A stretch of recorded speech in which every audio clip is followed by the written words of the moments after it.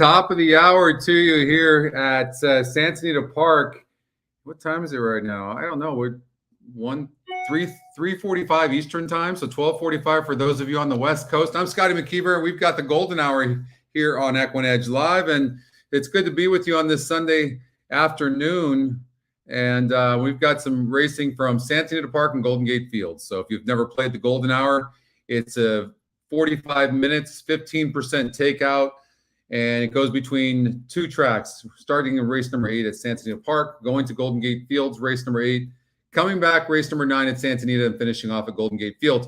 I have a few singles. I have handicapped probably, at least half of the races at both tracks, and I'm feeling pretty comfortable. We made a lot of positive changes on the website, on the staging site that I'll show you throughout the show.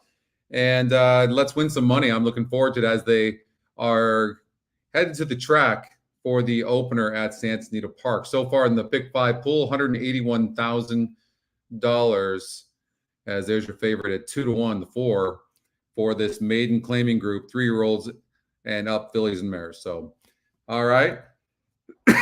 So let's get let's take a look at the past performances. We'll see them coming on to the track as well. Big shout out. Hey, Jeff. What's up, Juice? Scotty in the house. Nathan Gerling. What's up, Curtis? You signed up for one of the classes. There's Christy in the house. Eric. And hey, Guy. What's going on? Jeff. Yeah, it's good to see everybody. Jotham, how are you? Dan. Bill. My man, Van. Greg. What's up, Greg? Jen. 2 times on the weekend. Well, right on. All right. You guys ready to go? So I'm feeling pretty good. Happy Sunday to you, Mr. Guitar. I'm so pumped today. We've made some really cool changes, really cleaning things up. I don't know if this page is looking any different to you, but they're such subtle things, but they're really a big difference. Like if you look at the EE metrics and you click on this information button, it'll explain to you what everything is, wind, pace, and SOR. We'll have this in Spanish by the end of next week as well. So that's good. You can see we've made some really nice changes here on Handy View, really clean things up here. Upcoming races, we've taken this bottom line up here and really kind of made it more modern and sleek, easy to read. Again, you're going to have PDF here, so you can print out the Handy View. You'll have Handy View on mobile, which is our version of past performances. You'll have a ticket book that you'll be able to save tickets when you click on the ticket generator and you play a ticket. Down below there, it'll say bet now, or save ticket, excuse me. And you'll be able to do that. Mr. M, how are you? Again, I'm on the test site, so it's a lot slower, and there's a few other things and bugs and stuff like that. So don't worry about that. All right.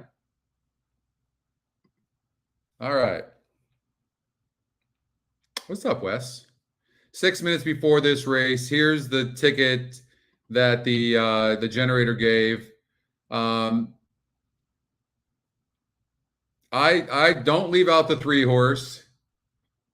This 5-horse is 9-5 on the Equine Edge morning line. It had the 11-hole last time out. That's always a good sign.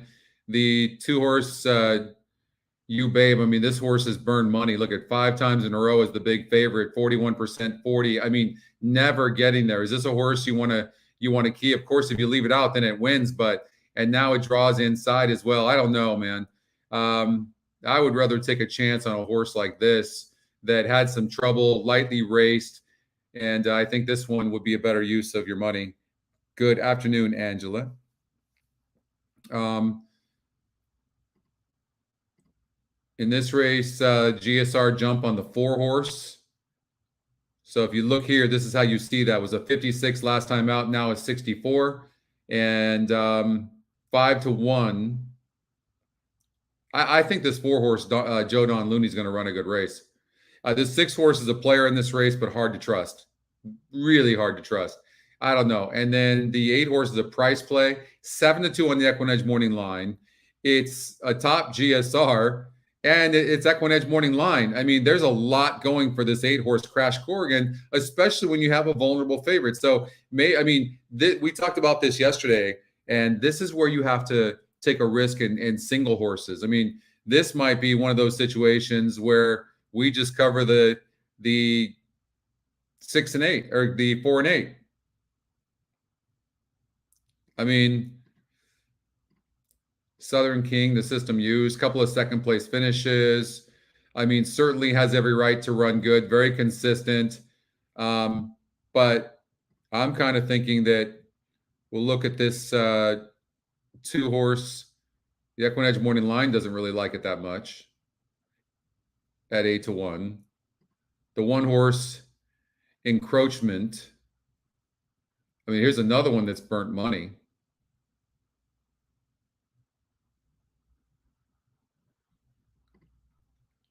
But it does have speed, but there's a lot of speed in here. I'm kind of thinking that maybe you could see a horse like the 8. Take a chance. So that's what I'm going to recommend. Just take a chance here. Lock the race. We're going to use 2 horses. Now it's going to spread out in other areas, and that's kind of what we're looking at right now.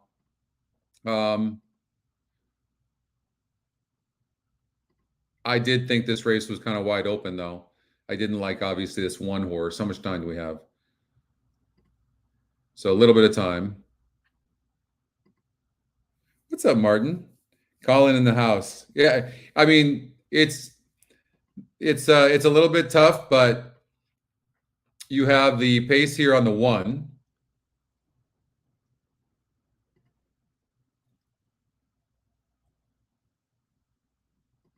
%, get rid of that one.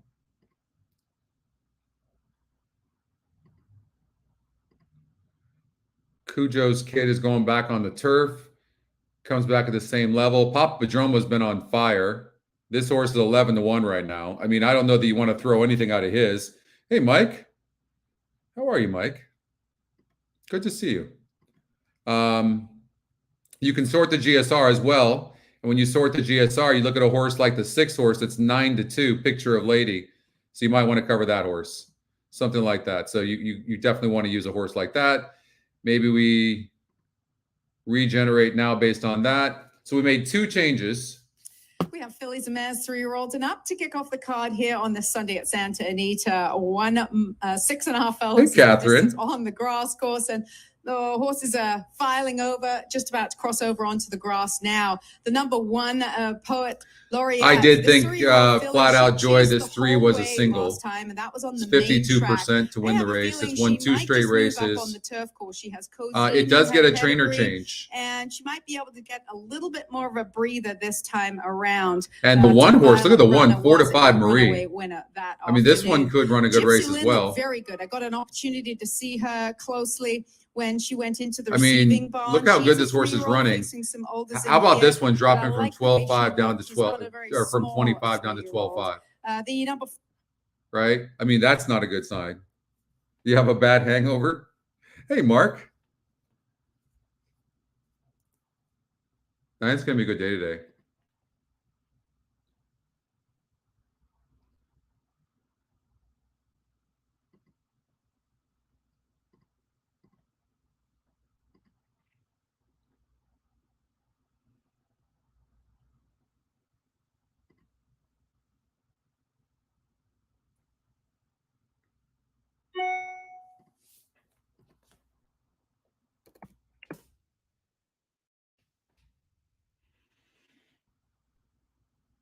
So I'm just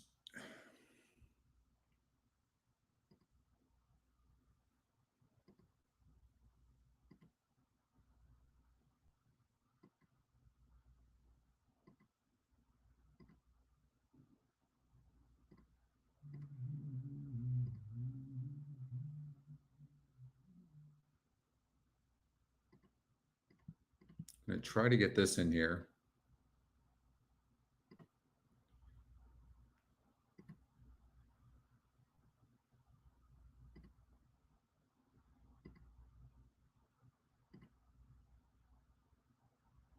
I'm just going to recommend this ticket. I remember looking at this 5 horse and I liked it a bit.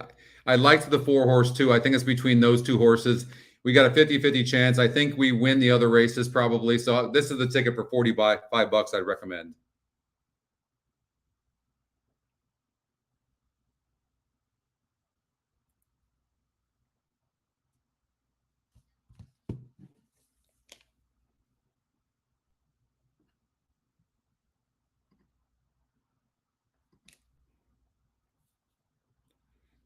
3, 4, 5, 6, and 10 in here.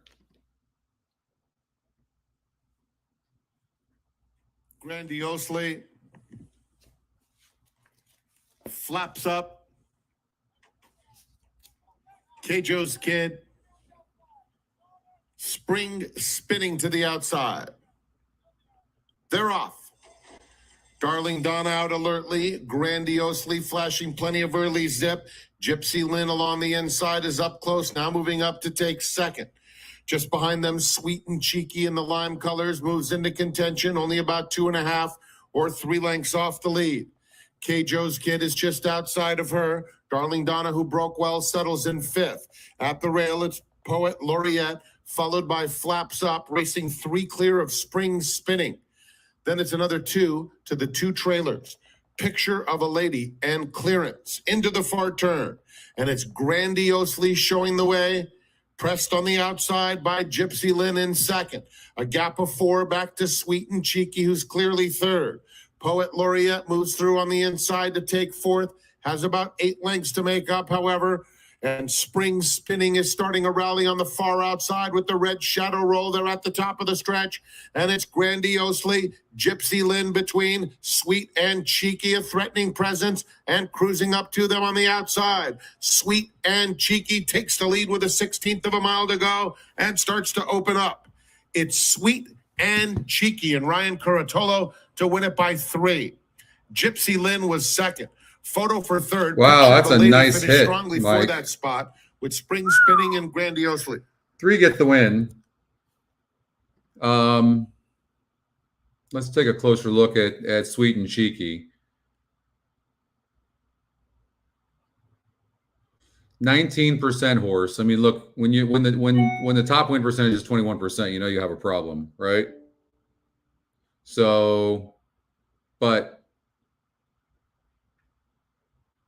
I mean, this horse, what a nice training job by Mark Glatt. I mean, this horse won pretty easily. And this horse was off since the Del Mar meet last summer. And what's interesting is look, something was amiss. This horse was in for $20,000 and then comes back today in for $50,000. This horse can beat winners as well. Nice hit, Mike.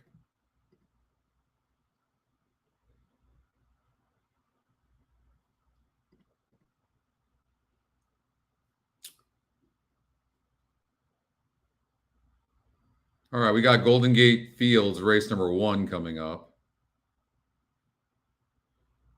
And there's a look at them. These are maiden $25,000 claimers. And hey, Bill, you got it. You hit the golden hour pick 4. Nice going. That is awesome. What did that pay yesterday?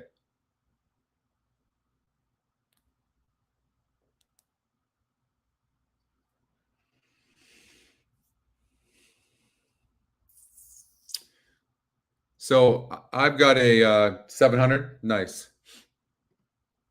I've got a note here on the 2. I didn't like this 2 that much. It's 8-5 on the morning line, 2-1 Equinedge morning line, 34% top Equinedge pick.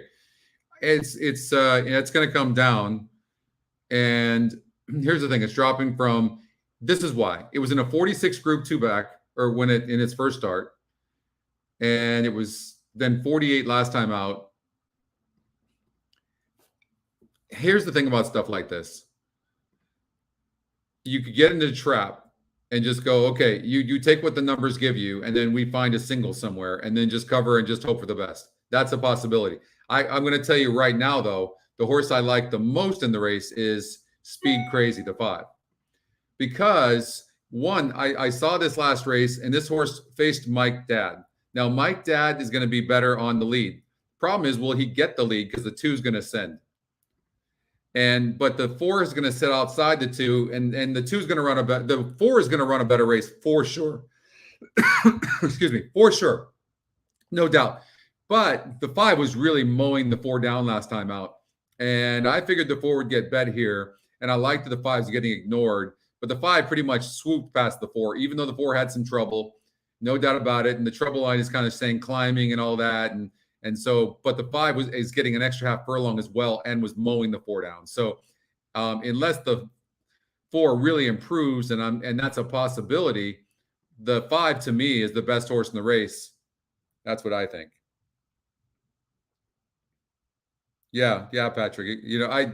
I definitely I didn't see a change in equipment on the 4. So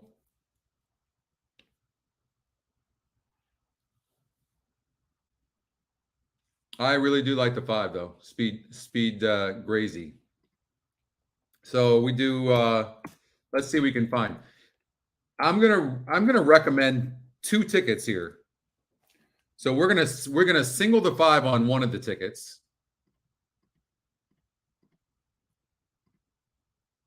Okay.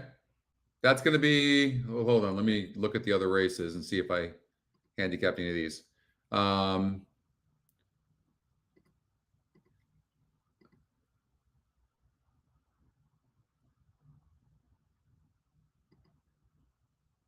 This horse has been off since 2020. Here's the thing.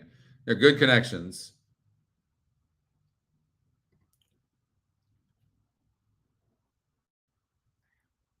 Do I love this horse? No. Am I going to let this horse beat me? Probably not. The 4 horse has a 14-point GSR jump. It's Equinedge's long shot, and it's 5-1 on the Equinedge morning line. And it's got 3 wins, 5 seconds, and 2/3 in 13 tries. I think Tip Top Gal is a major player in here. And I think that the 2 has a big look for sure, sitting off the 5. The 5 is going to have an easy lead, I think. I don't think the 2 can rate. The jockey can see that, so I don't think he's going to duel with the 5. So 5's going. The 1 horse will probably get some speed. 2 will be close. I mean, you can see that anything can happen in this race, and we don't know what the 3 is going to do. So probably going to recommend that you cover all those horses. I even thought that this So Brooklyn had a look too, the 6 horse, if you can cover it. But Run for My Honey, I mean, this horse has burned some money. I mean, look at 4 times in the last 8 races, the horse was the favorite. Look at how this horse has gotten bet every single time. Now, it's 58% today.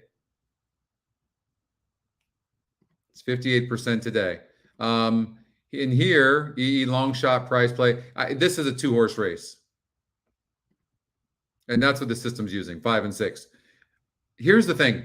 Many people are going to single this 5, and it controls the pace. 100% controls the pace. But you need to remember that they ran on the turf last time out. And the 5 horse, but the 5 horse was dueling some. The 5's not going to duel this time. But the 6 horse is more bred for synthetic and is going to get a good trip and might be closer to the pace here. So, and I also like that the 6 horse is going long for the second time as well. So is the 5. But I think maybe the 6 could turn the tables. It's one of those 2 horses. You got a 50-50 shot. What's up, Richard? So you just have to make a decision there. Do you use both horses, or maybe you take a chance on the 6 horse table for 2? Right? That's what you have to decide.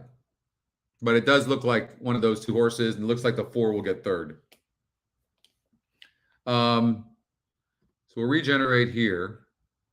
And so this,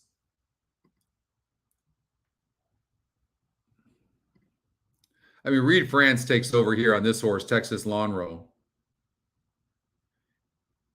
And it doesn't look that great to me. But I respect Reed France, obviously. So he takes over. He adds blinkers to the horse. Maybe this is a horse that can surprise. It's 5-1 on the Equinedge morning line. Maybe this horse wakes up. Hey, oldie. My man. We missed you yesterday.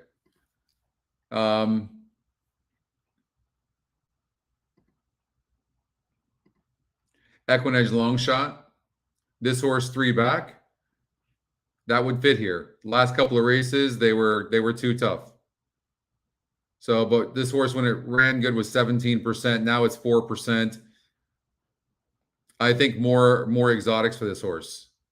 But Borkin This horse, the 2 is going to have the lead.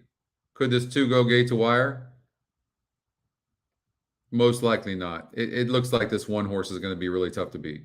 54% fits in here. Seems to be somewhat tactical. It's going to be a lot of chalk. It looks like chalk.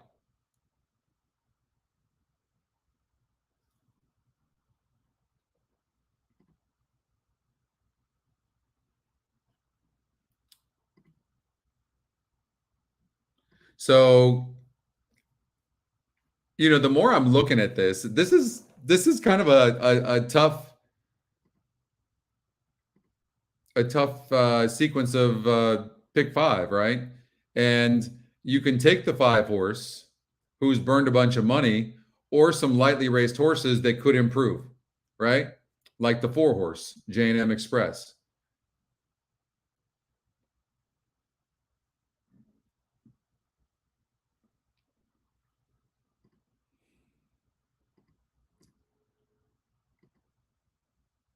I mean, look at this 4.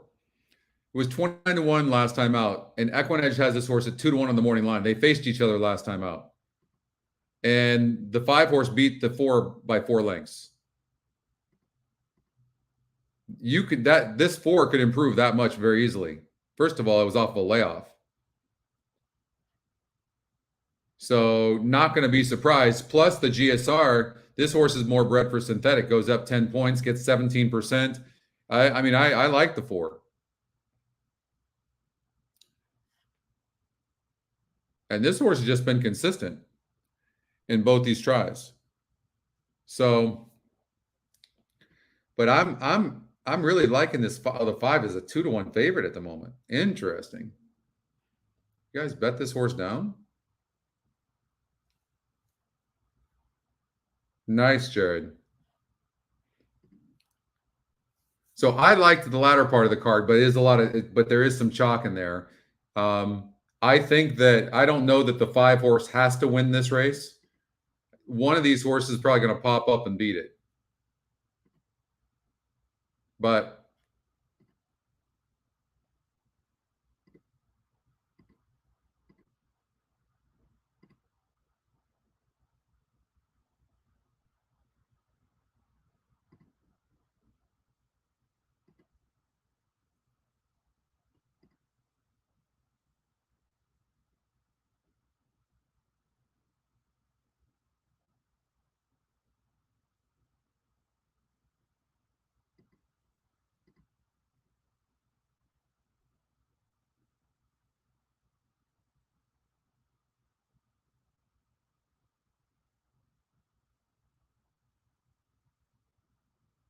I don't think this horse has much resolve here. I mean, look at 6 third-place finishes, right?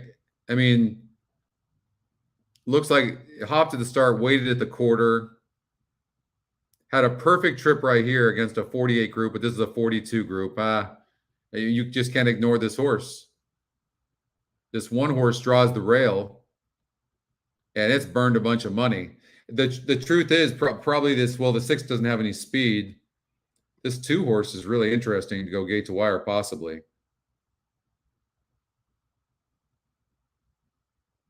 Thank you. Thank you very much. Thank you, Johnny. What's up, Doug?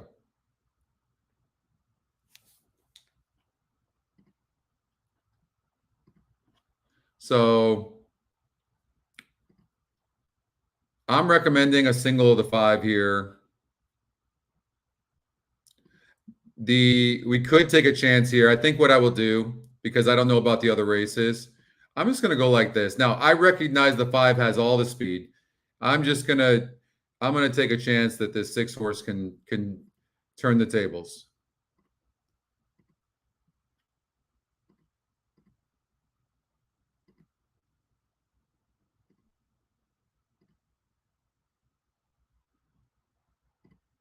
I'm going to leave the 3 out because it's 9-1 in the Equinedge morning line. I'm going to take that risk that this horse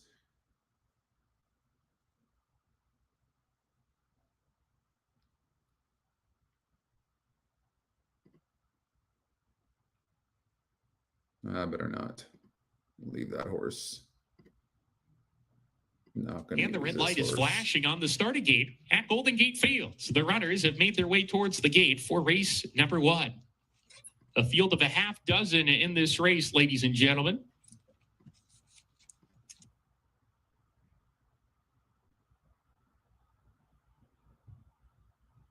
A shout out to our good friend Magoo, who's downstairs rooting for his horse today.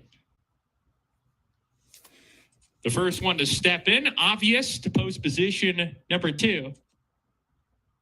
She Thinks I'm Cute, post 3.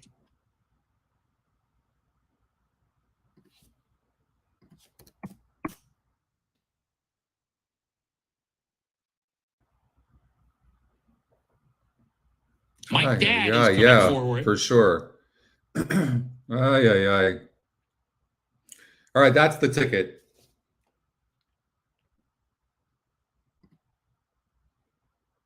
Speed Crazy, post 5. 2 back. Picked by my friend. That is not the outside ticket. Post. Where'd And the to the 5 go? inside, made the team. The 2 first-time starters sorry, inside guys. and outside here to kick off their careers. Made the team. We'll round out the group. We have 9 races today. Still working with This is the Made ticket. team. If you can get it in, that's the ticket.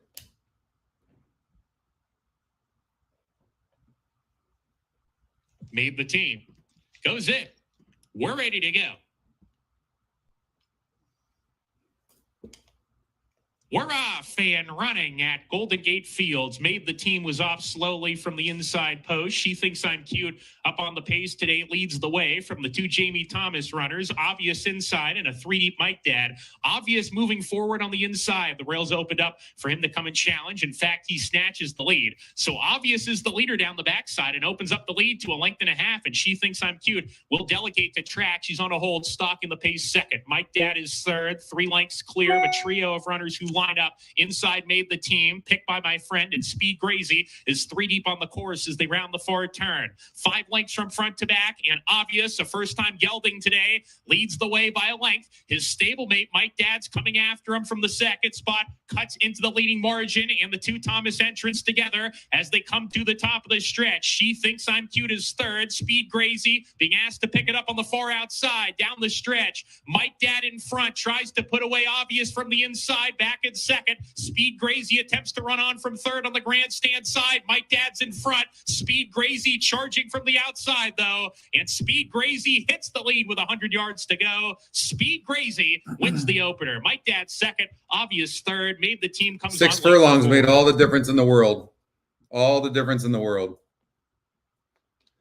2-1. We got in a race where maybe you could have covered easily 3 horses, and we got that 5. We got that 5. Awesome. Awesome. Perfect trip.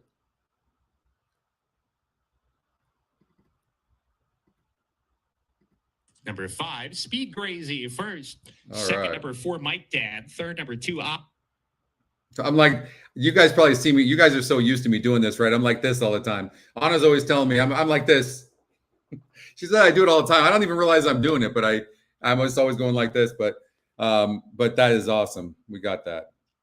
Thank you so much. Booms, all the booms. All right. I'm so happy for everybody. All right.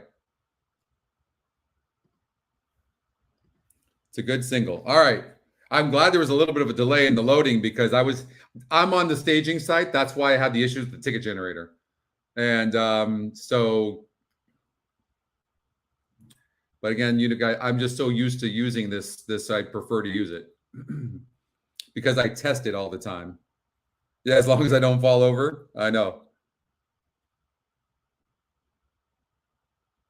You want to see what pick? You got the single, Johnny? Good, good. Awesome. Thank you, Johnny, very much. Can we have the pick again? What do you mean the pick? What pick? This is the ticket. Did any of you get this ticket in? I hope you did. You should have had some time to get it in. The risk, this is going to go to the last race. Now, the risk is going to be we have to try to beat the 5 horse. That's the risk.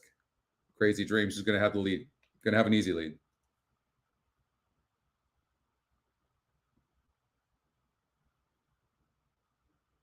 No, we're only covering Golden Gate Fields and Santa Anita. That's it. That's all we're covering.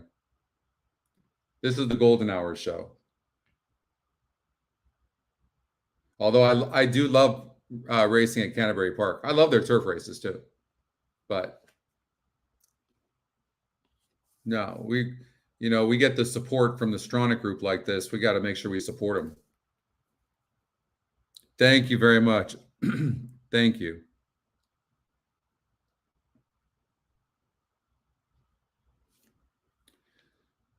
Yeah, I mean, certainly, no doubt about it. No doubt. I mean, that's true, Oldie, no doubt. But I mean, we have some potential in here.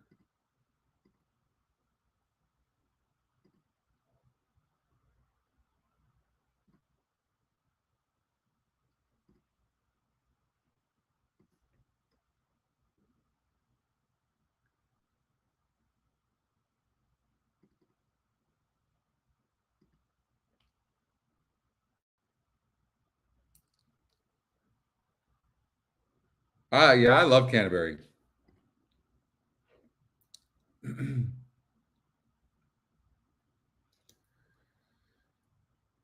Okay, what happened in the first race, right? Let's see here. 3-horse got it. So we're still alive there. We're still alive at Golden Gate Fields. And hope to play some vertical bets as well as horizontals.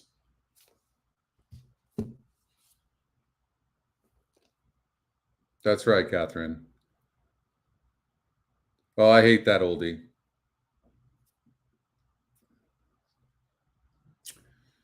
All right, so we have race number 2 at Santa Anita. This is the Golden Hour show. So if you're new to the show, what the Golden Hour is it's a pick 4 and a daily double. But the pick 4, they're both a 15% takeout.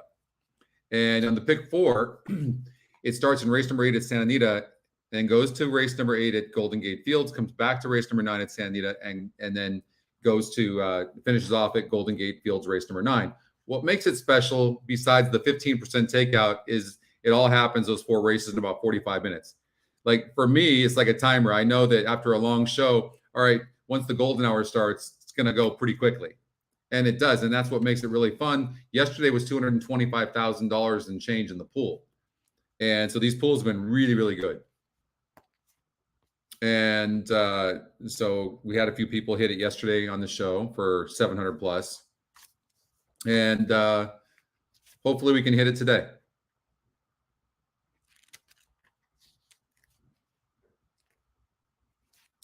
Number 7, Mongolian Legend. Jeff likes. Let's see.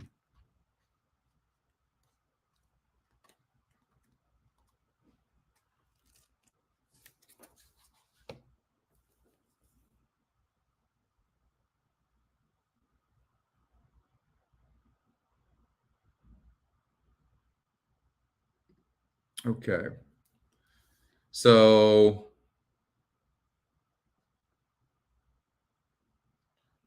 right here, faced 4 other horses against a 54 SOR group with 17%. And what I don't like about this horse is the Equinedge Morning Line. No changes to speak of. Ellingwood jumps aboard. And it's 119 pounds carried.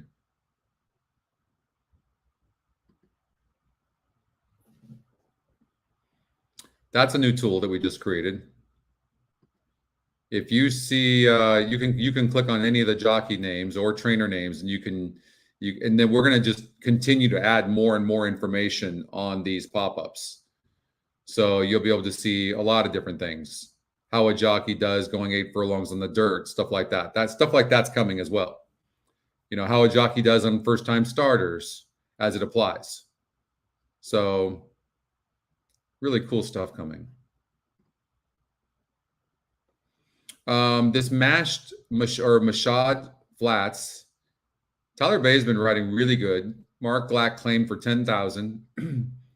Moves the horse up a bit. I like that. Nice purse at $26,000.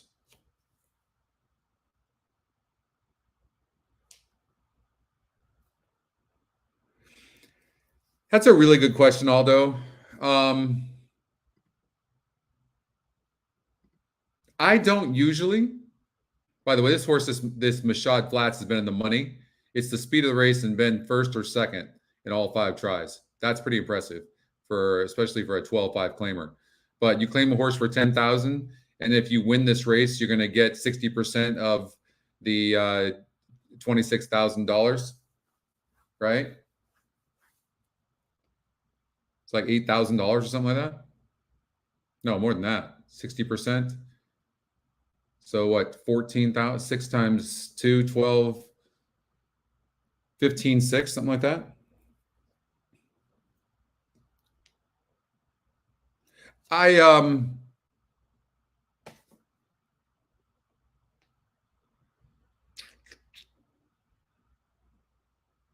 If I did do a pick 4, Aldo, then I would change it up a bit, probably. The EE Top pick wins 35.5% of the time, but it has a 520 payout. So it's more than the win percentage, which is at 36%, but a 480 payout.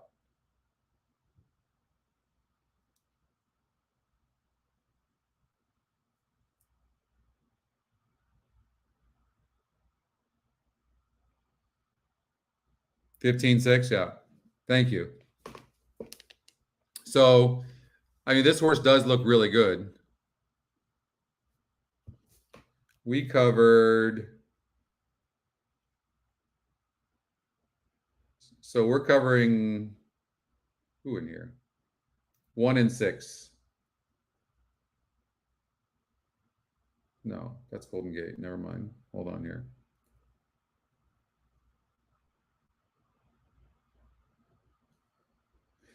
Oh, so the system singled the 5. Very interesting. Cajun Treasure. Or I did, one of the two.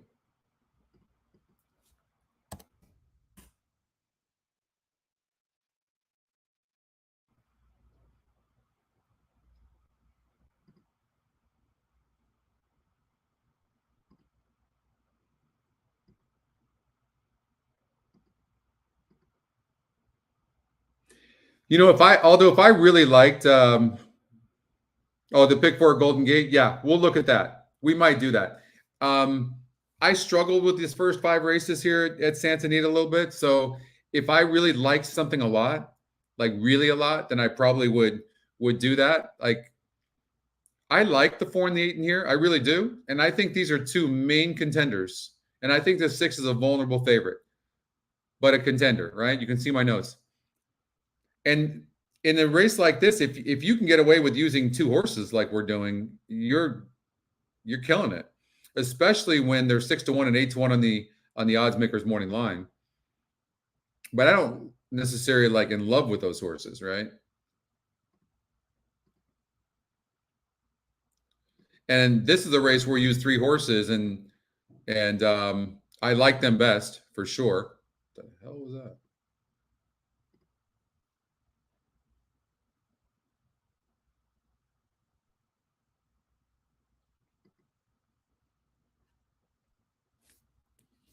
Well, in the pick 5 that we did over at Santa Anita, the system singled the 5 in this race, who's 2-1 right now.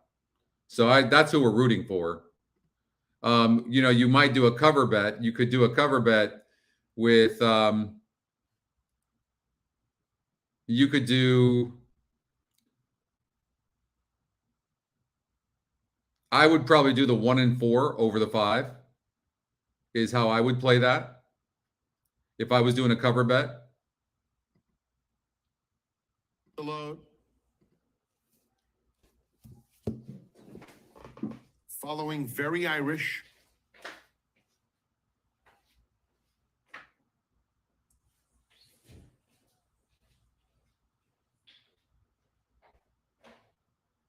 They're in the gate.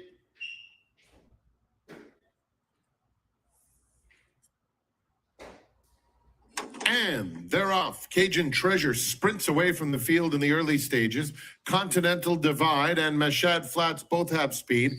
Very Irish inside of them. Mongolian Legend on the far outside is behind both Gray Magician and Family Biz. 7 lengths covers the field, and it's Cajun Treasure to set the pace. Opens up 2. Mashad Flats is second, a gap of 3.5. Gray Magician comes through on the inside with Very Irish in between rivals, and Continental Divide just outside of them, 4 lengths off the lead. Another 3 to Family Biz and Mongolian Legend. Past the 5/8 pole, and it's Cajun Treasure being worked upon to maintain the lead of 3/4 of a length. Mashad Flats is in second at the rail. Gray Magician closer in third. Then Continental Divide, Very Irish between them. Mongolian Legend, Yellow Cap, 4 off the lead, and Family Biz. They're coming to the 3/8 pole, and it's Cajun Treasure by a neck. Mashad Flats right to him second. Continental Divide, 3 wide, but only 3/4 off them, as Mashad Flats puts his head in front past the 5/16 pole. Gray Magician is fourth, 3 lengths off the lead. Family Biz, widest of all with the white cap, trying to mount a bit of a bid as the field turns for home. Mashad Flats is the leader. Continental Divide right to him in second. At the rail, Cajun Treasure weakening. Center of the track, Family Biz continues to motor home. And here he comes. Family Biz within 3 lengths of the dueling leaders. Continental Divide on the outside of Mashad Flats. They're nose and nose. Continental Divide wins it by about a neck. Mashad Flats. Wow, big long shot, the 6 horse.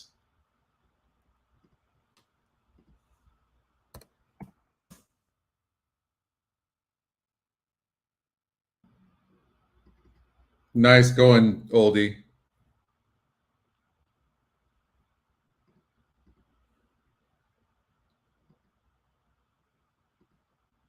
Look, in a race like this, look at the top win percentage was 25% in Cajun Treasure. But look at this. Even the 6 horse Continental Divide was 7-1 on the Equinedge morning line. This horse, I mean, the system said that this race was a wide open race.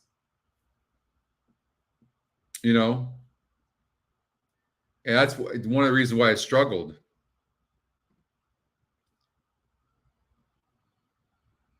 And then, yes, the 2 horse came in and ran a big race, but how often do you see a horse come from the clouds over at Santa Anita? It's like so far back, especially a 12-5 claimer, right? And it's 16%. So it's one, and it's got 6 wins and 22 races going 8 furlongs on the dirt. Was a really, really tough race. You had the 6-1. Nice. We had the 6 in there, right? That's why I went back to look at it, but then the system didn't use it. We had the 6 in the pick 4, right? Did anybody play it? Did you play that, Johnny?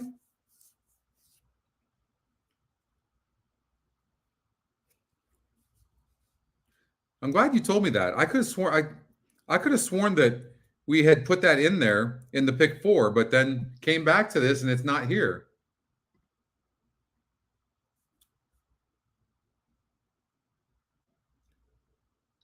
Nice. Okay, that's huge.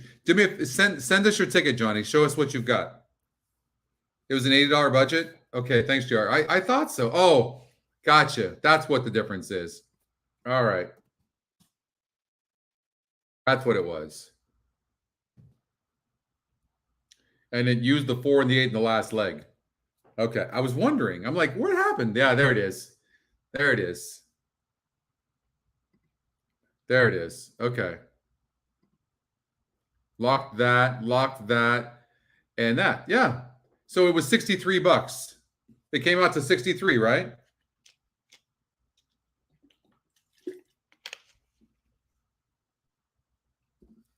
Oh, it didn't use a 7?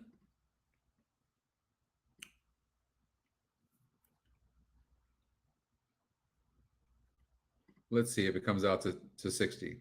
No.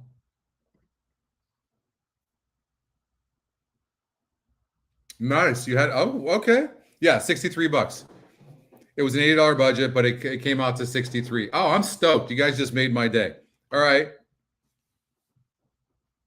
Okay, now we need the rest of that to come in. All right.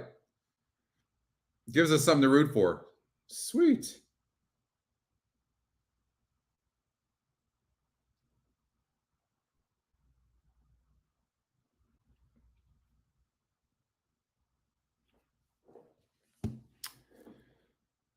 All right, let's get out to Golden Gate. Yeah, that's a really good start.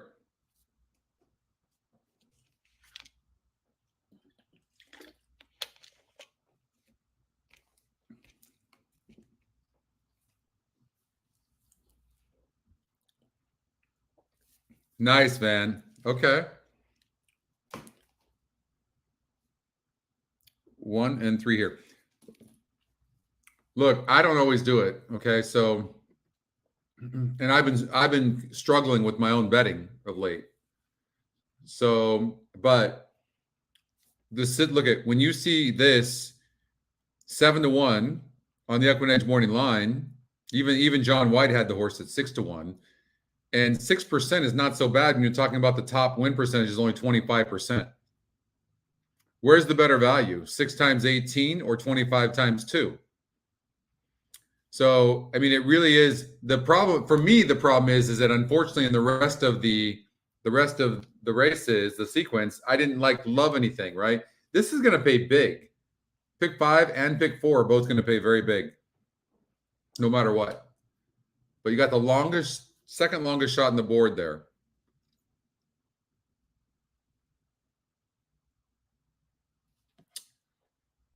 All right, Golden Gate Fields race number 2.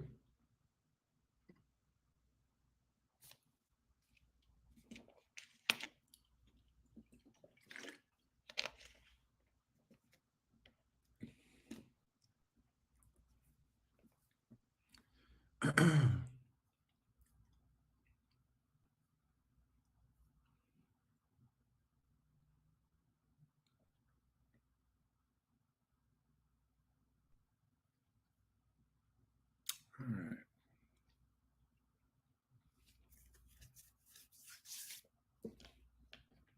So pick 4. We talked about that. So let's look at a $48 ticket.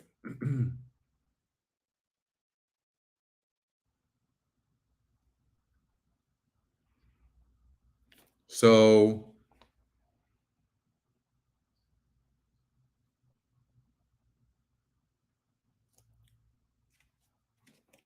okay, what's the strategy?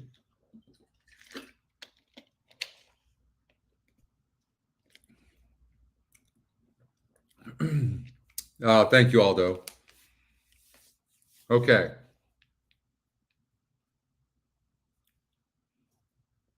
So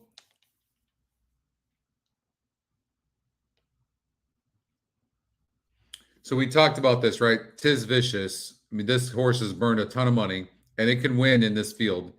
No question. But do you see any value? 21% horse, 6-5? Absolutely not. These are the ones that if you trust in the process, you need to know that a horse like this is probably only going to win 1 out of every 6 or 7 times. I mean, not even, well, this is okay, 5 times, fair enough. Not even that. But it's just, and you're going to make way more money beating a horse like this.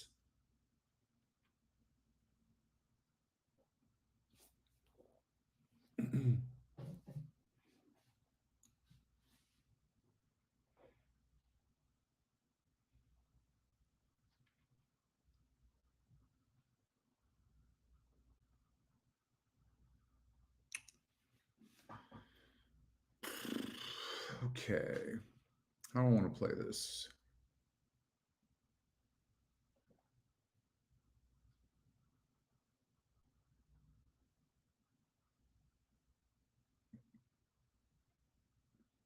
What if we did something like this?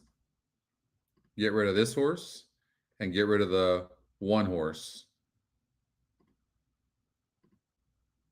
and get rid of the 5.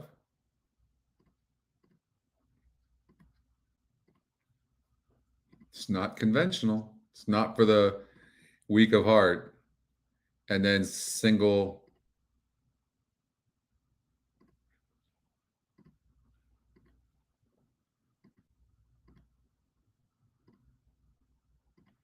Let me look at this too a little bit closer.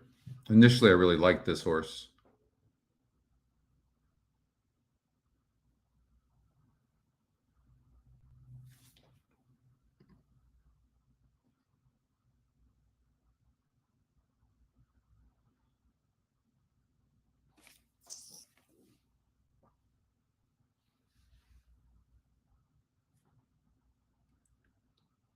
You have a note on the 5-horse, Oldie?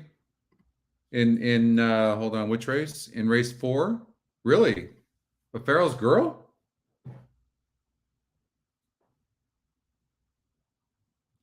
No, it's not that. It's we're trying to do a strategy, JR, on since we're going to make it to the last leg, right? With the that's going to happen with the 6-horse.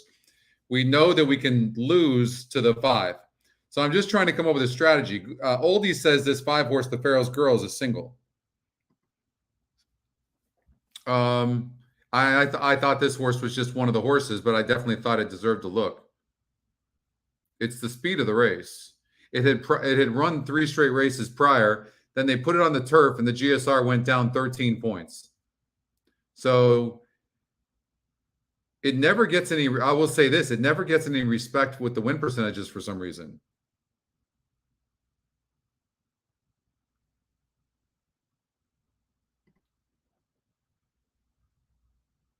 And it's got 3 wins and 5 tries.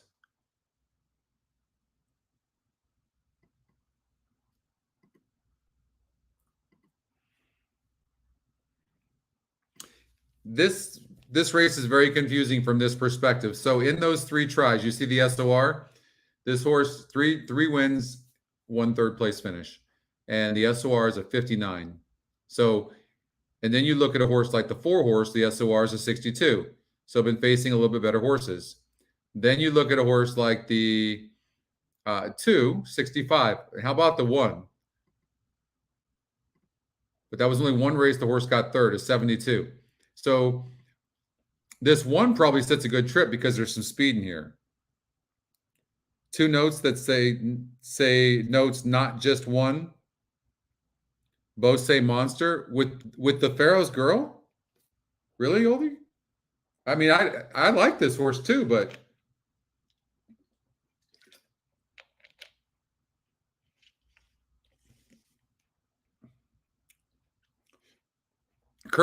obviously this horse did not like the turf. Clearly.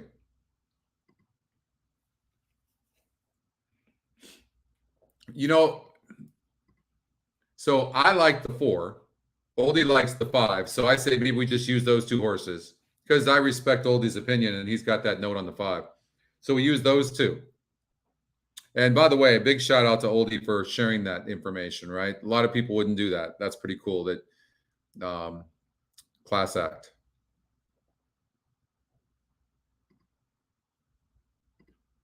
That karma comes right back to you. I'll tell you that right now. I mean, if we got this 6-horse to win. So let's see what this ticket is. So this is what you'd play. This is a cover. Okay. So 2, 3, and 4 with 3, 4, 5, and 6 with 4, 5 with 5 and 6. That would be like a cover bet for the pick 5. Where you didn't have to spend a bunch of money. Because we could hit that pick 5, right? And we played a $60 ticket. We could hit that and not even get our money back. So we don't want to have too much money invested. So the most you're going to have invested is $84. Right? So I mean, why not? For race 2, for the early pick 4, my friends. Good luck. Thank you, Matt Dinnerman. Love Matt. I like listening to Matt.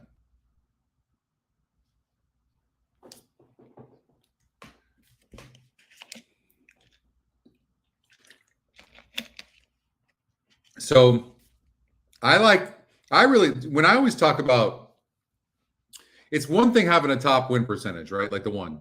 Okay. Equinix top pick. And it's top SOR.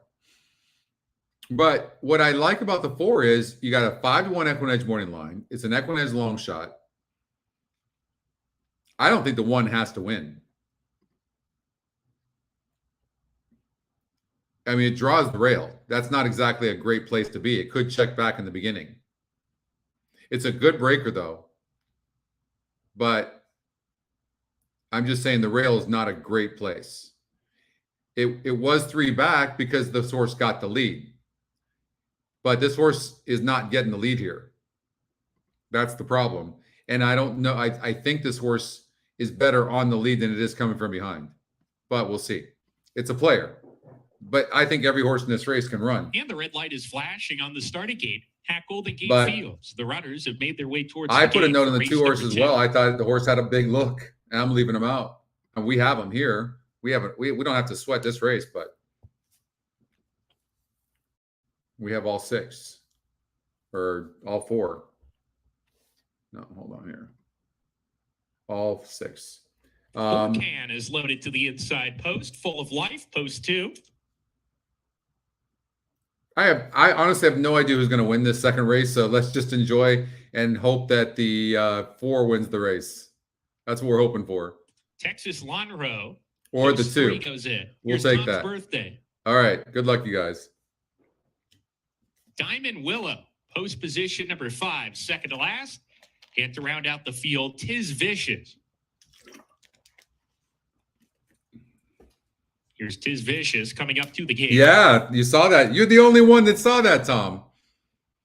I've been on it. We're ready to go. I actually got this And Lara. this thing. I'm pretty stoked about it. Start. Diamond Willow was out alertly. He's going to take back and full of life strides to the front. Texas Lonhro taking the second spot. And Diamond Willow on the outside of him early. Tiz Vicious is next. Borkan is second to last down on the fence. He's alongside of the trailing Tom's Birthday. Just 3.5 lengths from front to back with a half mile to go. Full of life is the leader here by about a length margin. Texas Lonhro is in the second position. To the outside is Diamond Willow with him. Borkan is next. Tiz Vicious 3 wide. And Tom's Birthday between that pair. The 2 favorites towards the back still as they round the 4th turn. Full of life opens up the lead to 2 lengths as he approaches the quarter pole. Texas Lonhro shaken up in second. Diamond Willow losing position, passed by Borkan, who cuts the corner off the turn, has 3 lengths to gain in the final 3/16. And he's got a lot of run. Borkan waiting for a spot. Full of life in front narrowly. Texas Lonhro's pinning in Borkan. Stay up 2. Vicious on the outside, eating up ground. Full of life. Come on, 3. Texas Stay up 3. Do not let this 6 pass you. Stay up. Texas Lonhro, who dig in. Stay up. Texas Lonhro on the inside would not let by Tiz Vicious. Those 2 hit it together, but it was Texas Lonhro over Tiz Vicious, and then Full of Life and Borkan with a rough trip.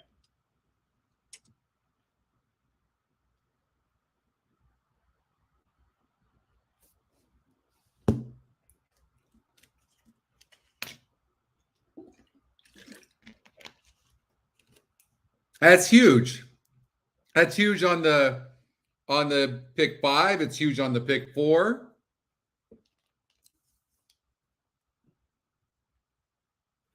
We only used the 2, 3, and 4, didn't we? On the Saver pick 4? Remind me what we did on 2, 3, and 4. That's amazing. Leaving out a 54% horse and a 21% horse. Leaving out the top 3 favorites, we left those 3 out and got a 12-1 shot in there. It was 5-1 in the Equinedge morning line. That's so insane. Number 3, Texas Lonhro first. Second, number 6, Tiz Vicious. Third, number 2, Full of Life. Thank Fourth, you, Curtis. Number 1, Borkan. 3, 6, 2, 1. Your top 4 finishers in race. Did he make a lot of changes to the horse? Oh, yeah, okay. Blinkers on synthetic for the first time, distance first time. Yeah.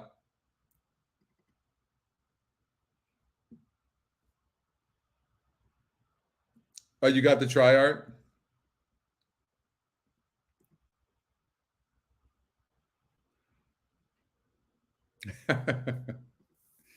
That's awesome. Way to go. Boom. My man, Greg.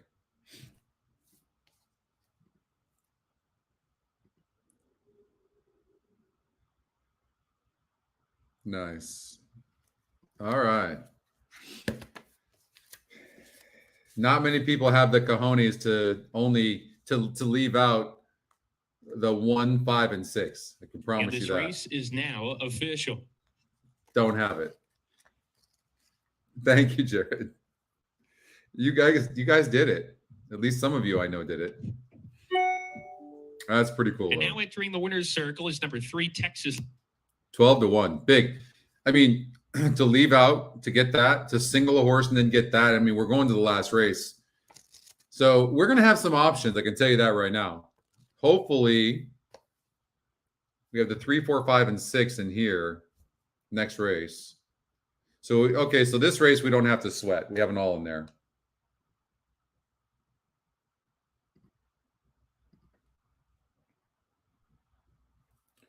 You want to do a pick 3 for Sanita? Sure.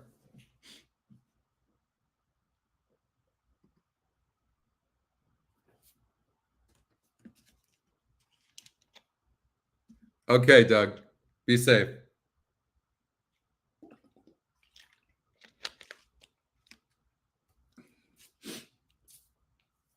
All right.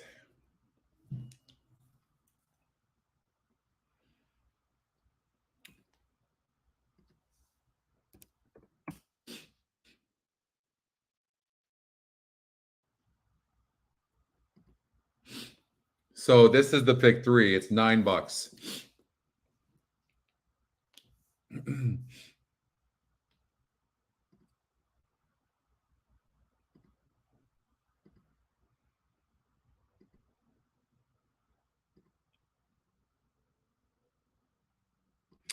Okay, so I mean, it doesn't put him in the winner's circle, but let's take a look at this horse. So this race here was second off a layoff and stumbled and only lost by 3/4 of a length. Then the horse goes, and I can tell you, starting from this 11 hole is no bueno. 11 hole loses by 3/4 of a length. Okay, Ryan Curatola has already won a race today, and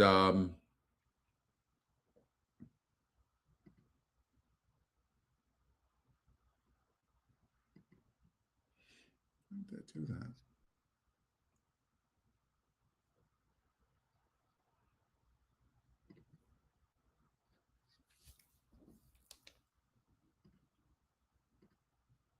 That's different from this one, huh? All right. I see. Okay. Sorry, I was just testing something. That's all I do.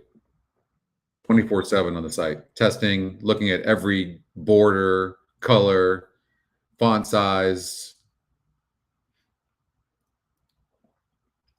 You guys want to see something pretty cool? We have a little bit of time. I'm going to show you. So here's what you guys are looking at, right? These are some of the things you don't even know. So I want you to look. So I'm going to show you just some of the differences. We made some of these changes today, right? Can you see this border right here? Like right here, you got the light blue, and then there's like a dark blue border, and then you have the gray. You guys see that right there? Right there, all the way across, right? You see that? And then you see how they're rounded corners, like on the ticket generator, and you see that? All that rounded, and then you see the rounded of the pace and SOR, so all that, right? Okay, and then you see above on the upcoming races, there's a line right below the upcoming races, kind of like giving it like a border. Okay, you guys see that? Now watch, I'm going to switch to what I'm at, and you're going to see a dramatic difference in how much cleaner this is and what I'm using to what you guys have right now. Watch this. You guys see that? Watch. It's pretty dope. I don't know if it really shows like for me, just these things that we're doing, and the readability is like everything. Watch. Boom. How sweet is that? I don't know if it really captures it on the screen. It's just incredibly clean. So we made sure to butt this up. We squared things off, changed font sizes, and then turned into that. Boom. God, it's so clean. Yeah. Very sharp. Yeah. And there's, like I said, you're going to get the ticket book, PDF, handy view. You're going to get PDF on mobile. We've redesigned all of mobile. So we know that many of you are on mobile, and we've redesigned the entire thing. It's so good, so clean. You guys are going to be real happy. Real happy. Made some changes to handy view as well, as you can see.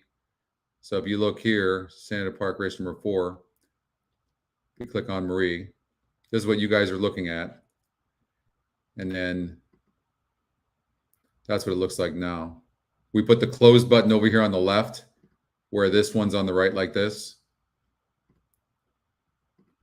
Put it over here. Squaring things up as well. Going for a more modern look.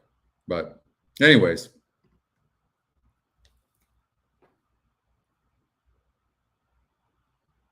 So yeah, so the notes a little bit. So these notes here, you can see, whoa. Oh, hold on here. Boom. No, let's see. So when you guys click on notes, the save and this is over on the right. You see that? So on this one, on the new one, everything's on the left where it should be, right there. Way cleaner to use. So everything is about like being user friendly. Yeah, not yet, oldie, but that's going to happen. Hey, Tyrese, been a long time. And also you can see all the question marks here, right? It tells you what everything is. Horse elimination feature, what this SOR means, these metrics, what the morning line is looking at. So a lot of stuff, what these picks are looking at. So for people, so now you don't have to like search to try to figure out what everything is, and it makes it easy. It'll give you what the GSR is looking at. You can click on that. It'll tell you that, and the SOR, past race SOR, current conditions. So it's really like we want to make this so user friendly. Plus, you can click over here to go to race to race to race, but you can also click here, and you'll be able to do that on mobile as well. So we're just really working on functionality as well. So also, I don't want to be remiss, and Curtis kind of reminded me of it because I saw that Curtis actually joined a coaching class on Thursday, but I do a coaching class every Thursday at 12:30 Eastern time. I highly recommend it if you're interested in learning and getting better at Equinedge or just seeing what it's all about. It's free to join. Anybody can do it. We take up to 15 people a show, and the classes are really getting popular. And it's really important because it slows down. And I'm showing everybody how to use the tools, but it really slows things down. And people can ask questions and learn and grow. And then you really start to see what this is all about. And I mentioned yesterday, but if you are new on this show today, the difference between what we're doing is we're giving you metrics, mostly metrics. And most people are used to using statistics. Basically, these are statistics on steroids. What's happening is the algorithms are looking at the statistics and forming a metric. We have a breeding metric in the GSR. We have a SOR metric. We have 3 SOR metrics: same race SOR, past race SOR at the current surface and distance, and then a past race SOR just all together in the competition you're facing. We have the best pace number in all of horse racing. We have the win percentage, the Equinedge picks, the EE morning line, the Equinedge long shot, 10 long shot algorithms, and 10 algorithms on the ticket generator, all doing different things to put the most efficient ticket together based on your budget. There's in the ticket generator, there's an algorithm that looks for horses most likely to be in second. Another one most likely to be in third. It's pretty crazy. We're getting better on the scratches, right? Much faster. We're getting a lot faster with everything. All right, thanks for putting up with me there. I just thought I would kind of show you guys all the things going on at Equinedge right now. So this is the pick 3. It's the same as the pick 4.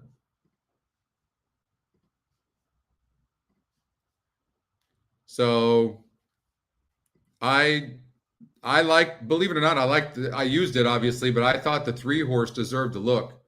It had a troubled trip last time out. It's a price play and Equinedge long shot as well.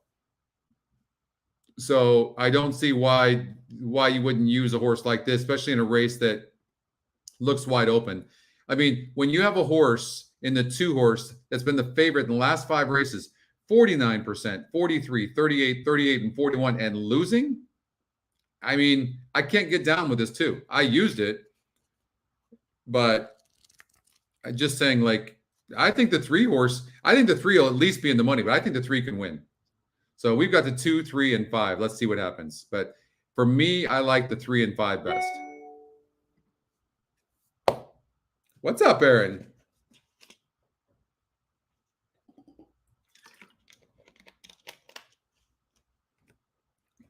It's post time. Yeah, I We're saw moving that, in for oldie. the third. You're right. Ooh Babe goes in. Attenzione, talk less, work more.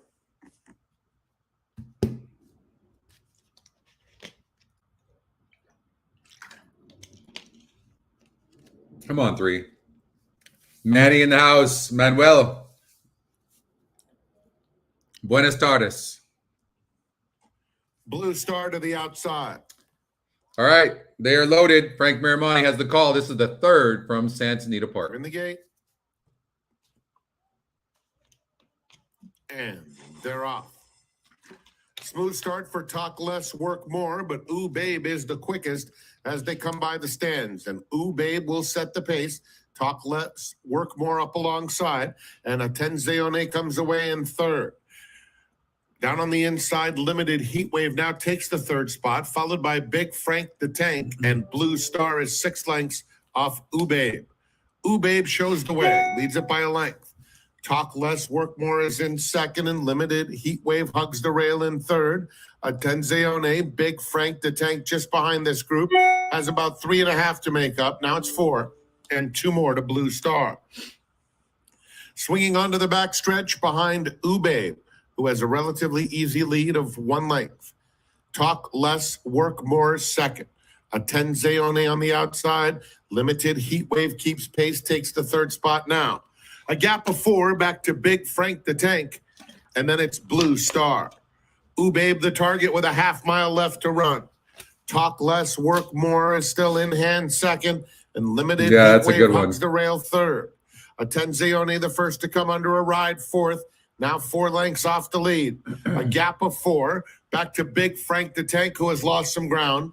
And Blue Star continues to trail.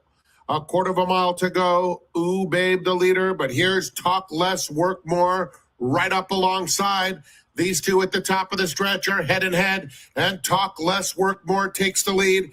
3 back to Limited Heatwave in 3rd. Inside the 8th pole, Ooh Babe comes back. Talk Less, Work More on the outside. They're nose and nose. Get up, 5. Ooh Babe or Talk Less, Get Work up. More. Ooh Babe. Get up, 5. Work More. Here's the line. Oh. Finish. That is so close. Between Ooh Babe and Talk I Less, think we got the head Work bob. More. That 2 can't win. Nose is bobbing You know up what? and I down. Limited just Heatwave just 3rd. the 2's the 2. So we got it. I don't even need to see it. 5, 5, 5, 1. Just a lot of people singled the 2, so just beating the 2 is a big deal. That 3, I think, got 3rd, right? So the 3 was in the money at a nice price. So hopefully some of you had the trifecta.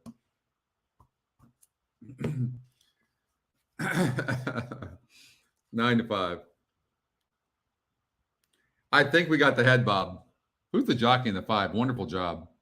Boom, boom, boom. Okay, what? Boom, boom. Okay, boom, and then watch the head bob. Bam, boom, right there. How's that? Get a boom ready. There you go. That's right, Rockin' Ray. Get a boom ready.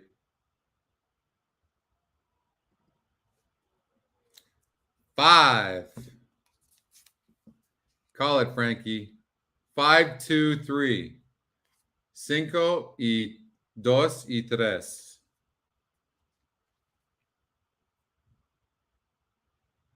Boom. Head bob. Bam. Boom. Now, come on, Patrick. Why you want to be a buzzkill? Watch this. Why you have no faith? This much. This much. Why you got no stinking faith? Number 5, Talk Less, Work Talk More was Less. first. 2, Ubabe second. 3, Limited Heatwave third. And 4, Attenzione fourth. 5, 2. Clear as 3, day. 4. Clear as day. Boom. Curatolo, that's his second win today. Nice going. He's actually showing some really good. I like what I'm seeing from him. He's improving. This is the horse we talked about that had the 11 hole last time out, and I'm happy for Shelby Ruiz as well. And we talked about the 3 horse being in the money, 12 to 1. 5, 2, 3. What's the guess in the trifecta is going to pay? No cheaters.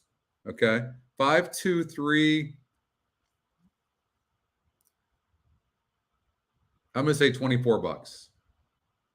If it was 2, 5, 3, it'd probably be $9. Can we get $24? Has he won 3? Wow. Art says 24. Jeff says 17. Aaron says 28. I'm gonna say $24. That's if it does pay anywhere even near that, that's a gift. Even if you went 5, 2, 5, 2 with 3.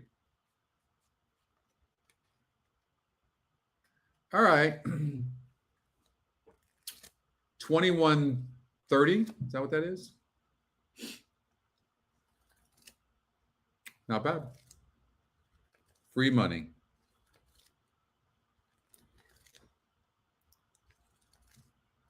$84 for 2. What are you smoking, Scott? It's official. It's The Ryan official. Curatolo pick 3, 165.60. Good stuff. All right. They're on the track over at Golden Gate Fields, and let's get out.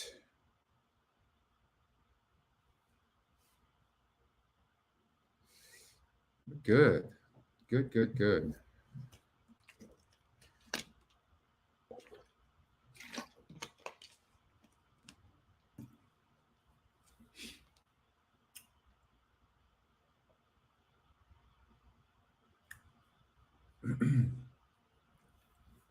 What'd you get back, Jeff?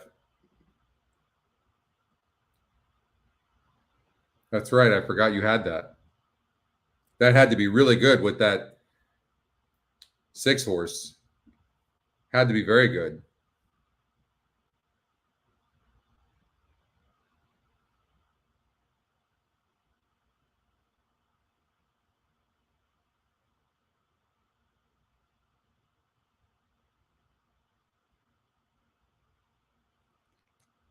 Oh, your pick 3 crushed, and you have enough for beer money. You must drink a hell of a lot of beer.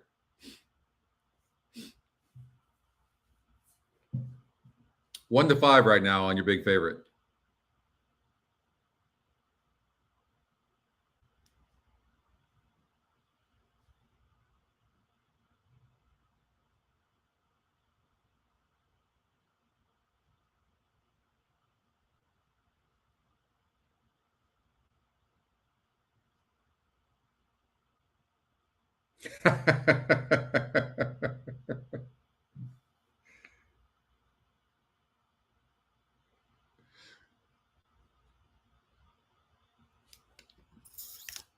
All right.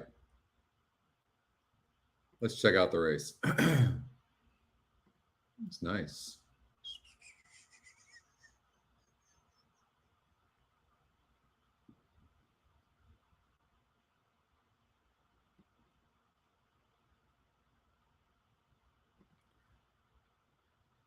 If you think of, like, that is, think about it. You could have predicted a 2-5 exacta, right? Even a box, and you got back $5.80. And that was really kind of free money.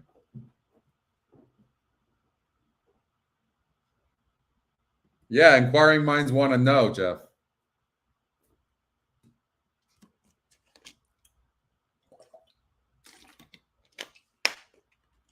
It's a craft beer. That's right.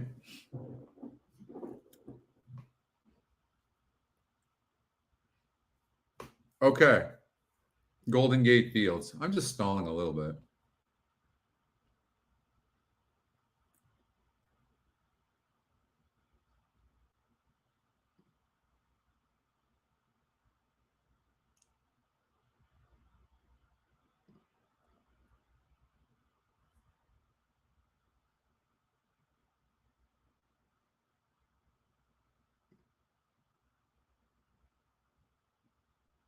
So the 5 horse we knew would be, get bet. But here's the problem. Here's another one that's burned a bunch of money.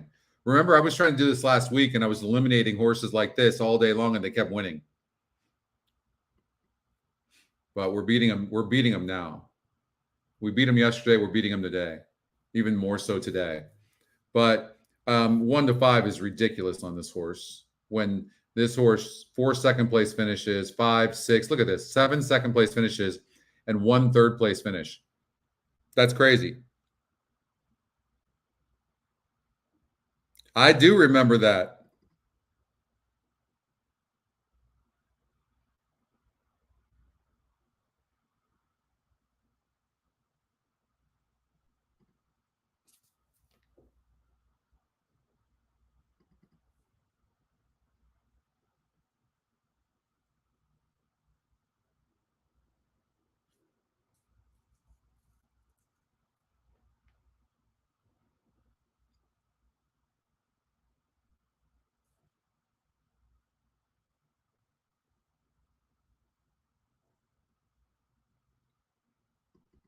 Did you say you lost your ex-wife, Scott?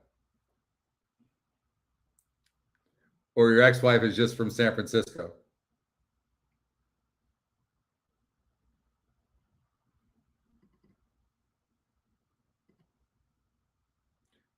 I used to love San Francisco. Loved it. But I was there about a year ago and no bueno. Yeah, it was a $5 exacta.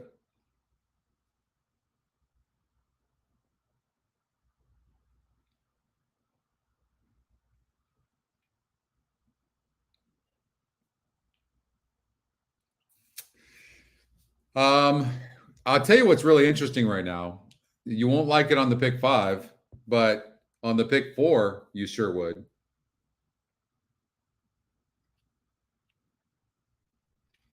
If you're asking me, Aldo, I'm in Fort Lauderdale, Florida, and I live in a high rise, 29 floors high, facing the Atlantic Ocean. It's a beautiful day today.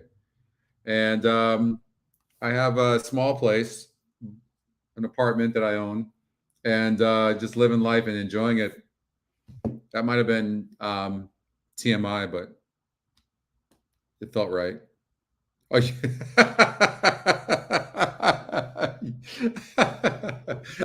you lost bets at BM at Bay Meadows. The wife didn't work out.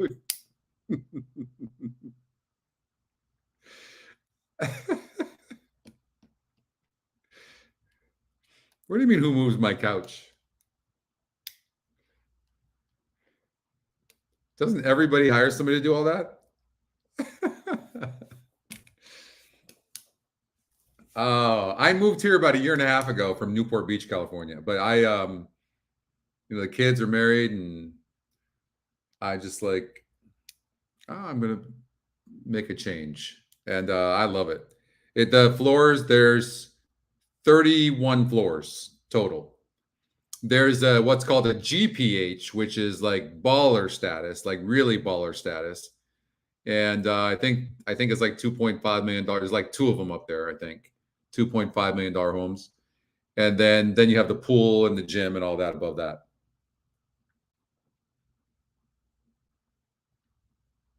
Meathead movers are big everywhere, not just in here.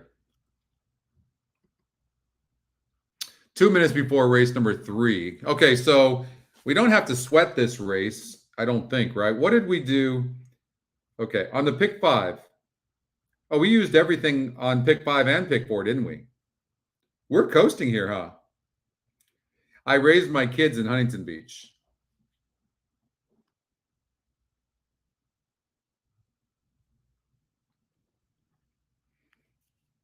Okay, just confirm with me, but I'm looking at my screenshot. But we have an all in the pick 4 and the pick 5, or what did we do? What did we do here?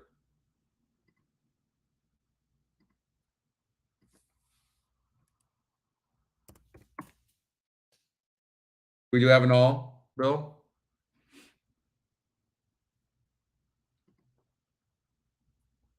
All right, so this 6-horse wins. I'm gonna jump off this building. It's gonna be amazing.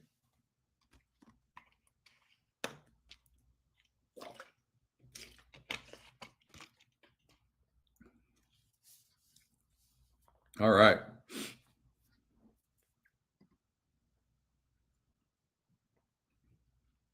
One minute before the race. 3, 4, 5, 6. So we have an all. How do we play this? No, there's really no cover in here. Nothing to do yet.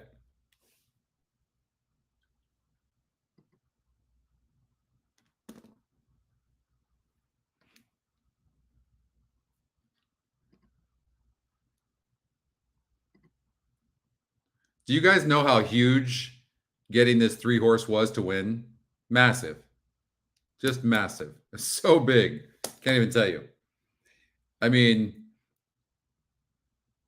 like Oldie was saying initially, be lucky to get your money back, and then we get bam that. If you beat this horse here, if we beat this 5 with anybody for that matter, if this 6-horse wins, you guys better buy me a beer. Jeff's going to buy the entire chat a beer. What's up, Cindy? Who would I single for a $50 bet here? The 4. That was the one I liked coming in. J&M Express. Second off the layoff. Fields, the runners have made their way towards the gate for race number 3.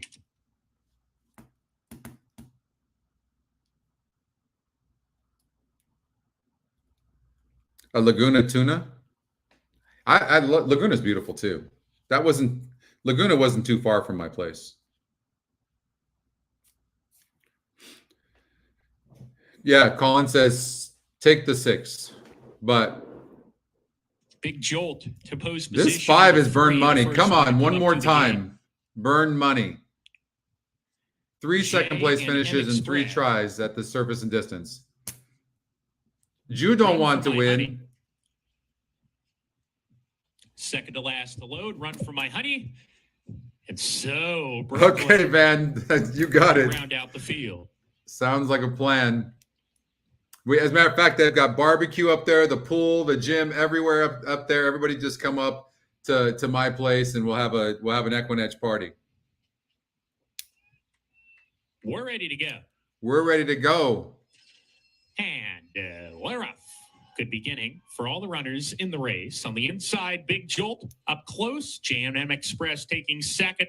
And Run for My Honeys floated wide into the clubhouse turn is 3 deep. 3 runners across the track. Big Jolt easing off the pace, and J&M Express is going to kick on to lead by a length. Run for My Honey, the big favorite, second. Big Jolt to the inside. I can see why the third. 5 has been And having so issues. Do you Brooklyn see how control ranked the 5 field, is right moves now? Look at that. alongside of Big Jolt. Look at Those that. two That 5 does together, not know how to 2 control lengths itself. off the top pair, so 2 by 2 And as they 4 swing up said, the no, backside. I'm not Run giving for it My now. Honey wants to No, go. don't let And it she talks go. to jockey Pedro Torrero to take the lead away from J&M That Express. 5 just Now cannot takes a hold seem as to well. relax She's gonna himself. sit off Run for My Honey, who strides out, clears off, gets over to the fence, and leads by a length and a half. Killing So the Woodbine big today? favorites in Nice. control, approaching the half-mile pole. J&M Express in second. So Brooklyn, a clear third with a half mile to go. And Julian Couton gets to work on Big Jolt, shuffle to the back of the pack, being pushed along a little bit as they hit the forward turn run. Run for My Honey has 3 furlongs to go. Still the one to run down here. Leads a length and a half. J&M Express in an all-out drive second. So Brooklyn under pressure. And Big Jolt is fourth, sent along 4 lengths behind the front runner. Run for My Honey, who does it well on the lead. Swings for home and is a 3-length Stop lead 5. off the turn now. J&M Express still second. Big Jolt cuts the corner. Run Stop for My 5. Honey. Approaching the furlong pole is well ahead. She sailed away from from the competition. She's now 5-6 lengths ahead. Run for My Honey, and Pedro Torrero running up the score late, and she will win by a distance. Just guess the number. Run for My Honey, maybe 8 or 9 ahead. J&N Express holds second. Big Jolt. Well, much the best. Mucho.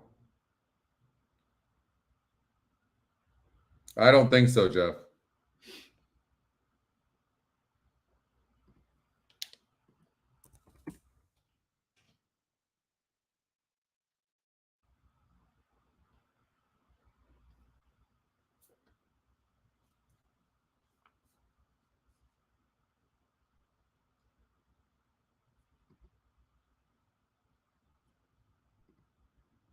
So now we're trying to beat.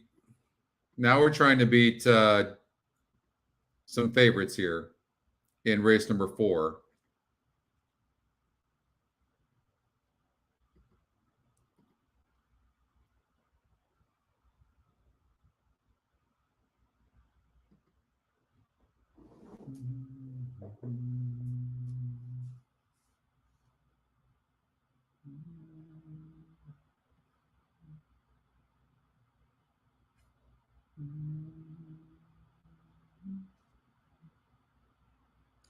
Travel 1,600 miles to see you.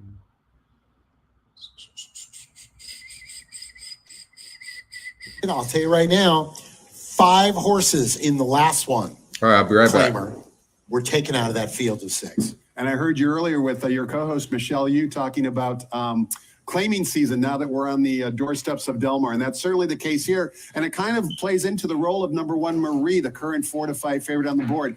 I am not using Marie. Here are some of the reasons why. She's a lightly raced 5-year-old with just 3 lifetime starts. She also was a void claim last time. And now the connections are playing equine poker, right? They're dropping her down to 12-5. They're begging someone to claim her. Could she win? Of course. The purse is $26,000, so the winning owners will get 60% of that. But she's down on the rail. There's questions about her condition. We know that she doesn't have that many races in her so far, and she's already 5 years old. For those reasons, I'm going to use the 2 runners drawn right outside of her. Both 2 and 3 with number 3, Flat Out Joy, probably being the one that I take most seriously. Here's the negative, one negative for Flat Out Joy. 6 claims in last time for Flat Out Joy, comes back at the same level. I really don't like that. It doesn't show a whole lot of optimism, but I do think Flat Out Joy with the outside post probably has the upper hand on Marie. I talked to the barn, and of course, Dan asked Karate, and we discussed this after the race, and he kind of feels the same way that I do about Flat Out Joy. Flat Out Joy is kind of one-paced. Flat Out Joy is a 6-year-old mare, and I think, just to be bluntly honest, Flat Out Joy is what she is. True. She's on a little bit of a win streak. Could she win again? Yes. I got her picked second, but I could easily see her win. But the race, in my opinion, has to kind of set up for her. You're right, because she doesn't really have that type of early speed where she can control the She also pace. doesn't have a punch. Exactly right. She's one-paced, as you mentioned. Yeah. So, you're right, Pete. Actually, she is what she is, right? And she's realistically placed. If she gets claimed, which I think there's a high likelihood of today, and if she wins, they're going to be happy about the claim, and they're going to be able to move on, and someone else will be able to hopefully take Flat Out Joy down the road to the winner's circle. Let's move on. Second leg, the 5th, 6 furlongs on the Turf Open 25 group. I think this is going to be another race with multiple claims all over the place. Where'd you land? Interesting. Again, I'm trying to beat the morning line favorite, who's number 6. I'm Corfu. Here's the reason why. Doug O'Neill took this gelded son of Curlin 3 races back for $32,000. Not only is now there a drop down to 25, but there were 14 claims in that day, Pete, for I'm Corfu. So there's interest in the horse. He kind of lays over the field from a buyer speed figure standpoint, but I'm scratching my head. Why is he in for 25? Maybe that's just who he is, like we were talking about earlier. But I'm going to try and beat him. I'm going to use 2, 3, and 9 with number 2, Quick Finish, probably my top selection. Last time out, ran 7 furlongs on the main track for trainer Cesar Diablo, but it was a really, really good effort. And now this is a move by the trainer and the connections that I really like. Ran for 32, was a bit overmatched, taken for 22 back. Now basically just splits the middle and goes in for 25. I think the Turf she'll like as well. She's 1 for 8 in her career. I just like the placement for number 2, Quick Finish. I'm going to take a shot with the 8, Crash Corrigan for Lorenzo Ruiz. I like this trainer operation. He does well when he comes over from Los Alamitos. Horse looked good going 6.5. We'll see if the 6, they can avenge what we saw on that May 7th effort against what could have been considered a very similar group. 6th race on the card, 5.5 furlongs, Cowbreak Maiden Special Weights, Thornhouse from the rail for Dean Pedersen looks very intriguing to me. Using 4 of the 7, and I agree with you. Thornhouse, unfortunately, no videos on xbtv.com, but the private clockers do like the son of Clubhouse Riot in his debut. He's on my ticket. I'm using 1, 2, 3, 6. Most of them are logical, with the exception of number 6, Magnificent Ride. I've been talking a lot about trainer placement. Here's a horse. There's something obviously went wrong last time. For a half mile, was contesting the pace, then backed up badly. But what did the connections do? Bring him back at a shorter distance, and more importantly, don't drop him down in class. I like that. If you go back to his race 2 back on March 11th, that's a winning effort. That could potentially win this race. He's a big price at 12 to 1. 7th race, a mile on the turf. Calvert, optional 20 non-winners of 1 allowance group. I go Eleuthera and the 8 Teddy's Barino. Eleuthera, I think it's going to need some help up front, and I believe we'll get it. This is where my ticket gets creative, Pete. I'm singling number 3, Ghost Him. If you have the racing form in front of you, you can see a couple of things have really put the light switch on for this 3-year-old filly. First of all, blinkers on 2 races back, going long on the turf also has added to the improvement. And Edwin Maldonado, look how well he fits this filly. I like Ghost Him to take another step forward today. 8th race on the card, 6.5 furlongs, optional 50 non-winners of 1. Big scratch in the race for me. Musica is out, the 7 horse. To me, you can go 3-4 deep. Yes, and Musica certainly was going to be part of the pace scenario. Number 3, Midnight Memories, did nothing wrong in her debut. She's on my ticket, albeit at a short price. I think the stranger here, or the stranger danger, is number 4, Smitten by Kitten. Anytime that this filly sprints on the main track, she always fires. Losing by 3/4 of a length to her stablemate Dance to the Music last time out was not a disgrace. Out the last race, maiden 50 group going a mile on the turf. I'm going outside. I don't often take a 12 horse who will be in the 11 hole from a mile race, but I think National Road, it's got the kind of sit back. Ryan Curtolo, Mark Glatt, both hot, comes up, nails them on the wire, but I thought Precedent is going to try to see if he can steal. And Hulk, I just don't know when Hulk's going to get there. Hulk's not on my ticket either, Pete. I'm using 10 and 13. I'm going even farther out than you are. Number 13 still on the books. Comes back in 6 days, goes from a dirt sprint to a 2-turn turf route and drops down in class. They paid $105,000. I think today's the money run. 154,000 already in the pool, continuing to grow. The Rainbow Pick 6 coming up in 9. Good luck.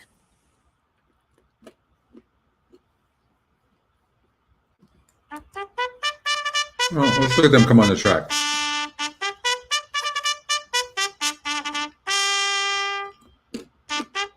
Five looked really good.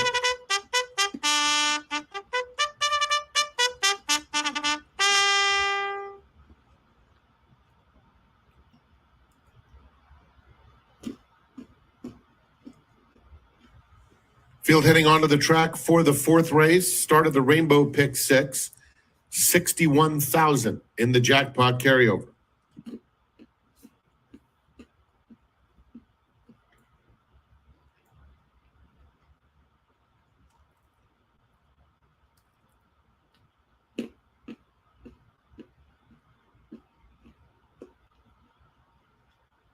Fourth race, named remembering Anthony, Gina, and Arlene Pulio. Anthony, a longtime employee who will be missed by his colleagues, horsemen, and guests alike.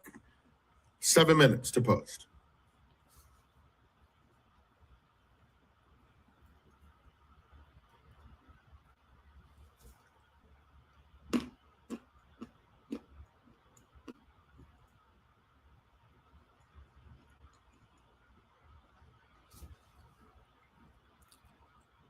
See you later, LD.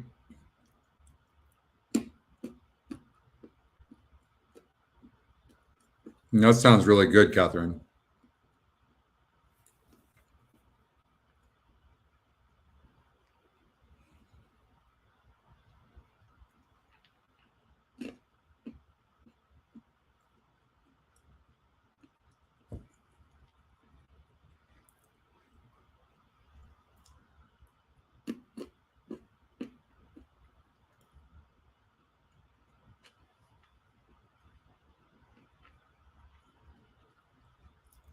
I have almonds. You're not feeding me, Catherine. There's Marie.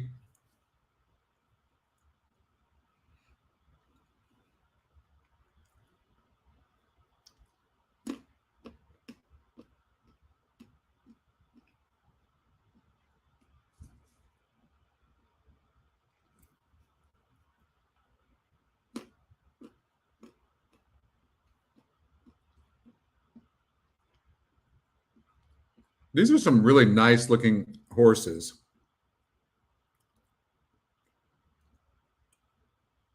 You burned the chicken and meatballs? Or the chicken meatballs? Oh, you made chicken meatballs. I love chicken meatballs, actually. All right. 1-1 on the outside. 4 didn't look that great to me.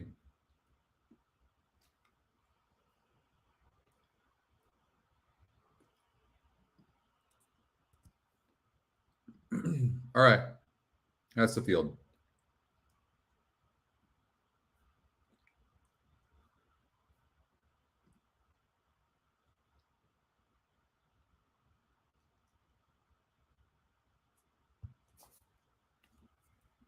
What did we do? What are we alive to?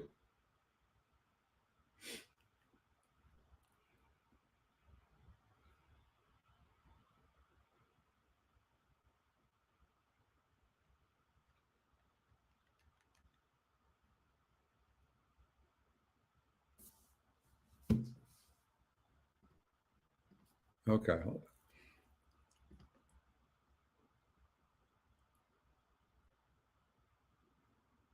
So we're live in the pick 4, but I don't remember to what. We did a $63 ticket. We're about to find out. 1, 3, 4. Okay. Yeah, 1, 3, 4. All right, we got the 6. Then we got the 5 horse to beat the 2, which is great. Now we have the 1, 3, and 4.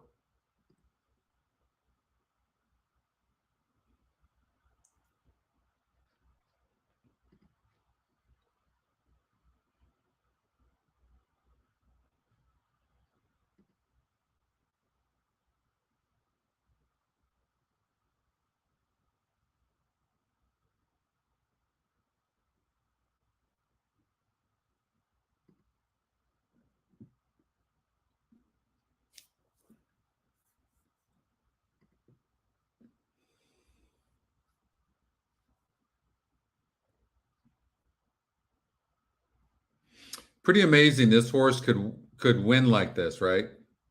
Then go on a layoff and then come back in for 12.5.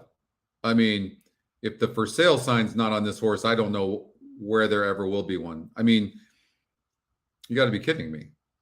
Breaks its maiden by 6.5 lengths, then jumps up to $25,000. Non-winners of 1, wins by 4. Only had faced 3 other horses, and now is in for 12,500. I mean, the purses are nice. $26,000 purse.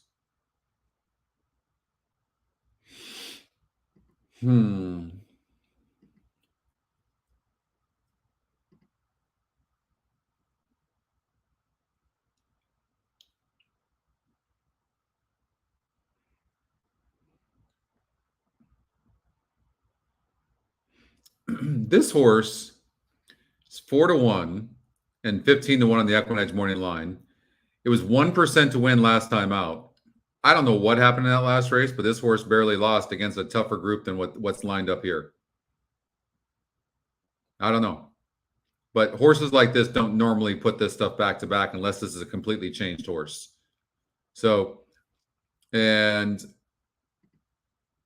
this horse's form on paper looks terrible. It made a nice appearance on the track, but I think we have the horses. I mean, we're clearly rooting for the 4 horse, the Equinedge long shot. Lorenzo Ruiz is who's known. He's got horses, does very well around the hook over at night at Los Alamitos. So it's a good trainer. But we've got the 1, 3, and 4.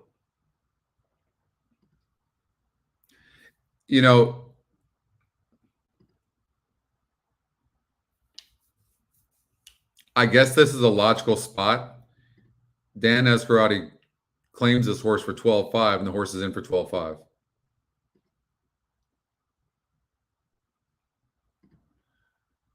I mean, I would imagine the race is between these 2 horses.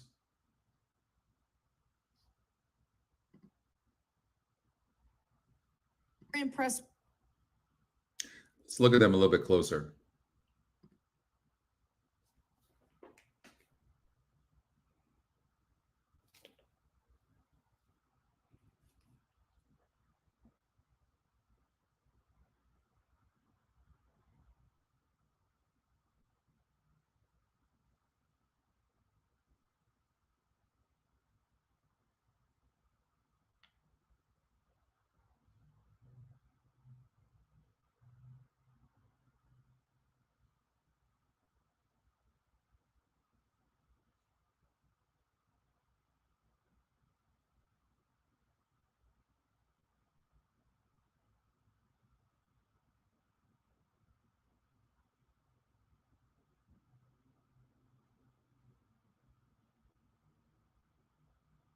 No, not yet, Aldo. We're going to start looking at it, though. I'll be right back.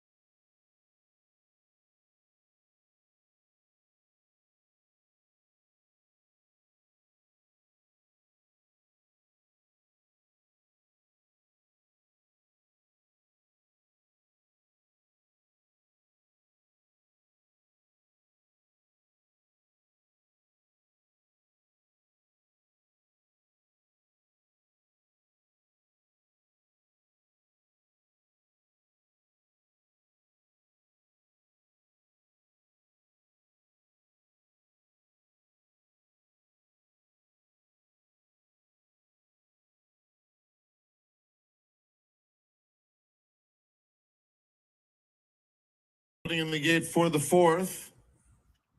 New money of 215,000 in the Rainbow Six. We back? Let me know if we're back, guys. The What rider happened? is I walked off. away. Next thing you know, you Marie at guys the were starting gone. Gate, 4-5 favorite.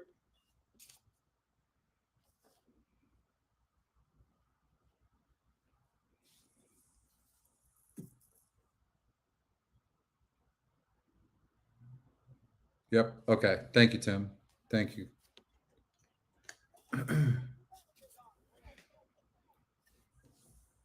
Donut Girl to the outside.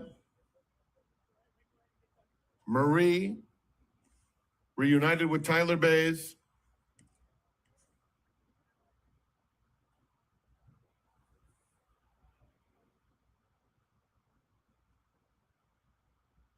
And they're off.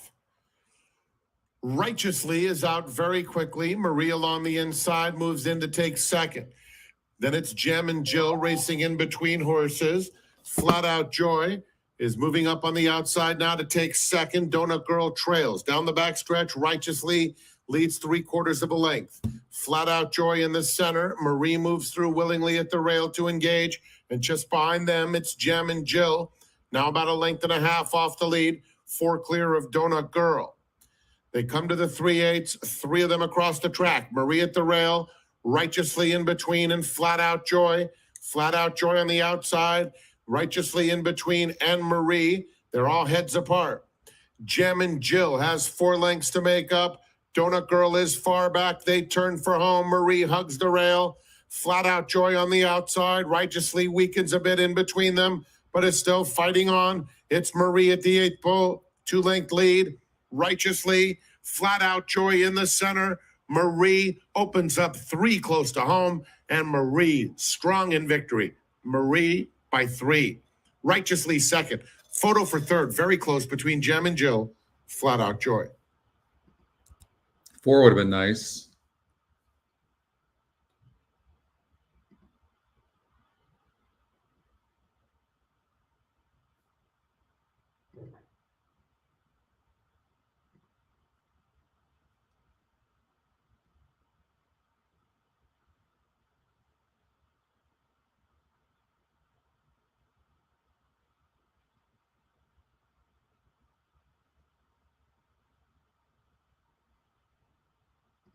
All right, we get the money run coming up.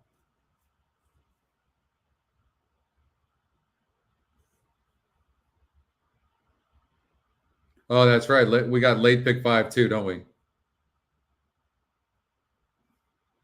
All right, let's look at the golden hour a little bit. Golden hour wagers.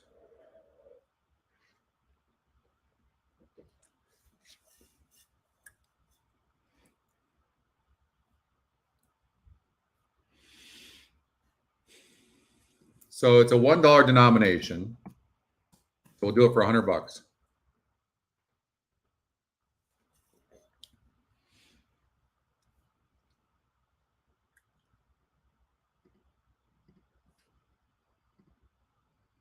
I think the 3 is a possible single. She's so shiny. I did think the Equinedge long shot deserved a look.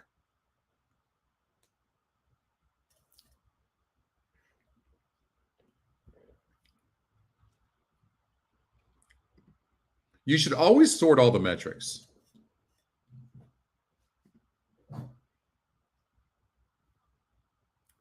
Like, here's the thing. This horse has taken up 52%. I don't like the 9 personally, but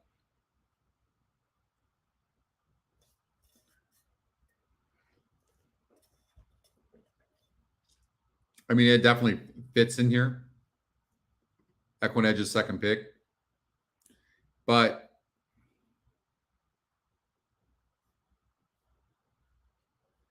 let's see here.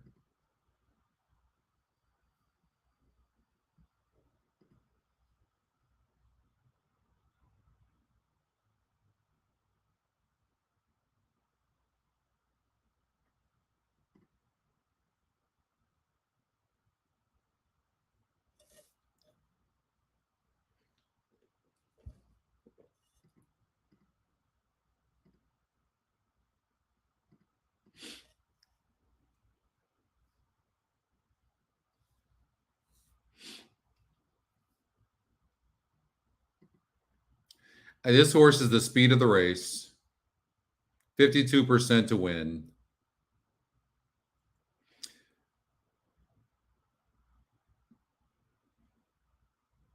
And the thing about it is like, it looks like it really needs the lead for its best. And you can see right here, it dueled. Here it almost hung on at 23%, got the lead, went a little bit fast, but there really is no speed here whatsoever. And even this 5 horse that has some speed has no class. So, I mean, this 3 is going to get a really easy lead. Everything looks blurry. I don't know. Is it blurry for everybody or just Aldo? I think it has to do with your screen. We went through this before with somebody like a couple of months ago.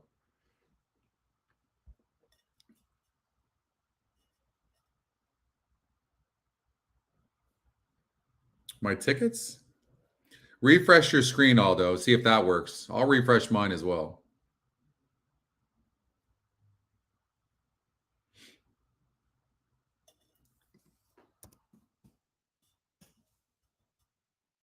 Yeah, I remember somebody had some issues. All right, so we're going to single the 3. If you have the money and you can add the 4 horse in here, this would be the horse I would. I do really like the Equinedge long shot. I think this horse has a chance to run a good race. I do.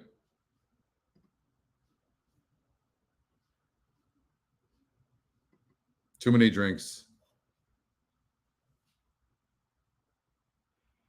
We'll look at verticals in here, but right now I just think that's. I'll look and see. We'll look and see if there's something else. The 6 horse was 66%, 4 races back and got 5th. Mow them down. I mean, it's the speed of the race, but my God, and this is what I think is happening with this horse. It just needs the lead, right? It needs a lead, but it looks like it's going to get it this time. So I don't know. And look at the top win percentage is only 24%. And it fits.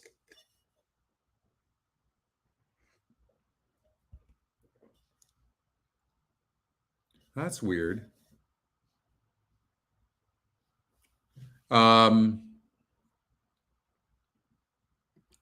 So I would, unfortunately, I would have to give the 6 another chance. I felt like this was a wide open race, so I'm hoping to be able to spread.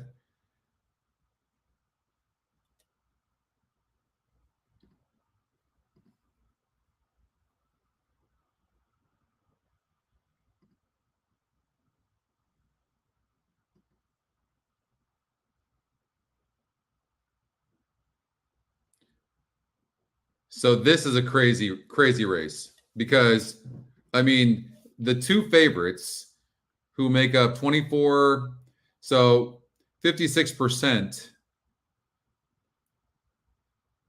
you could lose with these 2 horses. I mean, this horse has burned some money. I mean, could have a breathing problem. I don't know. They're stretching out, trying whatever they can do.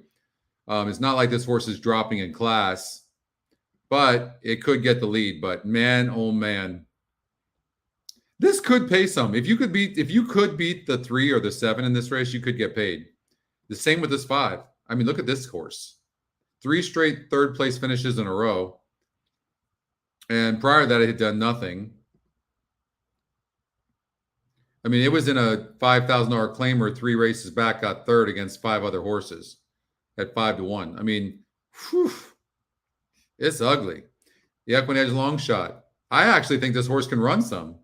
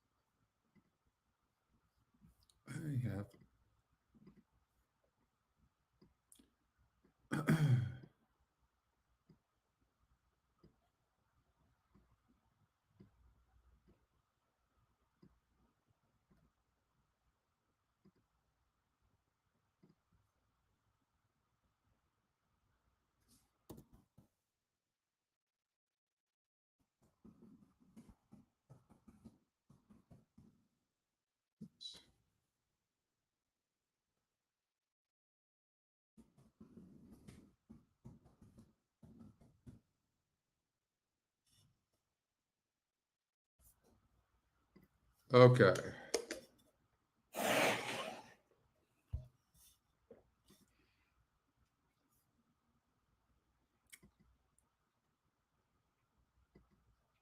Safe combination.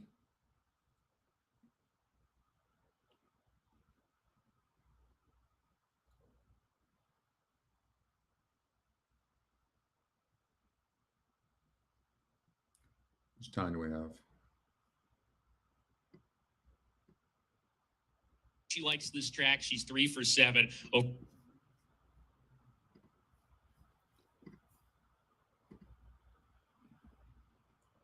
All right, so we'll come back. We'll revisit the golden hour. But let's get out to the 4th race of Golden Gate.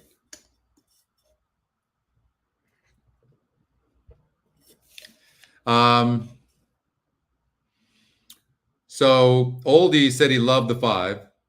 We have the 5 and the 4, I believe, in here, right? On the pick 4. And we have an all in the pick 5. Am I correct in that?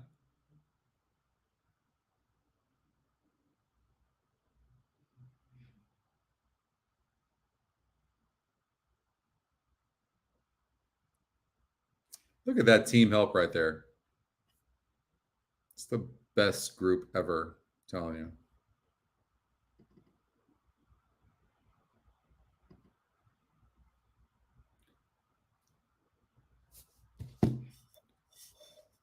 Can you guys believe we're not getting these the spam today? Not one time do we get any spam. I know what you're thinking, but I just can't even believe it. I have to throw it out there. No spam whatsoever today. Maybe they're at church. I don't know. What's going on? Yesterday I couldn't stop it. It was painful. At least 50 times, maybe even more. I had to block him. What's crack-a-lackin'?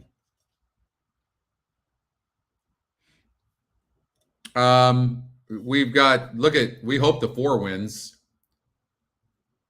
That's the horse I like the most in the race.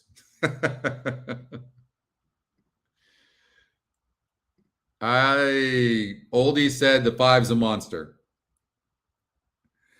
The wrong crowd. Oh, you reported it, Angela? Good, good.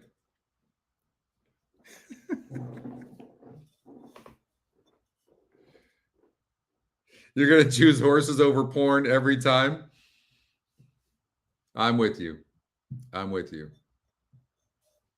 Day Plan is loaded to post position number 2. Strike It Down Right. coming up. I mean, we want the 4 or Tip 5 top to win down. for show. The Pharaoh's Girl to the outside post. We're just rooting for the 5 to go gate to wire or the 4 to win. And to the inside, Northwest Factor. Girls, girls, girls. Here's Northwest Factor. We're ready to go.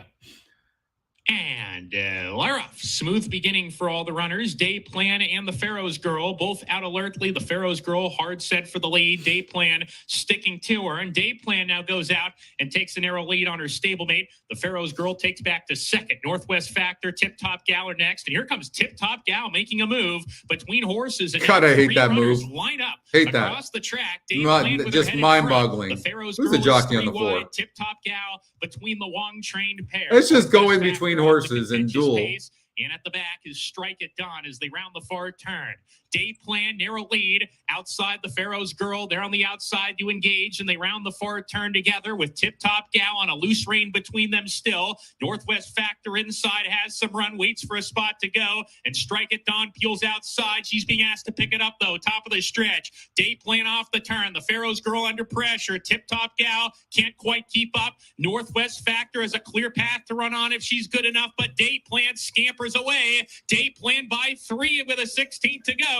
Northwest Factor in the second, then Tip Top Gal. The Pharaoh's Girl dropping out of it, and Day Plan's going to win 2 full is of much run. best. Day Plan by 2.5.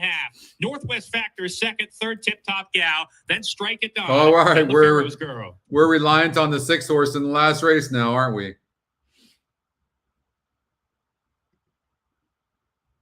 All right. We need the 6. We need the stinking 6.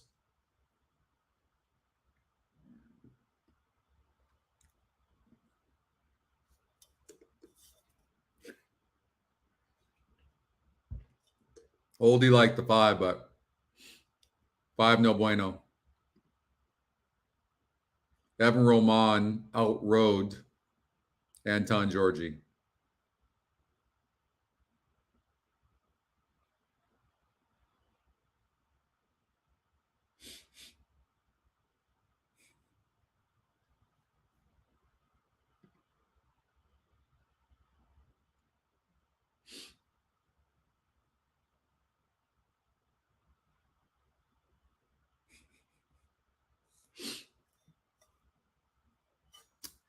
All right, 2, 1, 4.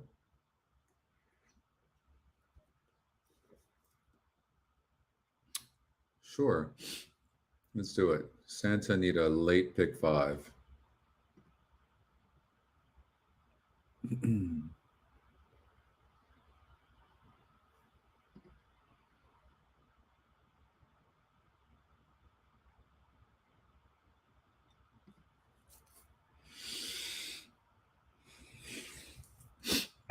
Okay.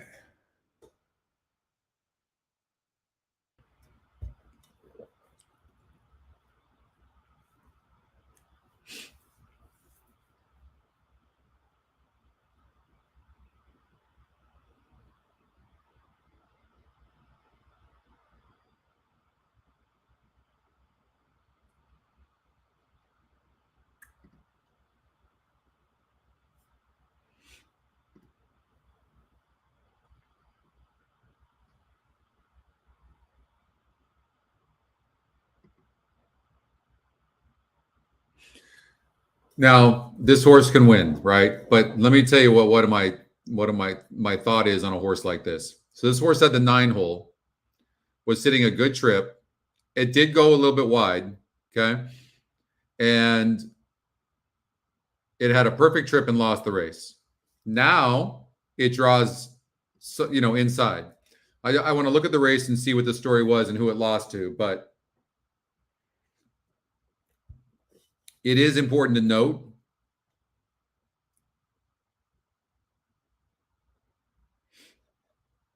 which one did I leave out? Which race are we talking about, Aaron?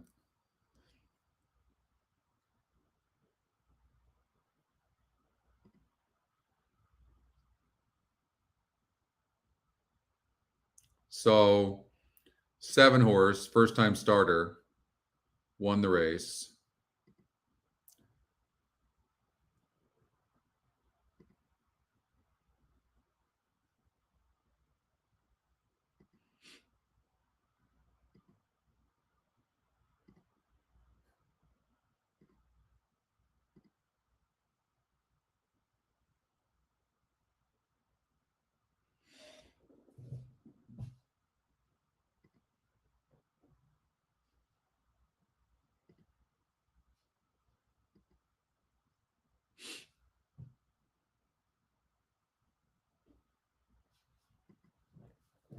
So I don't think that race was necessarily the strongest race in the world. I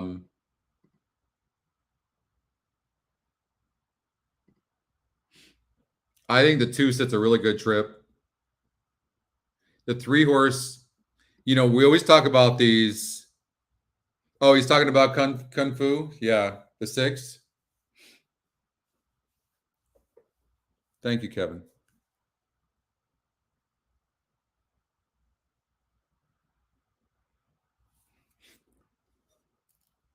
So here's a story with that.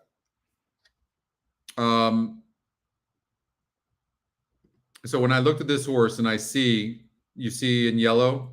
So at least in the last couple of times, this horse is even money here, 43%. And you can see it dueled from the inside. That means the horse on the outside probably was dueling. Had the rail here.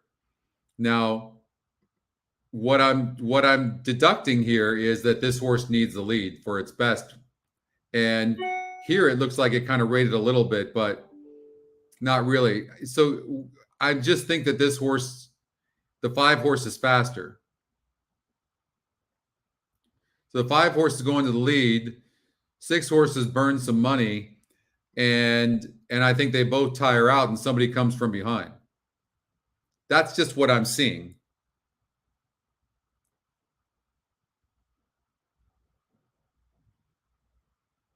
And that would make sense for using a horse like the 4 horse, Joe Don Looney, and also Crash Corrigan, who's the Equinedge long shot and price play. So that's first of all, the 6 is a money burner. Second of all, there looks to be some pace in here between the 5 and the 6. And the one's on the rail. The one might even duel some as well.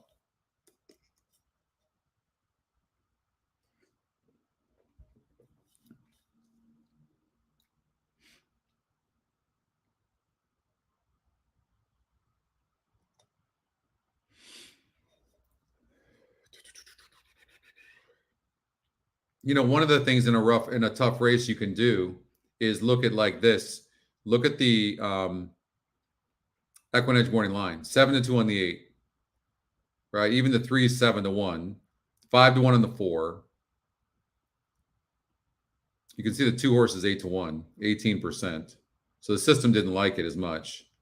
5-1 on the 1, who's 10-1 right now. Good value there. And it's not like it loves the 6. It's 5-2. These types of horses lose way more often than they win.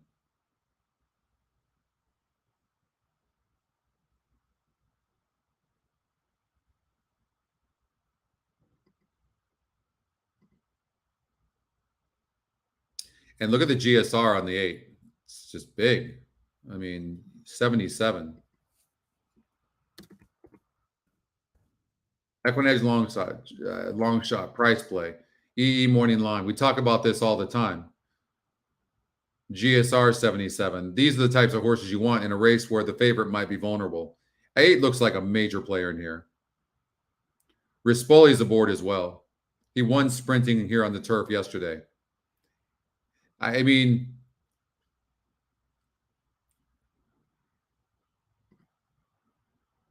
and you got Hernandez on the 4. Maybe just stick with those 2 horses and take a chance. Yeah, you got Rispoli on the turf.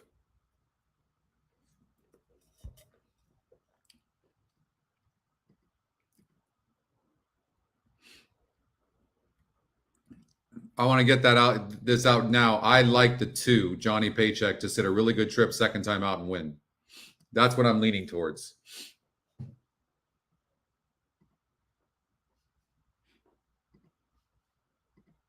Off the layoff.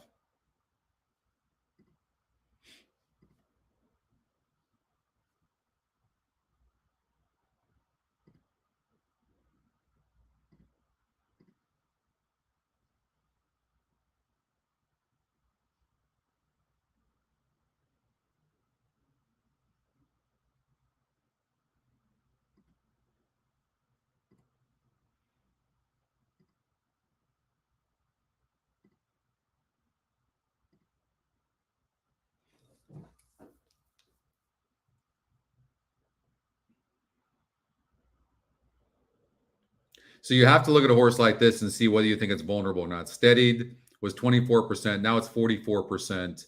It drew the rail last time out.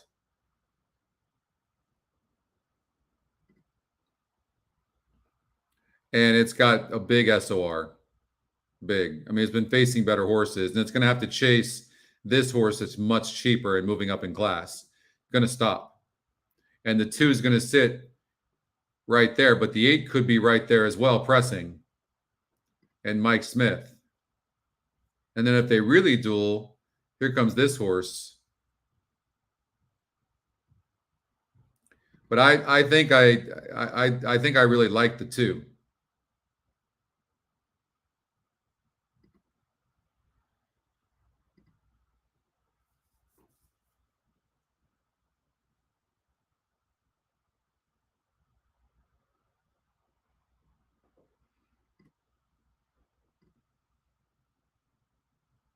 This horse might be more of a sprinter. So we got 4 minutes to go in this late pick 5.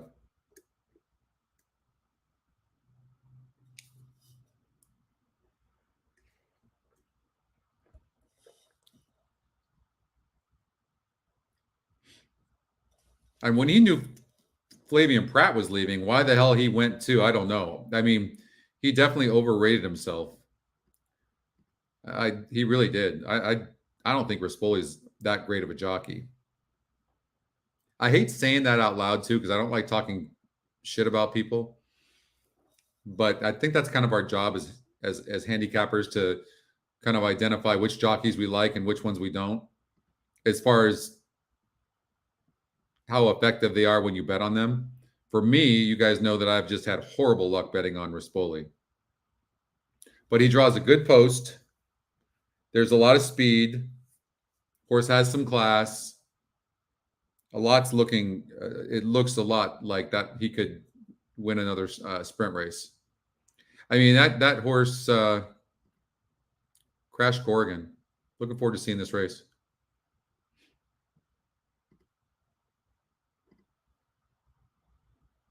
You might want to do a 4-8 exacta box as well, just for the hell of it. And you should bet the 4 and 8 to win. Right? I wish I could find something else that looks good. 66%. This is wide open.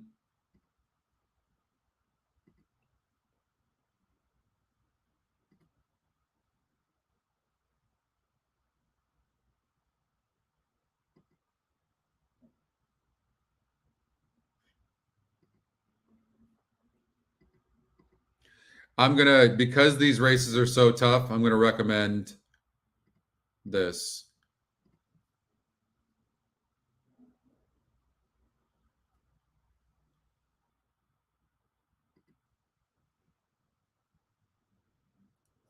So that's the ticket.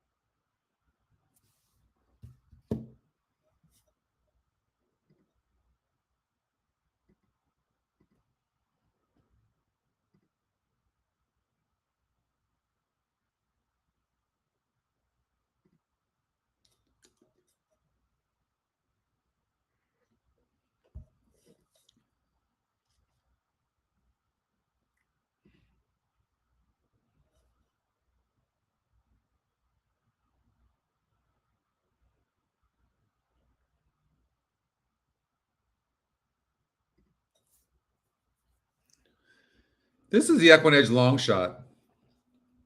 And this horse is so well bred, but it just keeps on losing. I mean, this has been a horse that you would have paid a lot of money for in a sale, especially on the turf. And it just doesn't get there.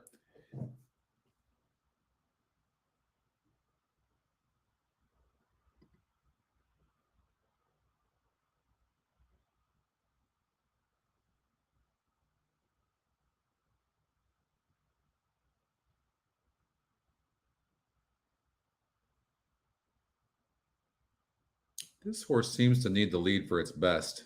Sometimes we have to throw out some of these horses. And that horse is not getting the lead.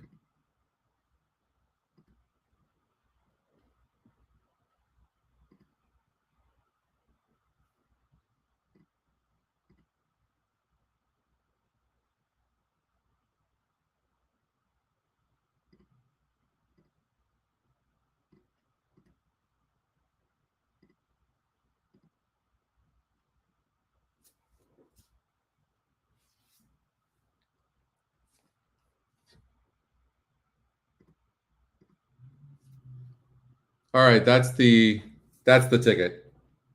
$80 play. Right there. I'll leave it up there for a few minutes. They're walking to the gate, but that's what I'd recommend.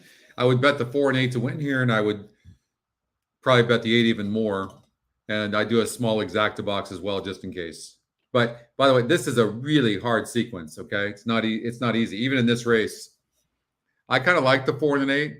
I'm hoping the 5 and 6 duel in here, but tough race. 1 can definitely win the race.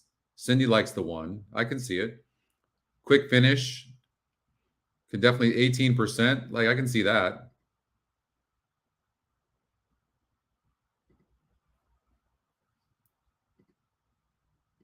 So, all right, let's get it.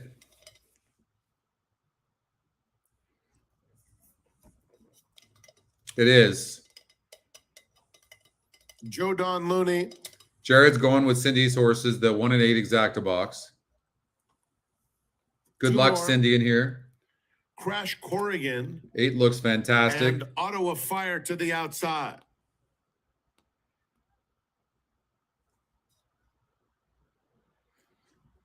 They're in the gate.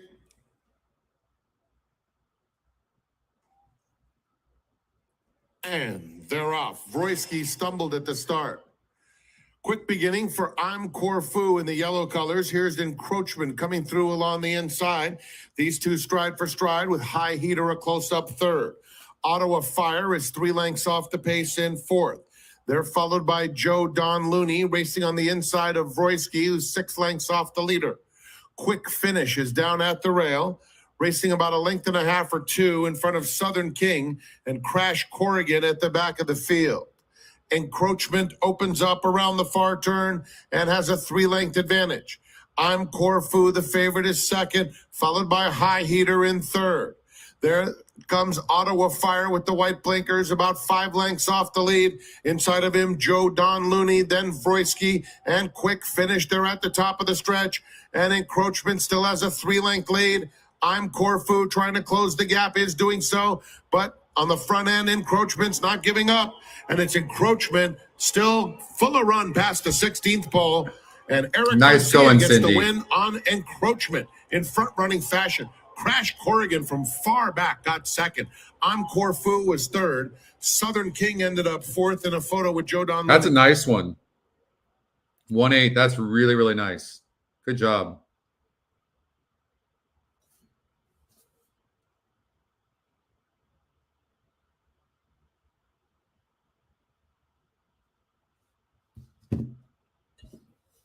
That's big. You guys got that? Nice, Cindy.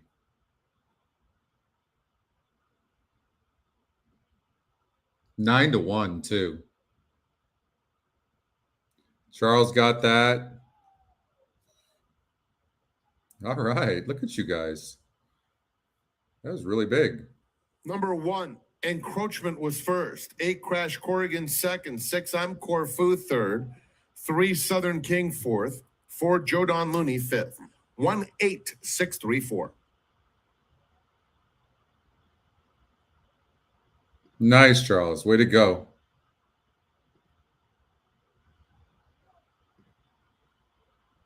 Nice, Jared. That's awesome. 9 to 1.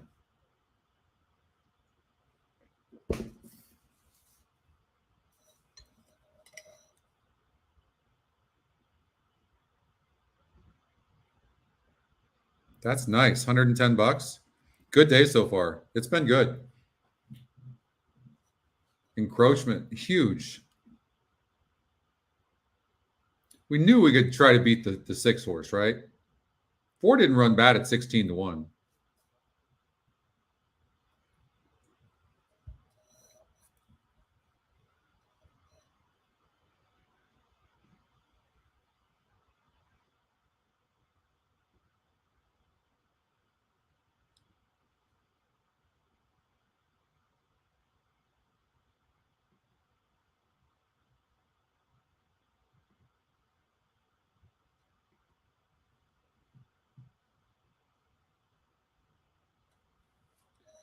So jockey is Eric Garcia, who and Aiden Farias is the trainer, but Eric rides at Los Alamitos at night.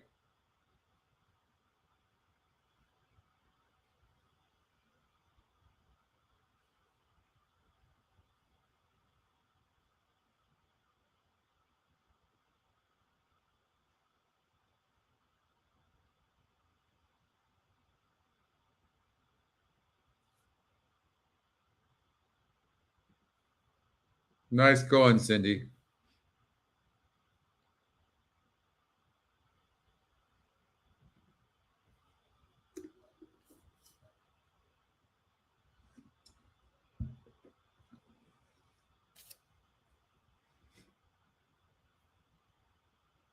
Exacta 55.30 for $1. It's huge.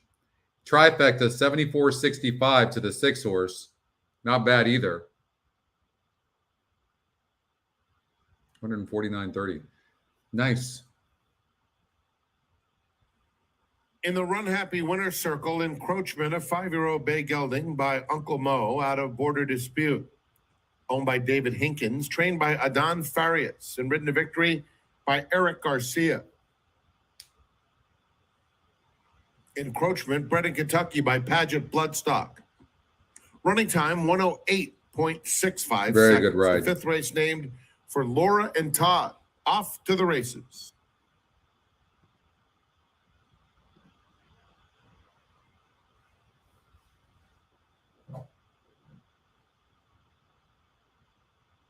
I'm glad you're here. We've missed you. Missed you yesterday. All right, they're on the track. We need the 6 horse. 4 is getting hammered.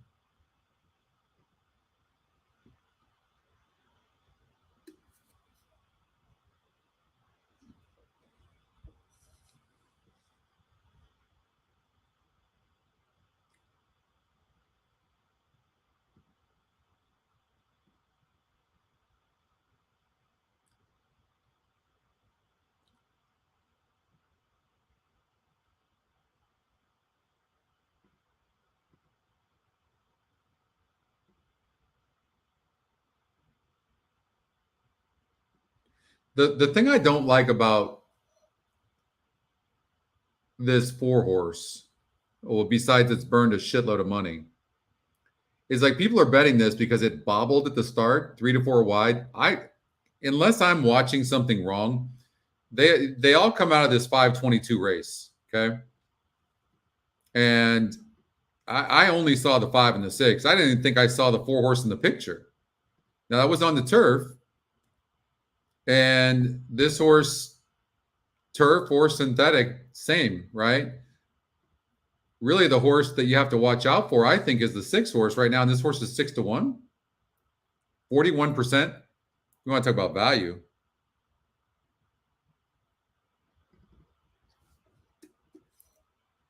Cindy, nice going. Nice going, Cindy.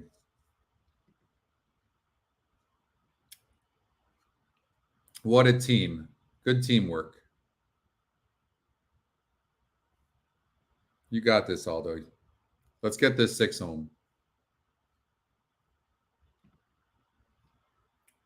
All right, so we're going to play a late pick 5 here.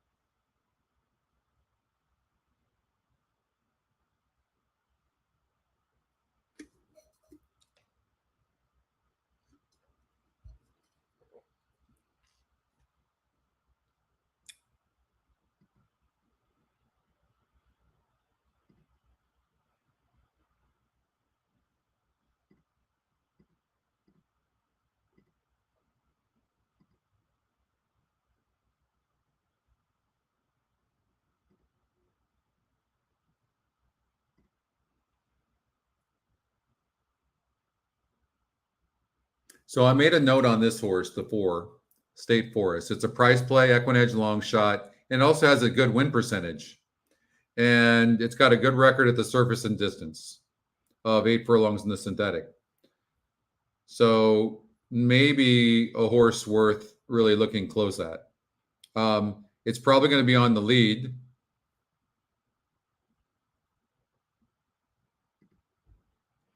So here's one way of looking at it.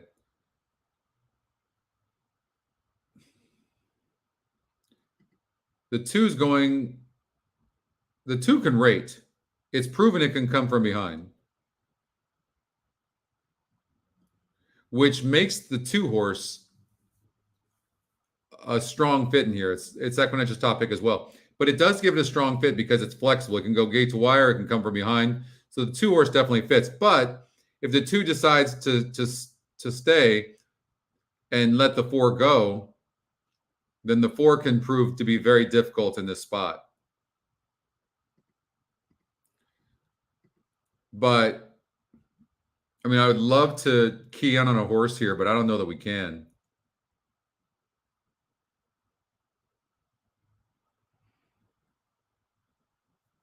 This just seems like a jockey's race.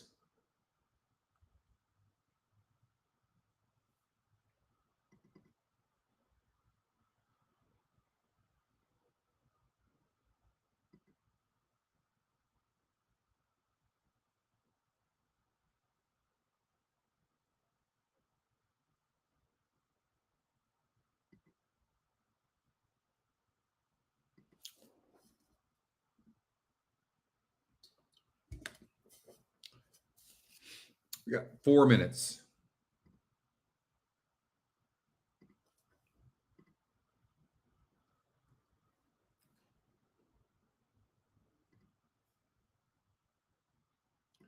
I put that the 6 is a possible single, and that's exactly what we're going to do.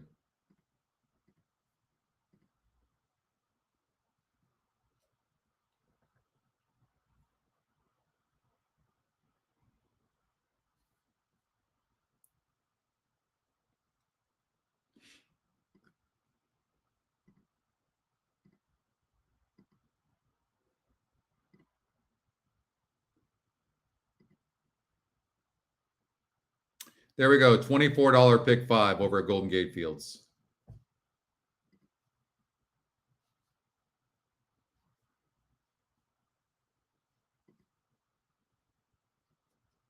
Look, you can, if you want, you can just add the 4, right?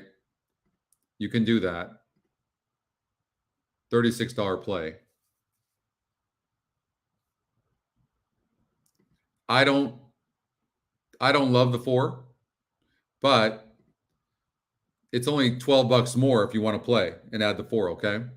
So you guys got that? I'm going to throw them out on the ticket. I'm just going to do a small one, but you can use the 4. You could also single the 6 too and take a risk, take a chance. Now it's only $12. Do a daily double 6-6. I actually really like this 6 horse a lot. Far West. I think the 6 is going to turn it around on Fridays at Shady, the 2. It's going to sit a really nice trip on the outside, probably even be on the lead. Doesn't have to be. And it's got 4 wins in 1 second and 5 tries. And it's going to, the race was a little bit awkward last time out because there was a big runaway horse on the lead and it just threw everything off and it set it up for the 2 horse. So I think the 6 horse turns it around. I think Far West is a single. I love everything about it.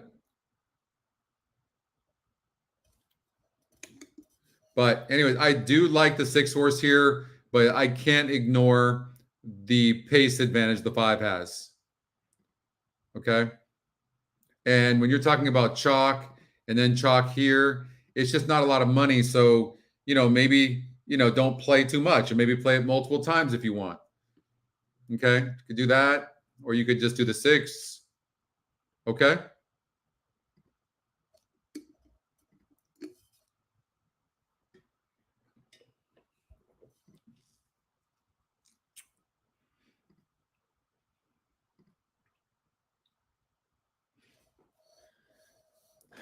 Do we even need to use this horse?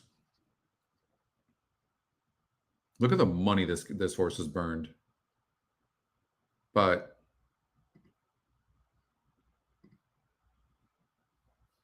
let's see if there's anything changed.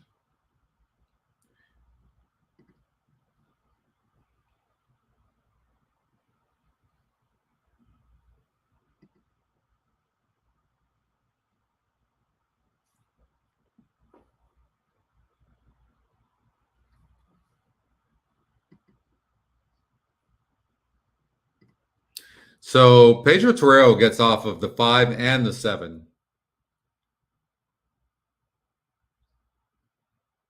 to ride the 4.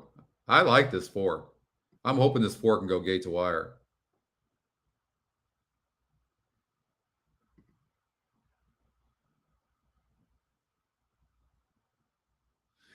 Well, all that happened here was there was a speed duel. This horse was on the inside.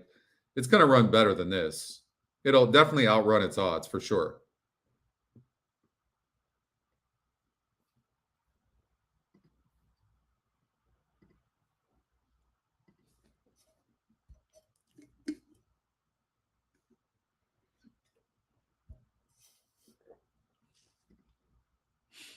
Three to 1 on the 6. I think the 6 moves up the most on the synthetic. That's what I think. Table for 2.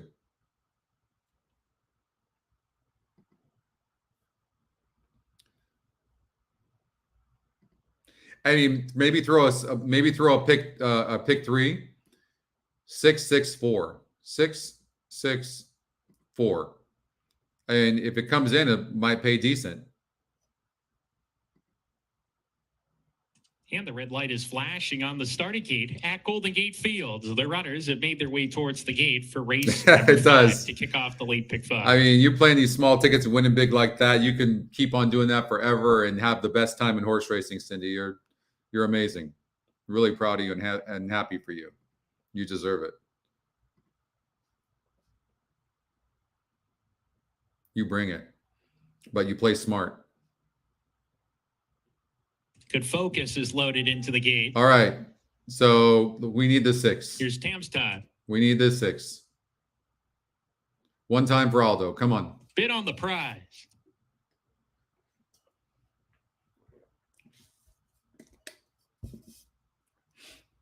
You kidding me? Post 4.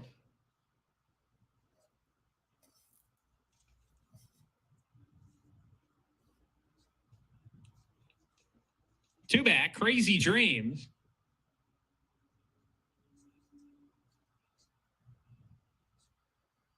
And to round out the field, Table for 2. Here's Table for 2. We're ready to go. And they're off. Stumbling at the break was Tam's Time. Table for 2 off a little bit awkwardly as well. Crazy Dreams from post 5 goes right to the front and says, come and catch me if you can. Hits the clubhouse turn 2 lengths ahead of Tam's Time, who gets a tap on the shoulder to keep that second position. You kidding me? Third. Behind Horses, Bid on the Prize is blocked behind a wall, and he's very keen to go on behind the pace. Good focus racing with him.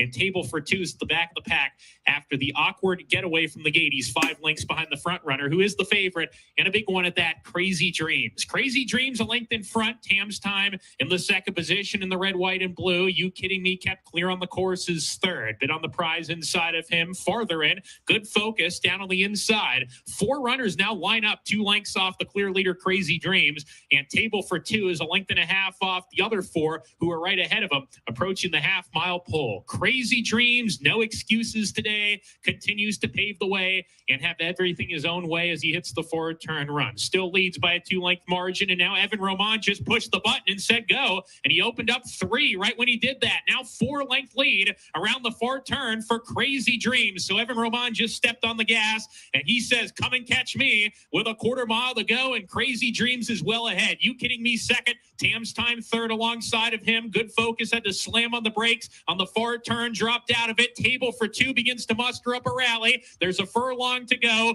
Crazy Dreams 4 lengths ahead. Table for 2 is closing on the outside, but Crazy Dreams with a 16th to go made that big move on the turn, and it was a winning move. Crazy Dreams to win it by a length and a half. Table for 2 gets second. Third, Bid on the Prize. And then We tried, Aldo. We tried.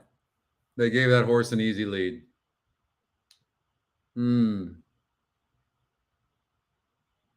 God, I really wanted that for you. Bad. It was a really bad. Unfortunately, it was a bad break for the 6.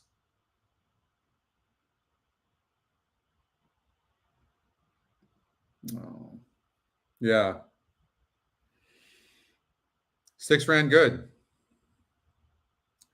I didn't understand the 4 getting bet so hard at all.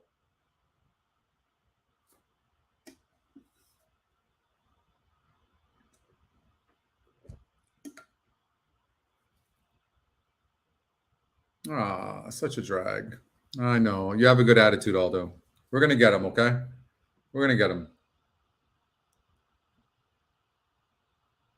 Oh, you did? Okay. Smart. That was smart. Ah.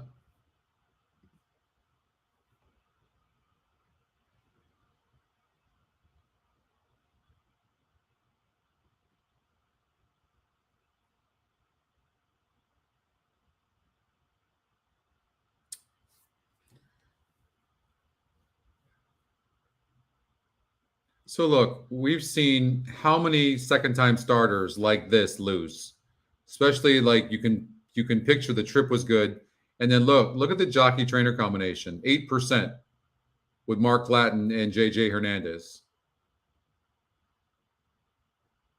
Dutch Bus 0 for 9, jockey trainer combination. They come out of the same race.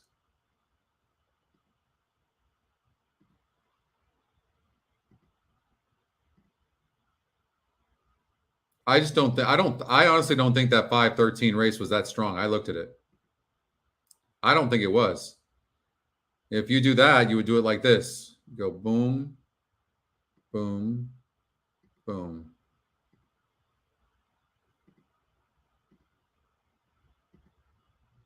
Have you considered this one horse at all? You're out, Catherine? Of course. Thank you as well. You take care. We'll see you next. Well, am I doing next weekend? I don't know. I might not do a show next weekend, actually. I might not.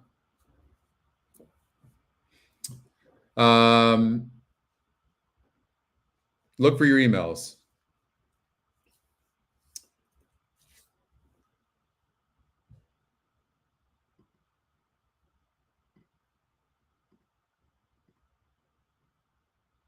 I really like the 2. The 1's getting bet, and I like the 1. I just don't think the breeding is that great, but this horse is bred to sprint.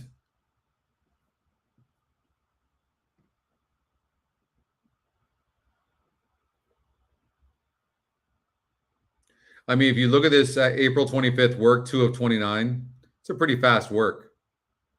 Then look at, they even gave this horse a 6 furlong work. Here's the thing too. I just don't think you're giving a horse a 6 furlong work. I really don't, unless you actually think this horse has some talent. Back-to-back gate drills here, and then just cruising. Look at this 6 furlong drill. 112. And 6 to 22 here from the gate, another gate drill. I mean, I definitely get worried about horses that have so many gate drills. Definitely little blowout here, 3/8 blowout.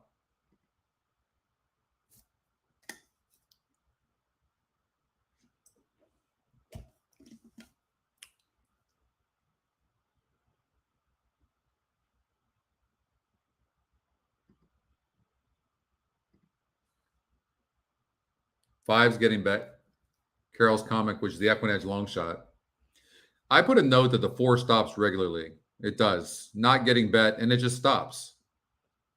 And the 2 horse is going to get first run. That's what we do know. Depending on how fast the 1 is, we don't know. But the 2 is going to get a good trip behind the 4.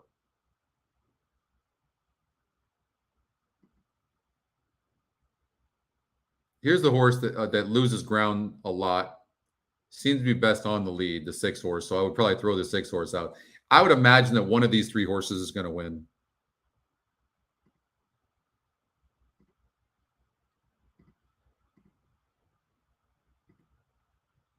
Well, and the 3 can win, obviously. So one of those 4.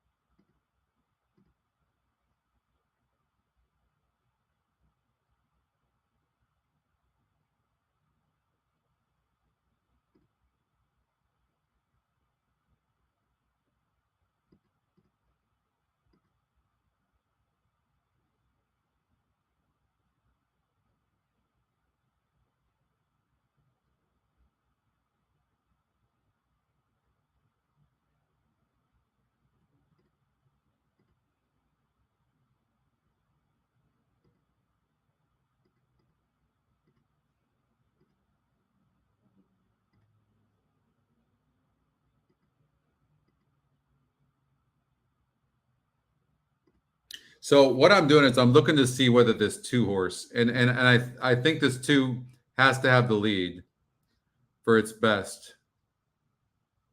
For its best. It can come from behind, but it's never been 44% before. So this is the easiest group it's ever had.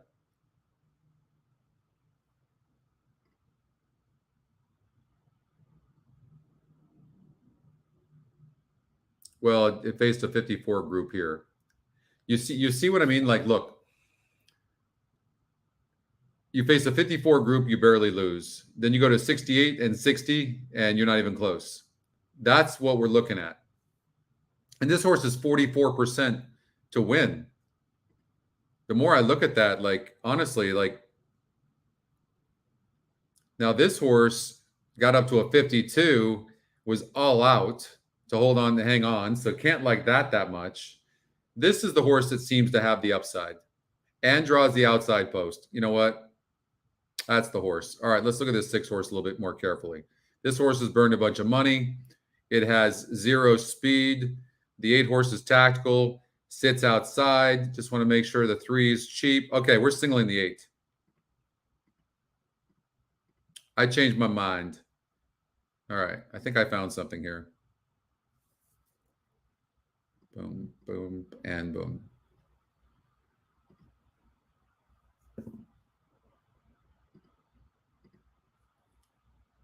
So this horse, 56, going up to a 68, barely won. And yeah, good luck with that.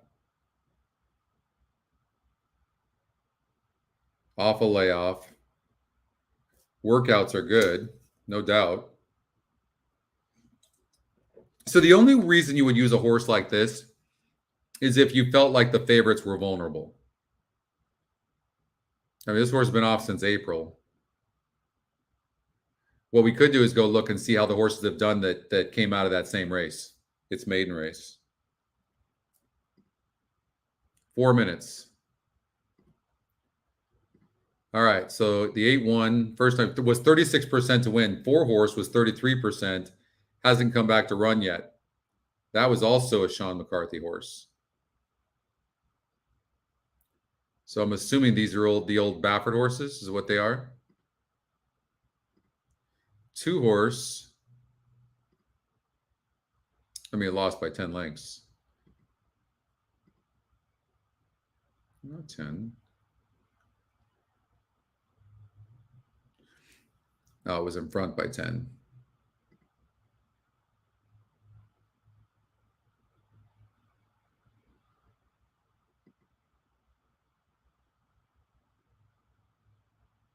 And it came back to run like hell. Oh, but it went on the turf. So that's a hard indicator. It still doesn't look very good, though, does it? I don't think this is that strong of a group.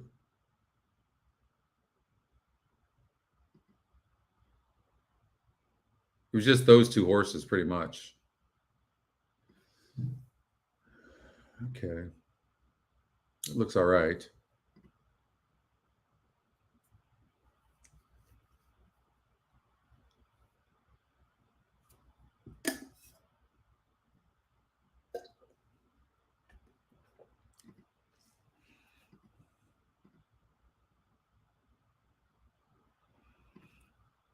I mean, this horse, you know, may or may not have faced much except for the horse that got second, but there's nothing in here. I mean, this horse should be a claimer. We don't know how good this horse is, to be fair.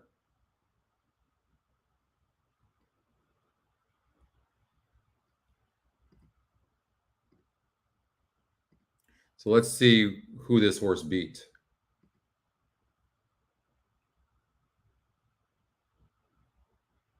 Nothing.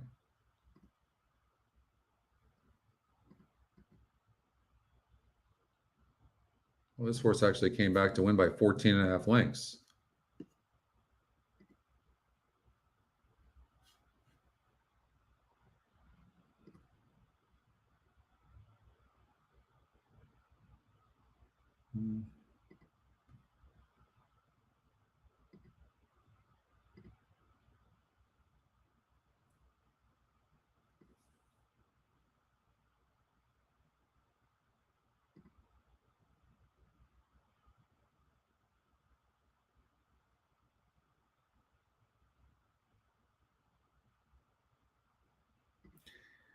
It looks to me like this horse is the real deal in this particular race. It just looks like chalk. I mean, you might be able to get away with this.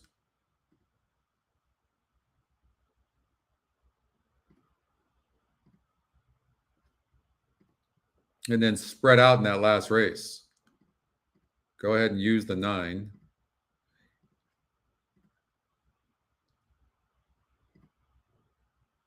And do something like that. $16 ticket. Pick 4. There you go. That's what I'm going to recommend.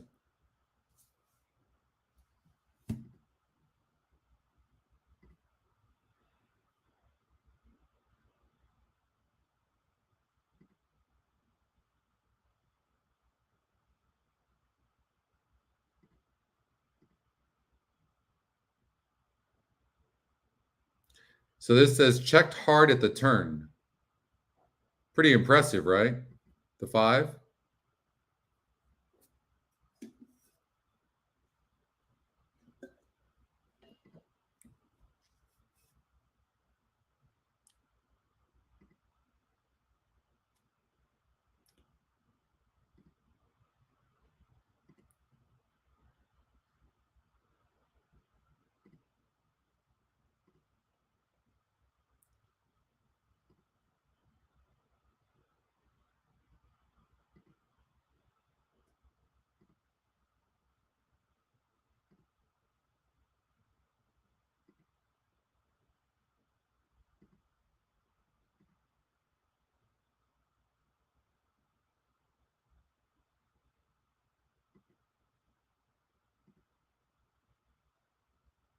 Yeah, I was just gonna say the one horse.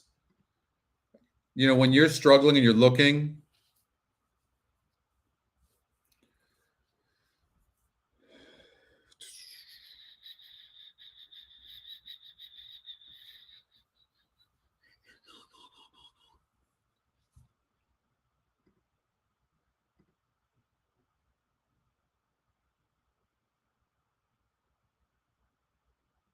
hey, El Novato, what are you doing?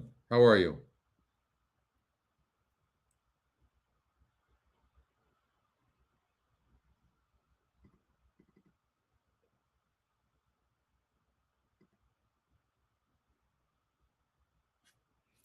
Um,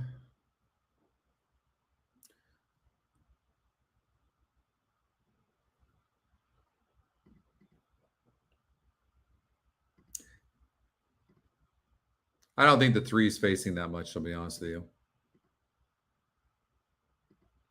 Let's look and see what the 2 faced. Oh, they're about to start. All right. Dutch Bus completes the lineup. Nice one. Way to go. That's all you betting. All you.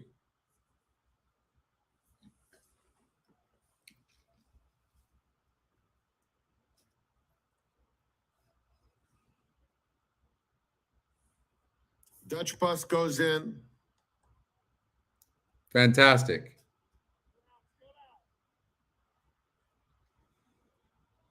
And they're off. Very even About a start. month from now will be the Creative release. Peak is going out for the early lead. Here's Thornhouse flashing sharp early debut speed. Magnificent Ride makes it 3 of them across the track. Dutch Bus is in 4th, 2 lengths off the leaders. Then Leia's Candy, Johnny Paycheck, and Carol's Comet trails. Into the far turn, and it's Thornhouse and Creative Peak heads apart. Magnificent Ride a neck back 3 wide 3rd. 3 lengths back to Dutch Bus in 4th. Leia's Candy is 4 lengths off the lead. Then Carol's Comic and another 2 back to Johnny Paycheck. They have a 1/4 mile to go. Magnificent Ride on the outside. Thornhouse. Thornhouse goes on very willingly, hugs the rail and kicks for home. It's Thornhouse, the leader by a length. Creative Peak fights on very gamely in between, and outside of them, Magnificent Ride, 4 lengths back to Dutch Bus. Here's Creative Peak right back on even terms with Thornhouse, and Creative Peak fights a mile down, and it will be Creative Peak. That horse has in a literally good-looking stopped win. every single time. Thornhouse Kept going. 3 horse. Really disappointed, huh? 9-1. Pace of the race. I'll tell you what, that Ramon Vasquez can really ride, can't he? All right, we got the golden hour coming up in race number 8.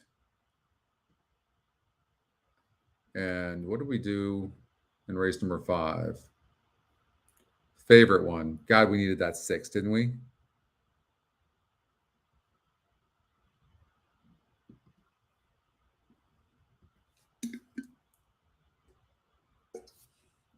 I'll be right back.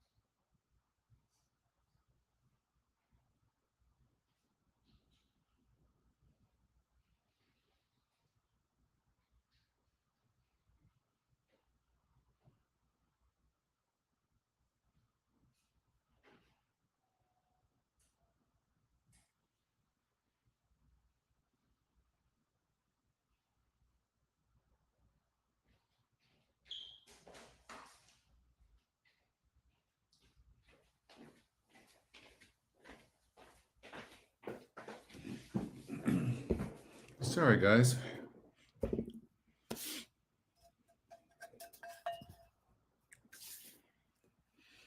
All right. We got Golden Gate Fields.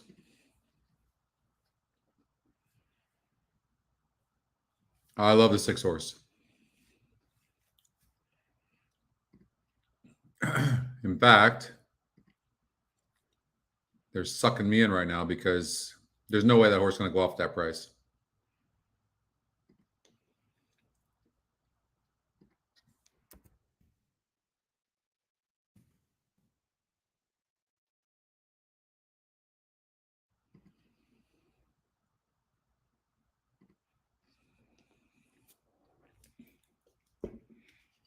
Two's getting overbet.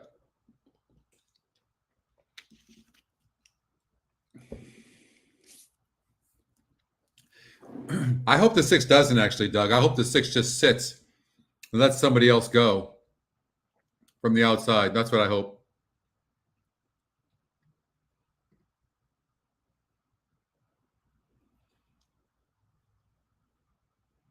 It's 3-2. Hey, Gary, we've been doing good. We couldn't close out the deal on our pick 4 and pick 5 though. We were right there. Our horse got second. But we're gonna hit the golden hour again. We're gonna do that. I like the 6 horse a lot here. So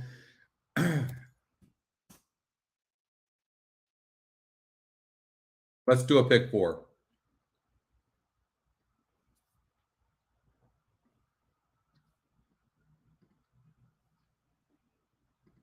Single the 3 here as well. There you go. There's the pick 4. I'm actually going to play that. 6, 2, 4, 6, 7.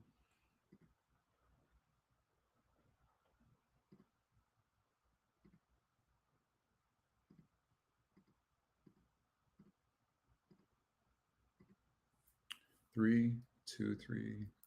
I'm adding the Equinedge long shot in this race.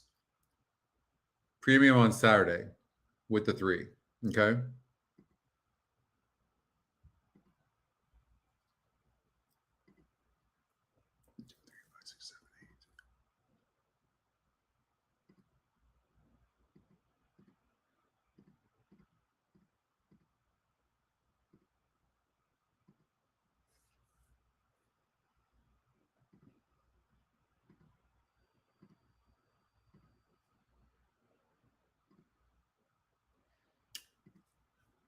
So this is what I did, in case I was moving too fast. I did this.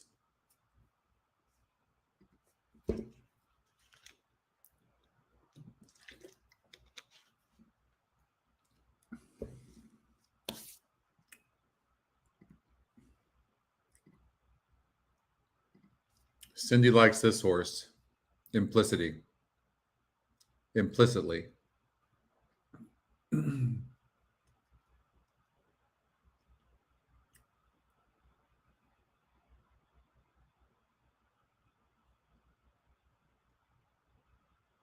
This is not the worst looking horse in the world, for sure. For sure. Second off the layoff. This horse could definitely run better, for sure. No doubt.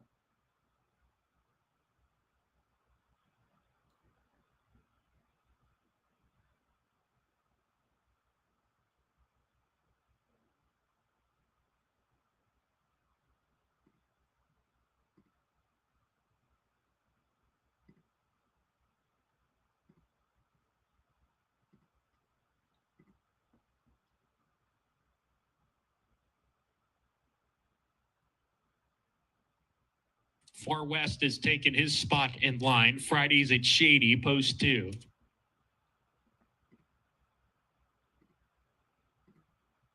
Here's Known coming up to the gate.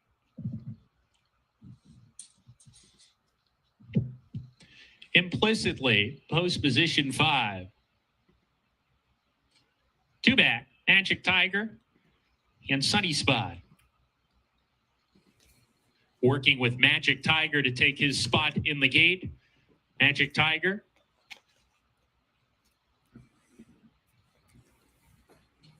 Magic Tiger's in. Sunny Spot to complete the line.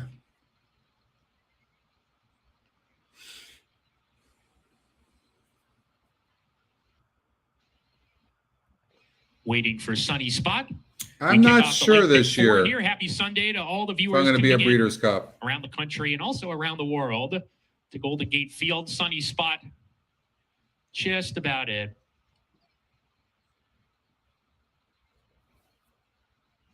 Backing out Sunny Spot. Going to work with him one more time.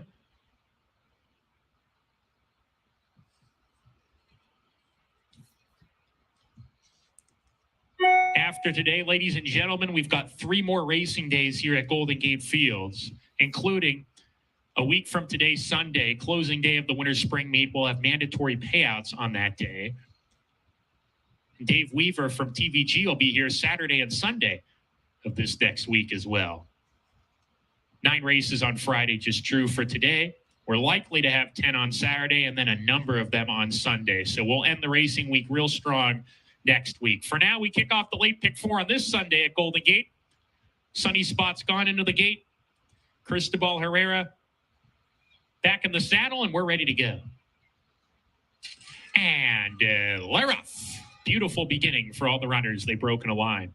Far West up on the pace today. He's got the lead in the early stages, trying to cross over, does so successfully. Far West clears off into the clubhouse turn and leads the way from the second choice. Fridays at Shady on his tail, on his heels now in the second spot. Magic Tiger alongside of that rival. Sunny Spot is next with Implicitly, and they're 4 or 5 clear of Known, who's at the back of the pack racing alone. 3/4 of a mile to go, and it's Far West who goes off as the 6-5 favorite, has everything his own way, comfortably clear the margins of length. Magic Tiger in the yellow blinkers, a little bit eager, right behind him on a hold second. On the outside, Implicitly, he's third. Fridays at Shady tucked it inside in a pocket. Sunny Spot is next, and he's 3 clear of Known as they approach the half-mile pole. Far West moves along and starts to quicken the tempo just a little bit. Magic Tiger continues to chase in second. Implicitly third in a good position, approaching the forward turn run. Fridays at Shady's got run down on the inside. He's searching for racing room, takes the third spot. He's ready to roll. Fridays at Shady as they round the turn. Sunny Spot next, and Known starts to pick it up, takes the second last position, begins to circle the field. Coming to the quarter pole, Far West in front of neck. Magic Tiger, he's gotten closer, but he's all in second.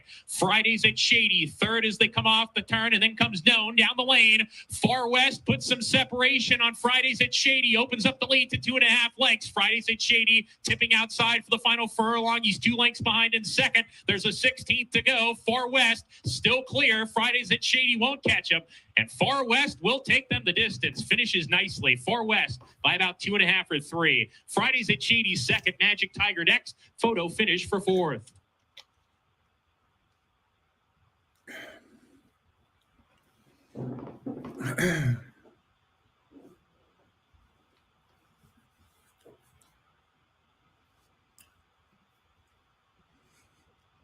What are you laughing about?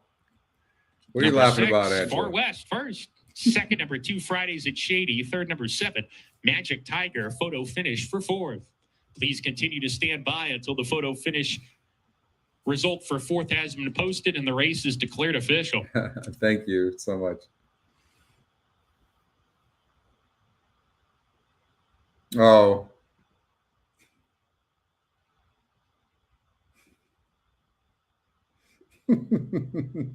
I actually missed that.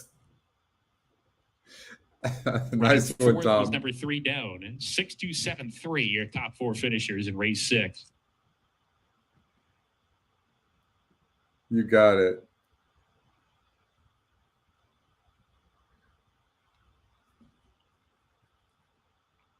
Thank you, Bill.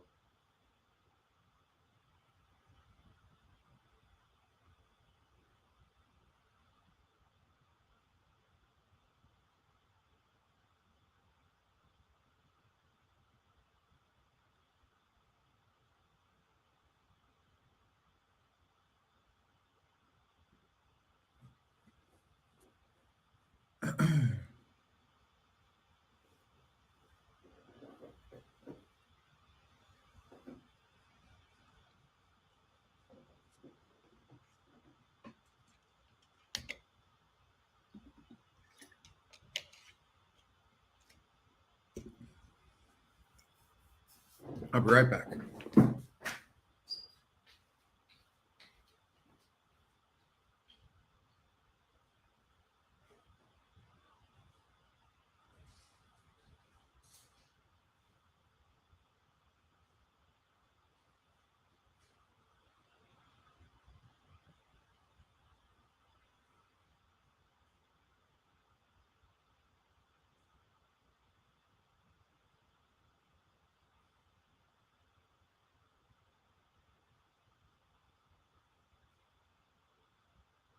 And this race is now official.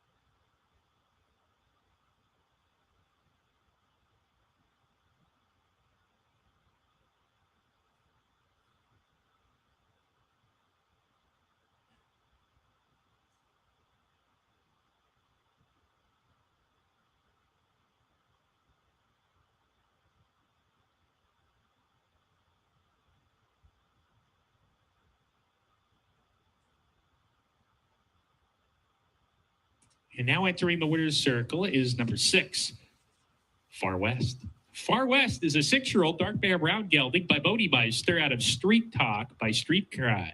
Far West was bred in Kentucky by Catherine Nickel and Sanford Robertson, now owned by Leon Scott and trained by Isidro Tamayo. That's 2 wins today for trainer Isidro Tamayo. Armando Ayuso picks up his 2nd victory on this Sunday program.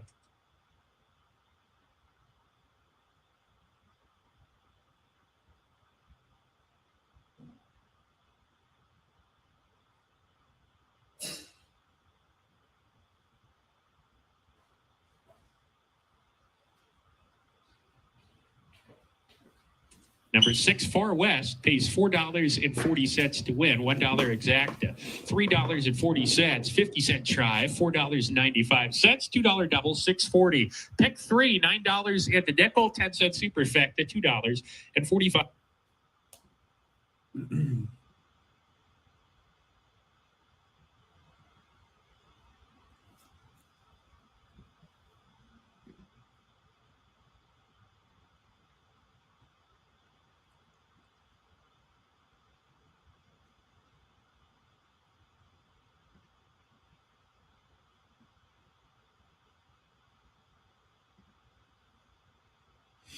Okay. Santa Anita Park.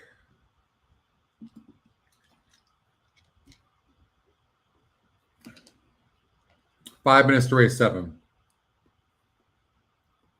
Thank you, Greg.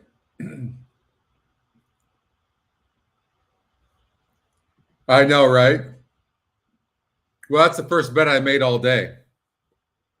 Thanks, Aaron.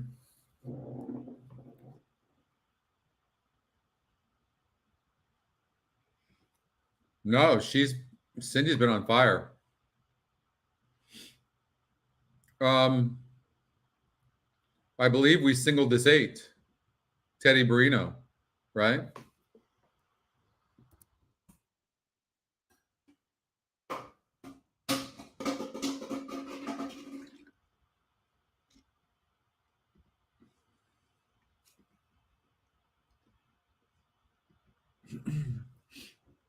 So this isn't a bad pick 3.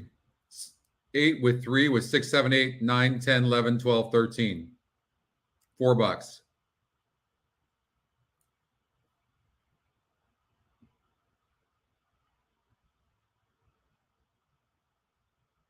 Yeah.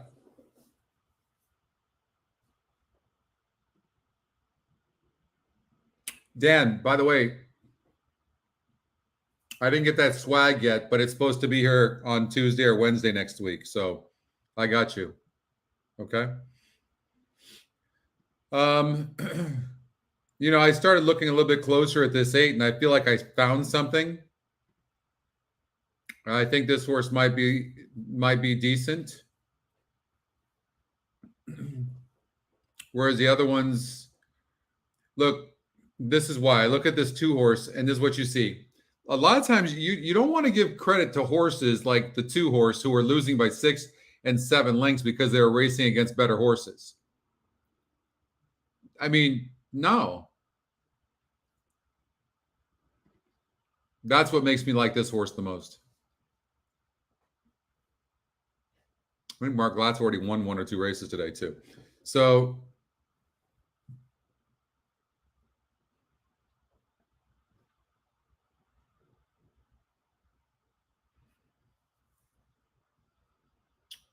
all right, so how to play this. So what we would do,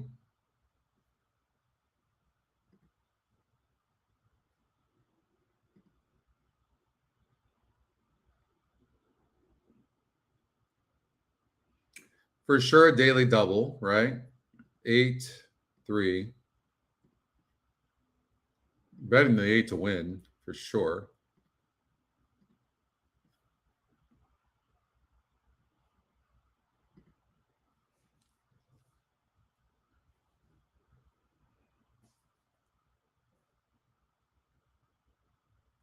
And then why not do a pick 3? 8 with 3 with 6, 7, 6 through 13. All right, pick 3. 8, 3, 6, 7, 8, 9, 10, 11, 12, 13.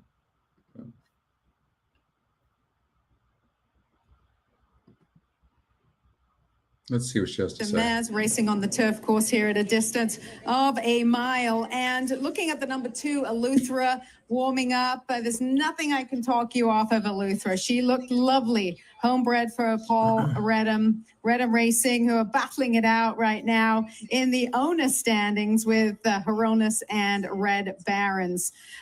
This 3-year-old filly will return with Lasix. If you note her last race that she won when she graduated in the maiden special weight ranks was with Lasix. And her work on the 25th of May, she was about 6 lengths off her company, and she just went gliding by at about the 16th pole that morning. Super work from Eleuthera. She's come back and worked well again since. Mario Gutierrez will ride. The really interesting horse to me in here is the number 7, who. So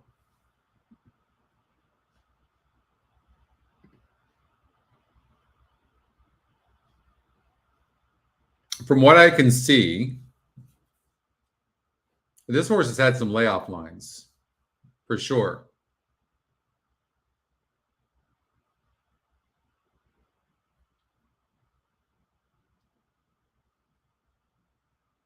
But it's got tactical speed.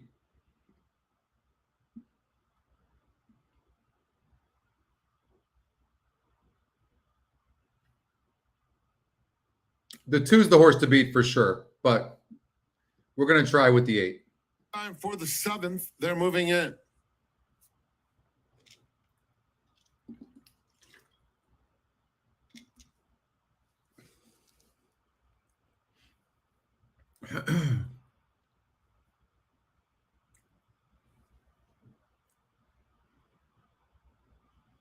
Big Claire going in.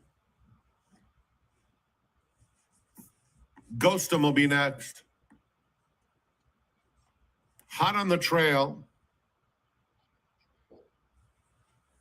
Exactly Wendy.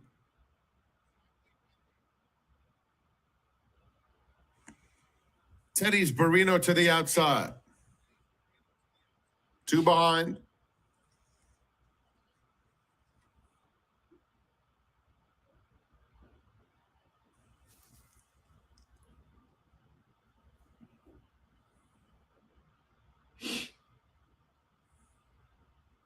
One more.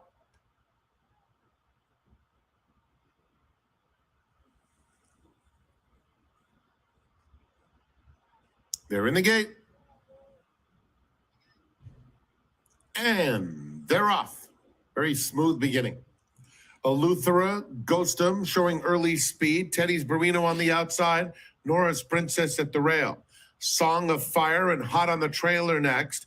Exactly Wendy is second to last, and Big Claire is at the back of the field. Ghostum ensures a fast pace and opens up 3 into the first turn. Teddy's Barino is in second.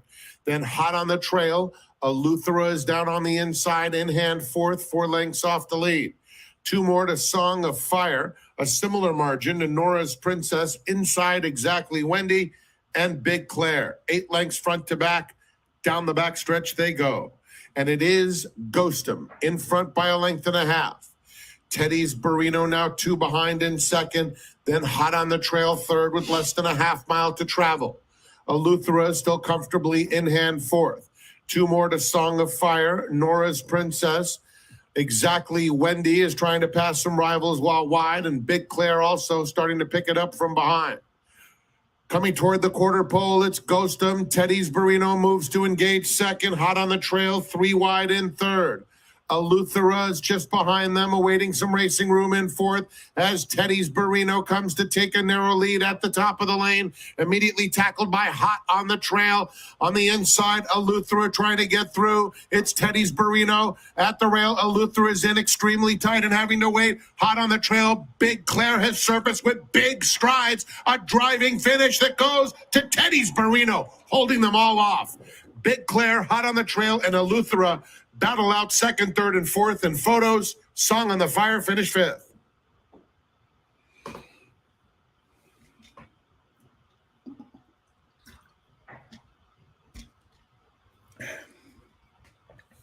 Wow.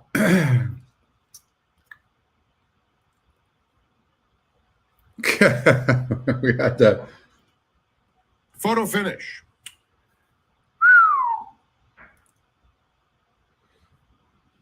I believe the 7 did get third.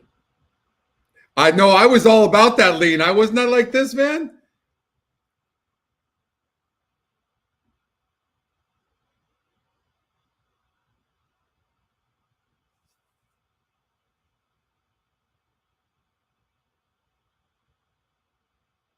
Oh, I think the 7 got third. It looked like the 7 got the head bob to me. He did some good race riding there for sure, Gary. Absolutely. I was a statue.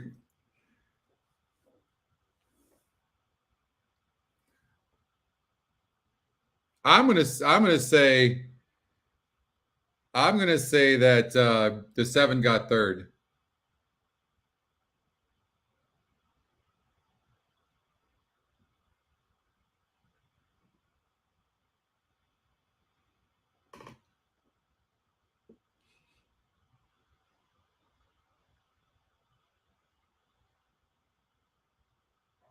Oh, I still think the 7 got third, but it's really close.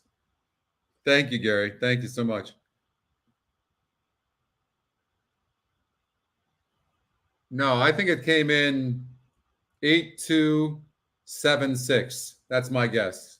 8-2-7-6.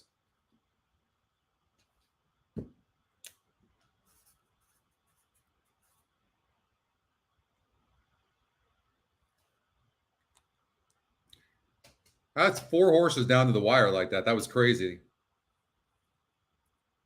8, Teddy's Barino was first. 6, Big Claire Wow. second. 7, Hot on the Trail third.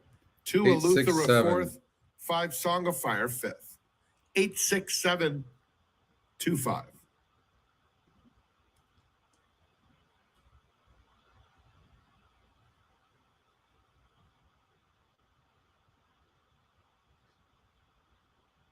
We got to pick 3. We got a daily double to the 3 horse. We got the win bet to cover our bets. We got 5-2 on that horse. All right. Nice trifecta. Nice, Art.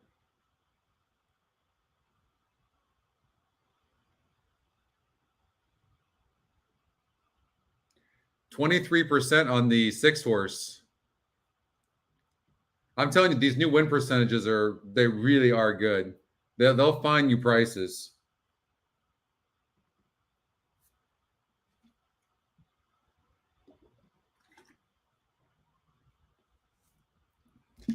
All right, next race at Santa Anita starts the golden hour.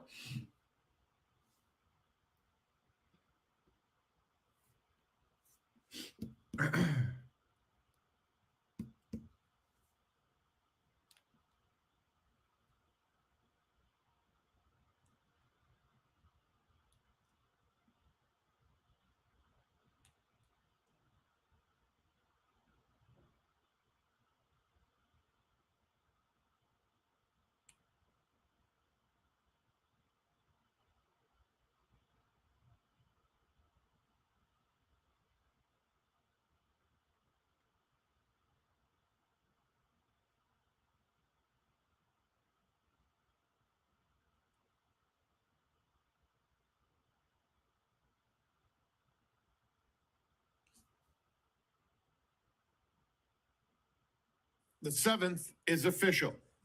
8th race starts the golden hour, pick 4. No high 5 wagering. Scratch 7. Musica. 760 is nice. That exacta paid 2160. Not bad.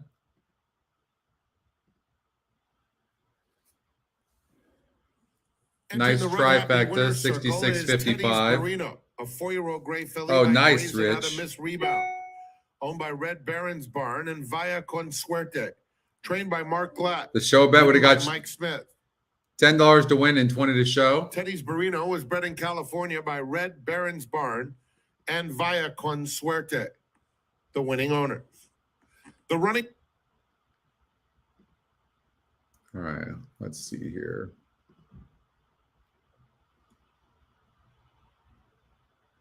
All right, so we got the daily double going. We got a pick 3 going.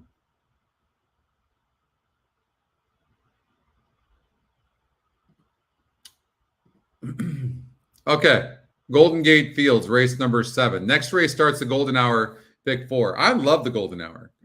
It's so much fun playing the golden hour. I like that it goes by fast.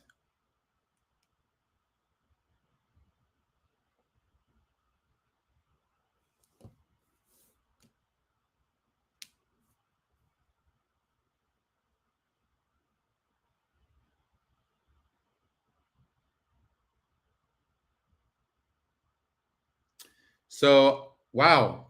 Remember, some of you might have done it. I said do a pick 3 to the 4-horse State Forest. This horse is 9-5 right now. Pedro Terrell gets off the 5 and the 7 to ride here. I thought the race is between these 4 horses, though, but it did look wide open. I'd love to see the 4 win.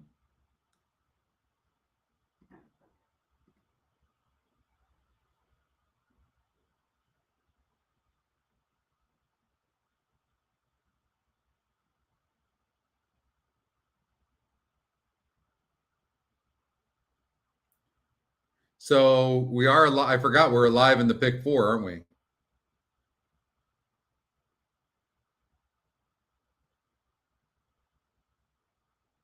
Two, 4, 6, 7. So we've got the 2, 4, 6, and 7 in here. Yeah, I forgot about that. Go get him, Nick.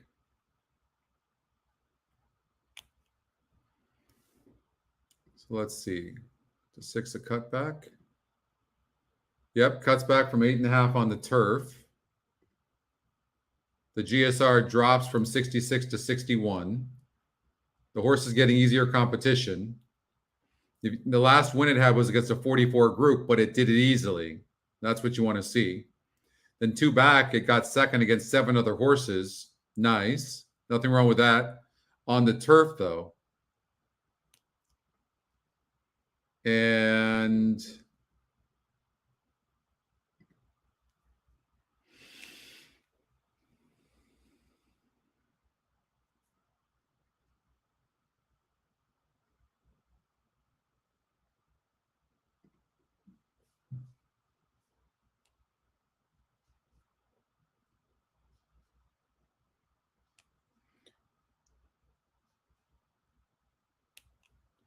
okay. 4 minutes.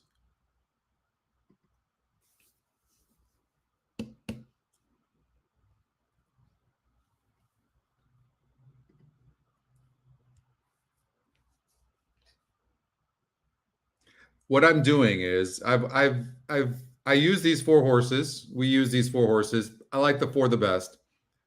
I'm trying to see kind of like the 8 horse hit me. I'm looking to see if something hits me, if I see an angle or something. Like I really saw something in the 2 horse in that last race at Santa Anita that kind of, and I haven't been wrong about those, but it really comes down to how you bet. But today we've been right about trying to beat certain horses, vulnerable favorites. That's where you make money.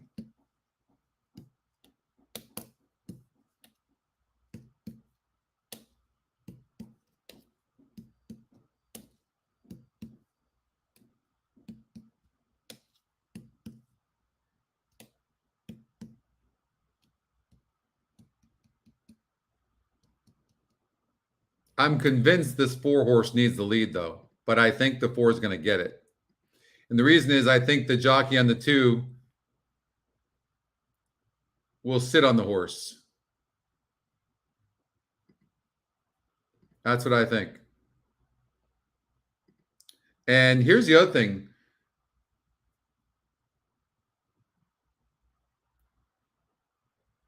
It's a new jockey. And if you look at this horse's style, it's just not really to be on the lead. And it's a 12% jockey in Santos Rivera, but first time riding this horse as well.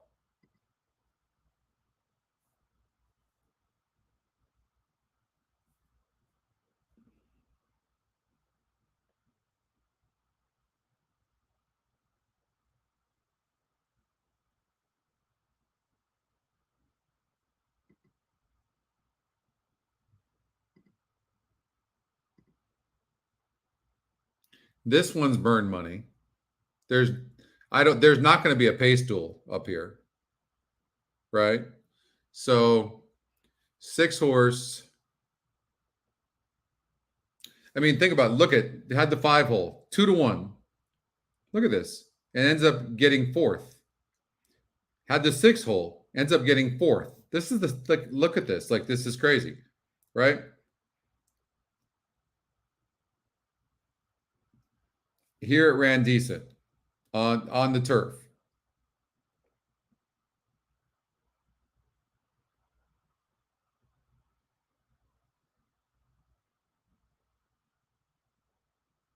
It's just in situations where this horse is supposed to run good, it doesn't. The 6. Now it did win against a 44 group and did it easy, but look, it faced a 50 group here, 8 furlongs in the synthetic, and didn't run. I mean, the only thing we can point to is this horse ran a good race on this day against a 44 group. That's it. And he beat 4 other horses. That's it. And he got a 2nd place finish by a length and a half here. For whatever reason, maybe the race fell apart. I don't know. Just doesn't seem like the most reliable of sorts, does he? Or she?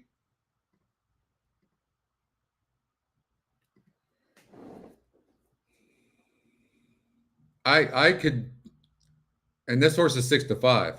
Hell no.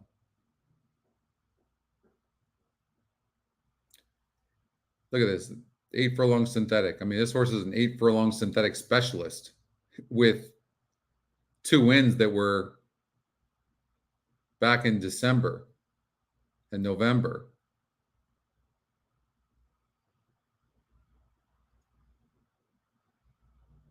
I don't know what would be pointing towards the 7 for a win. I really don't. Save or bet on the 5. Foggy bottom.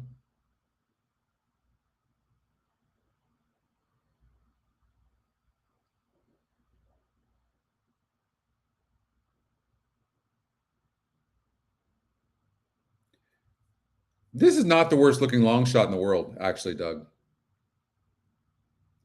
I don't like it for the win. I honestly don't. I don't see a win coming, but I think this horse could be in the money.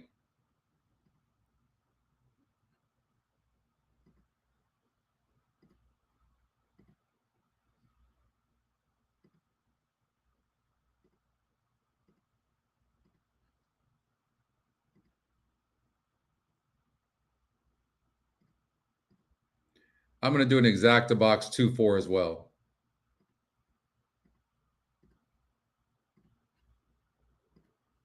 All right. Grace. See what happens. Post position number 7. And after Nicole Grace, Del Mar Flash.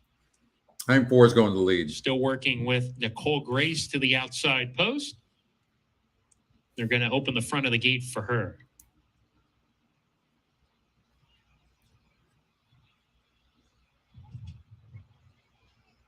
Nicole Grace in, one back. Del Mar Flash and Santos Rivera to post number 2. We're ready to go. And Leroff, Del Mar Flash broke poorly. Hopped in the air at the start, but now she's being asked for speed. State Forest caught a good getaway, and she's just quickest and goes to the front. And Del Mar Flash had to use some energy after the poor getaway from the gate to get into second, but there she is in that second position on the tail of the leader. Gregoro is third on the outside in a good stocky position. A gap of 2 to Foggy Bottom. Escape the City. Second to last, Nicole Grace is at the back of the pack. Onto the back stretch, State Forest makes play on the lead where she likes to be, in front by a length and a tail. Del Mar Flash now a little bit closer in second. Gregoro continues to run in the 3 path. She's third, 3 wide, 2 clear of Foggy Bottom, 2.5 more to Escape the City. Now make it 3, and Nicole Grace can see them all at the rear of the field. With a half mile to go, State Forest does it okay on the lead, in front by that length margin. Del Mar Flash between rivals second. Gregoro still 3 wide closer, within a length and a half of the lead as they hit the forward turn, running really quick in the pace here. A space of about 3 to Foggy Bottom. Escape the City, 5th under pressure, begins a move down on the inside, slipping inside of Foggy Bottom, who's being asked to pick it up.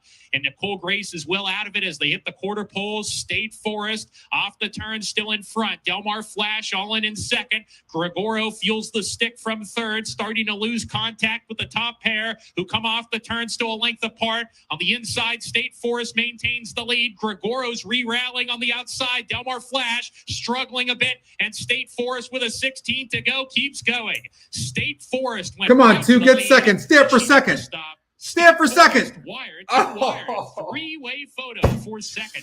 Escape the City on the outside. Oh. Gregoro between horses. And Del Mar Well, we got the Flash 4 horse. those That's the one we 3 in that wanted. Photo finish. 7 to 2.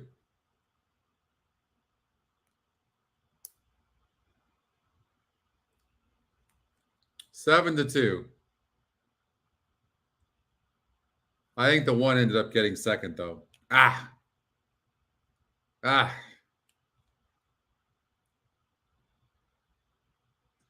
Number 4, State Forest first. Photo finish for second, third, and fourth. Please continue to stand by until You photo saw the finish lean? results have been posted and the race is declared official.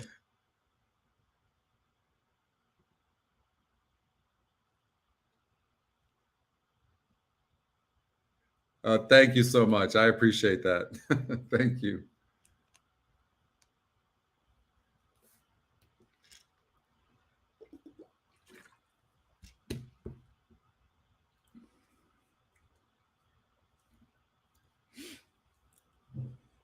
You think the 2 Art got second? Come on, Art. Can I trust you?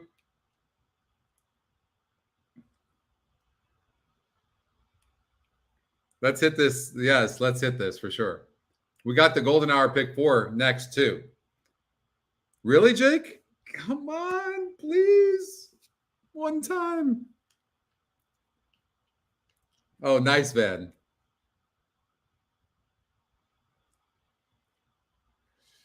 I hope it's the 2. It's a decent exacta if that happens. Come on, 2. One time.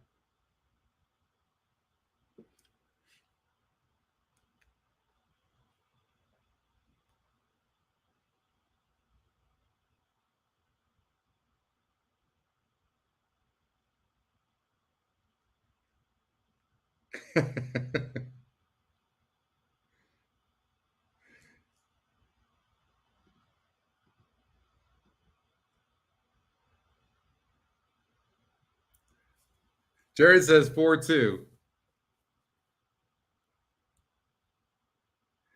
Yeah, see, that's what I think. The realist says definitely the 1. That's what it looked like to me.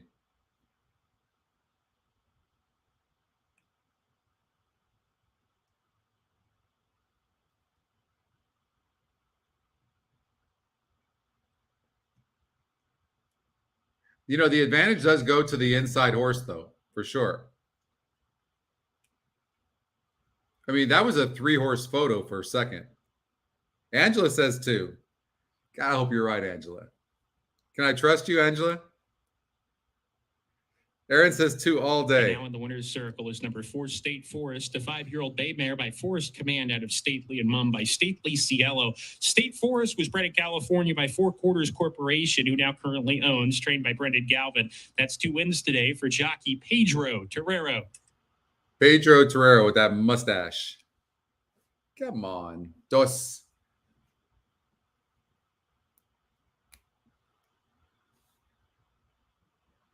We need 4 y 2. Por favor. Good job, Pedro. By a wither. Ah!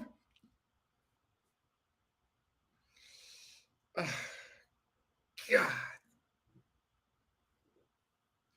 4-6. All right. No use crying over spilled milk.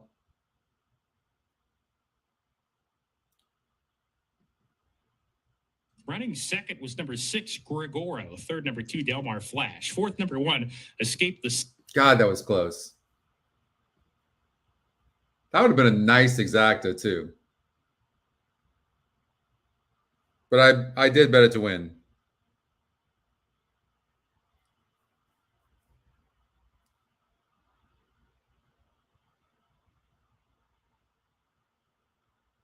And okay, well, we're moving on with the horse that we wanted as well in the pick 4, right? Okay. That horse paid $920. That's actually not a bad payout there. 20-something $100, $2,300. All right. Got my money back and more. All right. I didn't even start playing until what, about an hour ago? I jumped in at the right time, didn't I?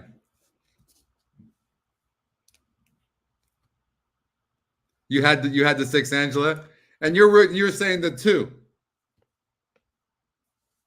See how you are. All right, golden hour daily double or pick 4. Excuse me. Here we go.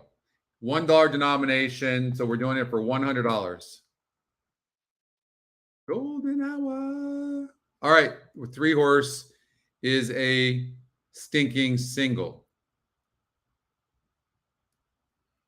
or is it? These can be your ticket. This is not a bad ticket, actually.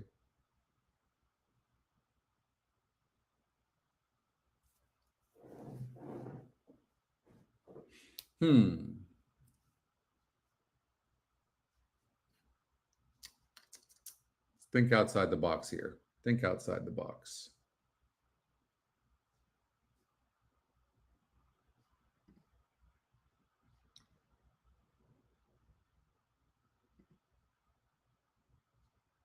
So let me ask you guys a question. Mike McCarthy is the trainer of the 6 and of the 3. Would Mike McCarthy, hold on, that's no, one's Mike and one's Sean. I take it back. Were they going to duel?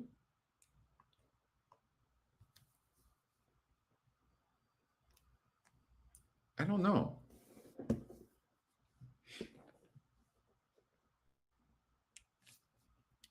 Anna Volante. How good is that? How good is the pace number?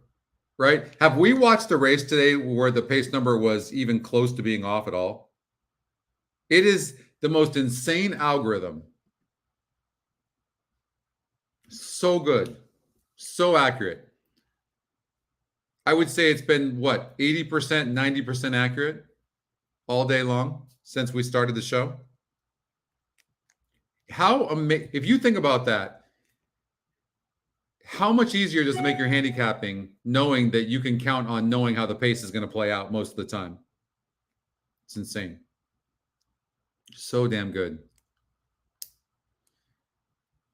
This would be an easier single for me if the 3 horse had like a different post, for sure. I mean, I feel like this horse may be getting overbet.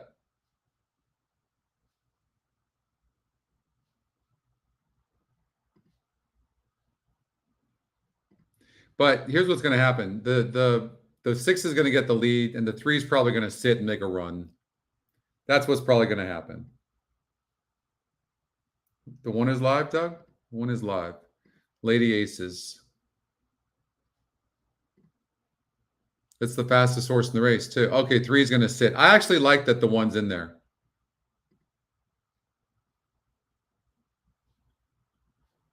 Second race off a layoff. Here's what you have to remember. This horse as a 3-year-old. Now, it might be an okay 4-year-old.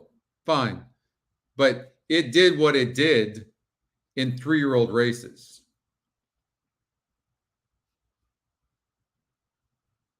So I can't crown this horse. That was a 3-year-old race back in July. It ran a decent race, but it was like I said, it was a 3-year-old. So now I think the 1's cheap speed with the 6 and the 3 sits. I say we stick with this ticket right here. Right here. I think that the 2 is, can run, but I think it's cheaper. I think anyways, that's kind of my guess.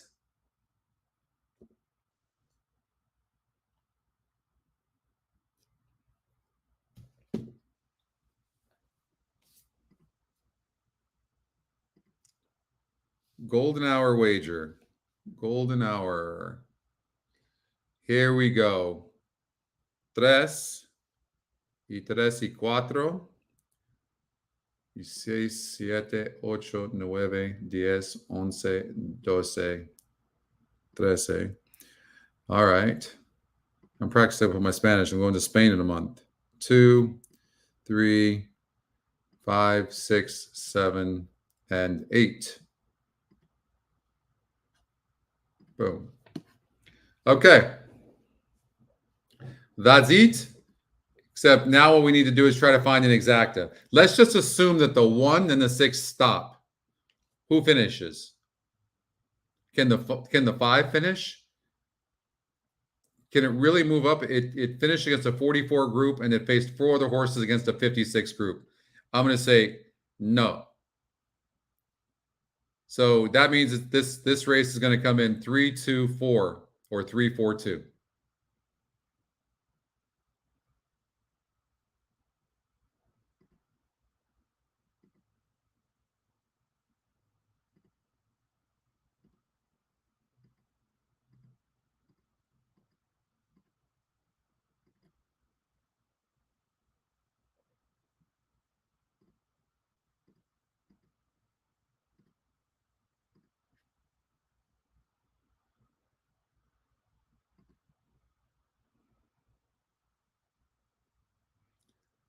I don't like the horse personally.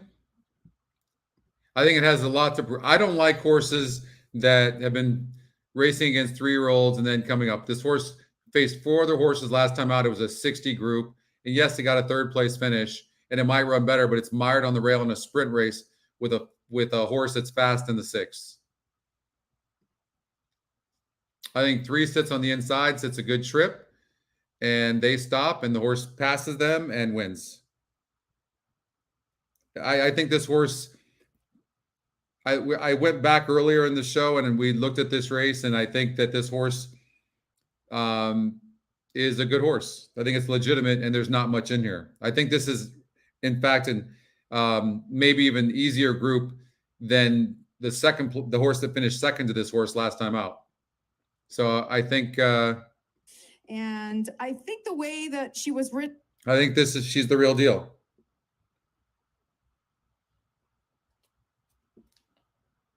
I like the half furlong too, more. Right? I think she was 6 furlongs before. 6.5. So coming back at 6.5. Ran good. Why not? I like it. She'll probably end up going longer afterwards. But yeah, I think I think she wins this race. It's She's 2 to puff 5. time. They're loading in for the start of the Golden Hour Pick 4, and the Here we pool go, is at Gold- 213,000 and still growing as the horses. So we're load going to in. duplicate yesterday's $213,000 $225,000. Amazing. Santa Anita Park thanks you for supporting the Golden Hour. Yes, Pick we 4. do. Golden Gate Fields thanks you as well. Yep. Midnight Memories coming up. The heavy favorite.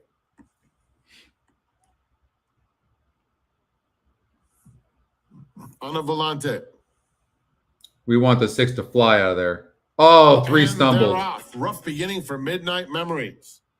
Smitten by Kitten is going to battle for the lead. Mongolian Panther up alongside. Those two speed away by a length over Ana Volante in third. My Kentucky Girl is in fourth.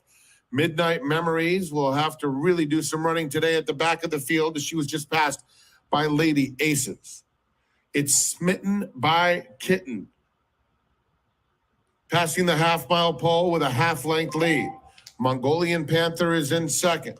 At the rail, Lady Aces, about 2.5 lengths off the lead. Just outside of her is Ana Volante. Midnight Memories will have to go around all of them, and 2 more to My Kentucky Girl. They're very bunched up, heading to the quarter pole. Smitten by Kitten, Mongolian Panther, Midnight Memories, Ana Volante just inside of her. Even Lady Aces waiting for racing room. And on the far outside, My Kentucky Girl. A good race shaping up in the final 1/8 of a mile. Smitten by Kitten tries to dash clear. Midnight Memories bearing down in second. Center of the track, My Kentucky Girl. Smitten by Kitten. Midnight Memories. My Kentucky Girl. Midnight Memories. Midnight Memories. How giant is this performance? Getting up to win. Smitten by Kitten second. My Kentucky Girl third. Mongolian Panther was fourth. Whew.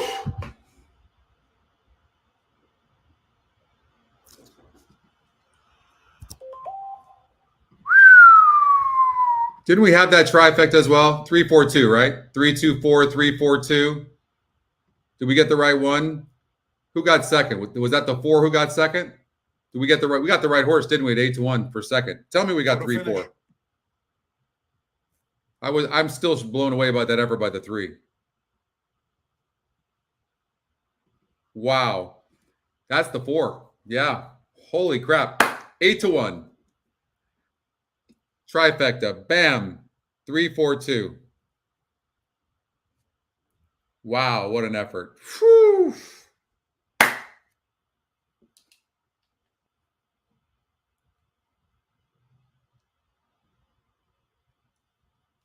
Oh my goodness.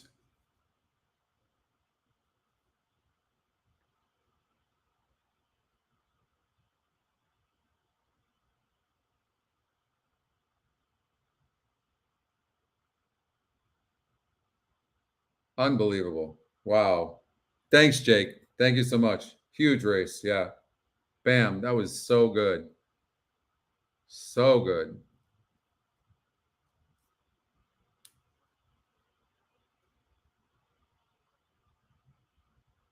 Wow. 3-4-2. Smitten by Number Kitten. 3, Midnight Memories was first. 4, Smitten by Kitten second. 2, My Kentucky Woo! Girl third. And 5, Mongolian Panther fourth. It's a good way to start the golden hour as well, right? Wow. You got it. Way to go. Wow. That was fun.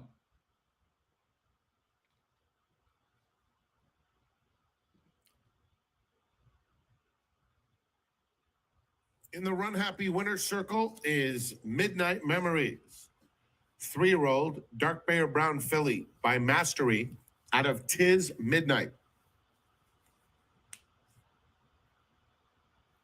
Owned by Pegram, Watson, and Whiteman, trained by Sean McCarthy, and ridden to victory by Juan Hernandez.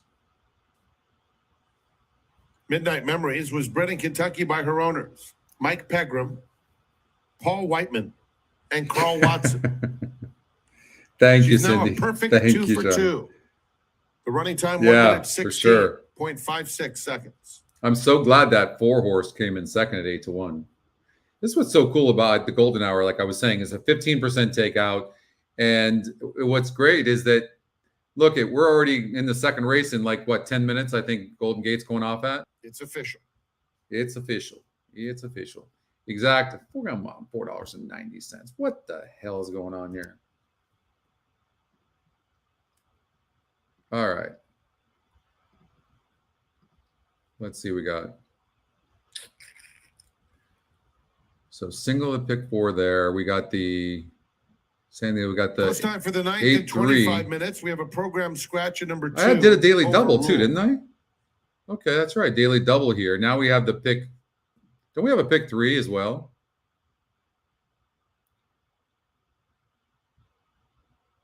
I can't even keep track of all that I have right now. What do I have? Almost $12,000, but I don't know what do I have alive? I don't have any idea. You guys probably know more than I know. Okay. Who do we do in the Golden Hour? We have the 3 and the 4. This is the race we got to get by this race. We got to get by. 9 minutes.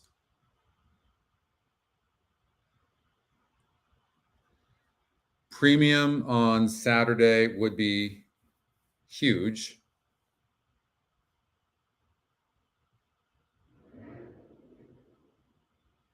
If you want to see my notes, they're right here.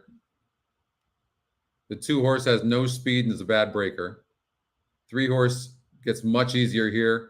Going to be tough to beat. 4-horse fits here. The Equinedge long shot, I thought, deserved a big look. 6-horse capable of getting in the exotics. It's also a price play. The 9-horse first, no, it's not synthetic. I don't know why I put synthetic. Let's look at the 9 a little bit carefully. It's dropping. On a volante. Yeah, it's. And they're off. Rough It's beginning for dropping. Midnight Memories. Smitten by Kitten is going to battle for the lead. Doesn't look that great to me, Panther up but alongside. Those it's not impossible. It's going to come from behind. And the, by the way, I think this 2-horse at 22-1, it's 10-1 Equinedge morning line. Like when we talk about, yeah, I put in a little bit of time, Cindy. It definitely helps for sure. And this morning, I don't know, Michael. I just didn't like the 9. I don't know. I don't know what it was. Just something about this horse. I just felt like this horse just continues to burn money. That's all. That's all it is. It's just a feeling. I thought the 2-horse. You have to remember. Look at the value. You see Equinedge morning line of 10-1. You don't have to worry about getting a win. And that 3%, by the way, that's to win. That's not necessarily to be second or third. So you have a horse like this that keeps on finishing in a wide open race like this. I'm just saying, like, this is a horse you have to really consider. So, and Pedro Torrero is on this 2-horse, and how good has he been today? Right? Thank you. So I would look at the 2-horse very carefully for the money. Very carefully. You know, how are we going to play this? First of all, let me see what I've got going. What am I alive to?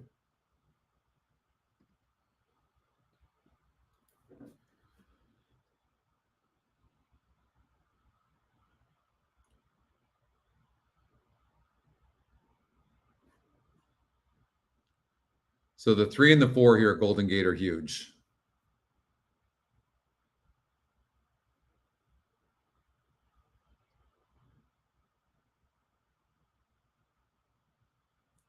At Santa Anita, anywhere for the pick 3, 6 through 13.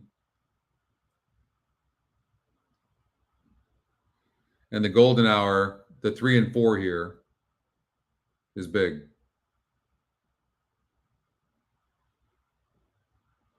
So we need this 3 or 4 to win. But I'm thinking maybe like the 2 horse could be a horse you put in the 3rd spot. Same with the 6.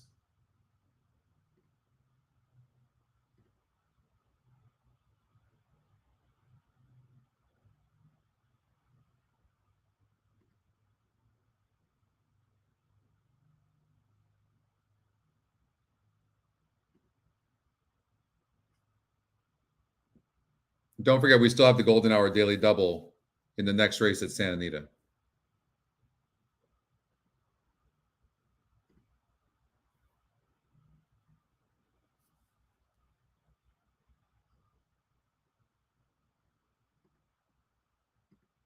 So you got to do an exacta box for sure.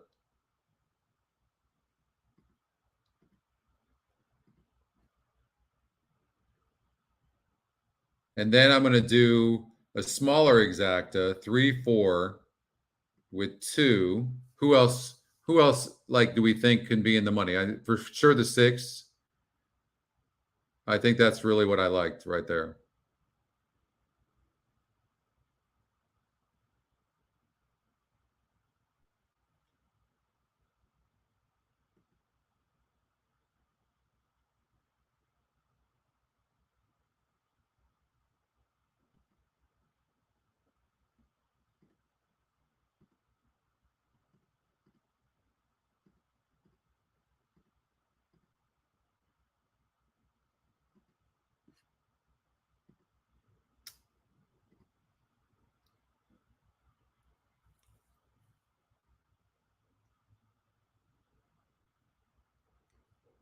Is that what he's saying? Verdict, well, it remains to be seen whether she's best on turf or synthetic. She's only run twice on synthetic, and it was sprinting in her first 2 races. And she didn't run terrible those days, but I think those 2 races sort of hard to gauge whether she may be a little faster on the turf or whether she's just as effective on synthetic. I think we're going to find out today. But you look at her races before the layoff. She broke her maiden routing on this turf course here at Golden Gate. She ran in a couple of $40,000 claimers at Del Mar going 2 turns and earned speed figures very comparable to this group here. Again, those. All right. So to answer the question, I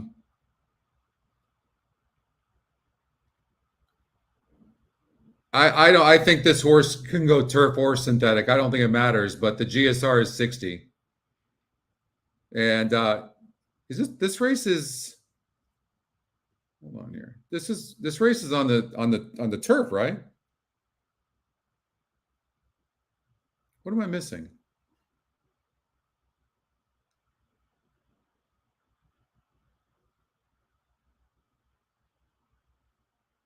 Oh, Jen.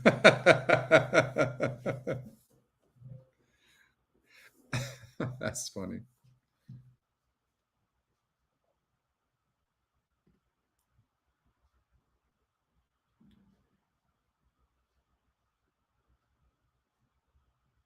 It's off turf? Oh, that sucks, and we don't show that. I don't think it matters, though. Oh, I'm on staging.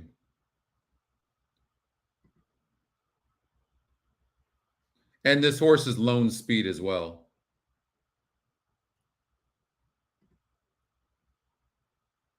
All right, let's see the site.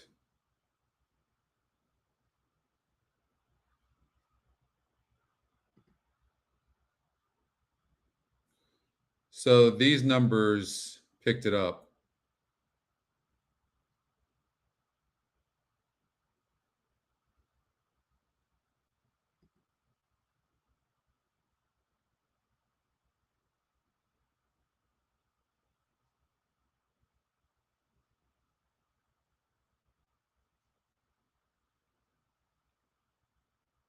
They're going to let this 4 go wide or wire. Charles, I mean, are you looking at the 3's pace number? This thing has been accurate. This thing has been accurate all day long. And it says that the 3 has an 84 pace. The 4's got a 40 pace. I want the 4 to win, don't get me wrong, but the 4's not going to be on the lead. 3 is the horse to beat gate to wire. Let's just hope the 4 can beat it. The 4 can beat this horse. The payout's going to be huge. All right. Let's get it. I'll be right back.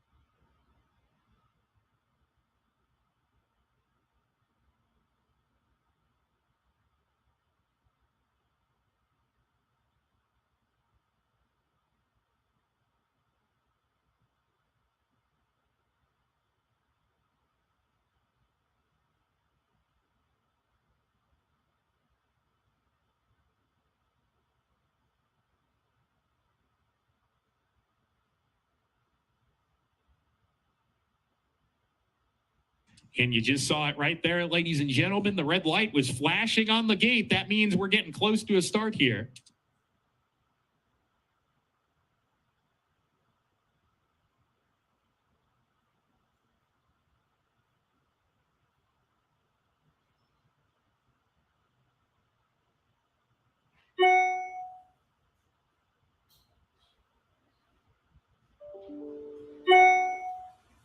Party Spirit to post position number 6, the first one to load into the gate.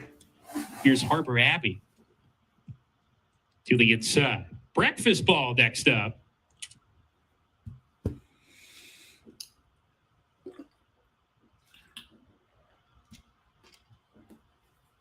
That 4 looks like $1 million.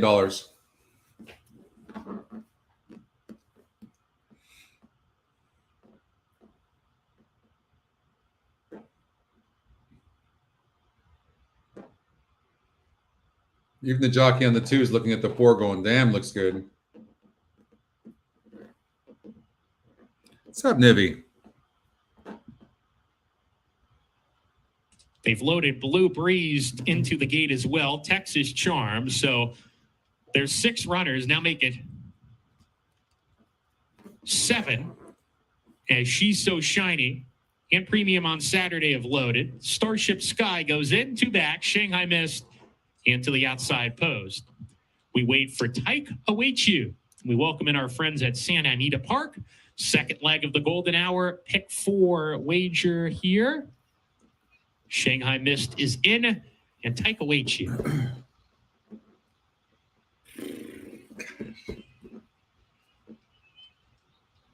We're ready to go.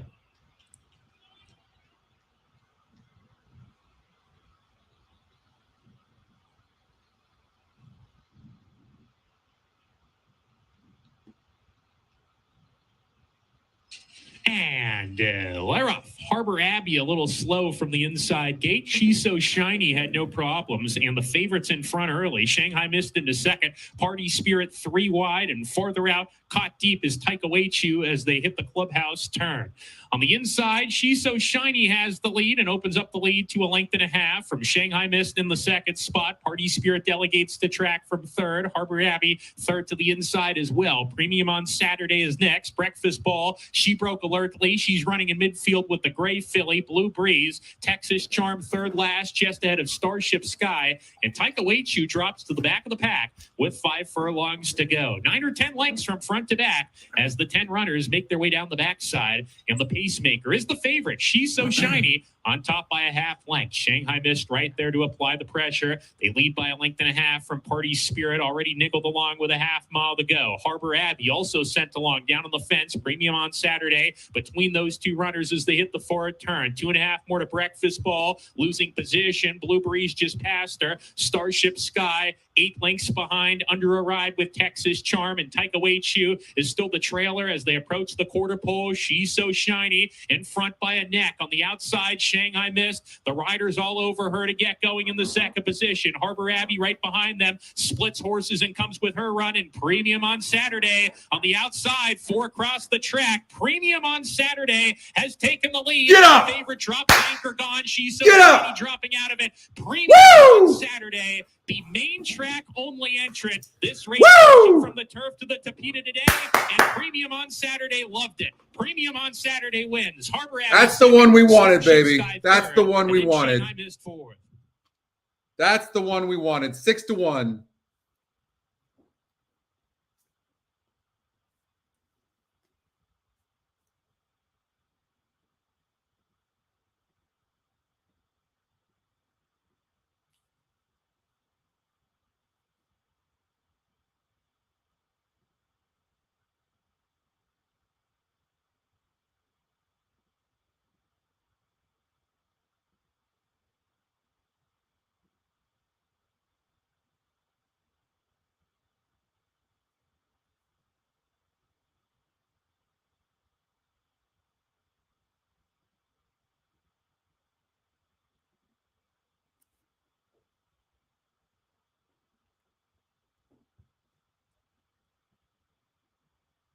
Number 4, Premium on Saturday was first.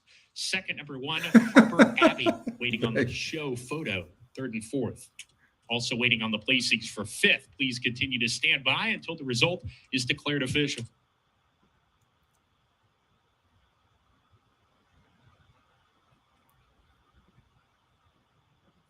Oh, my pleasure.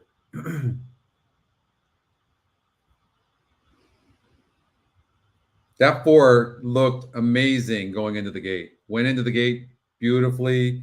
Sat a great trip. Nice, Pino. That's awesome. I'm so happy for you. Way to go.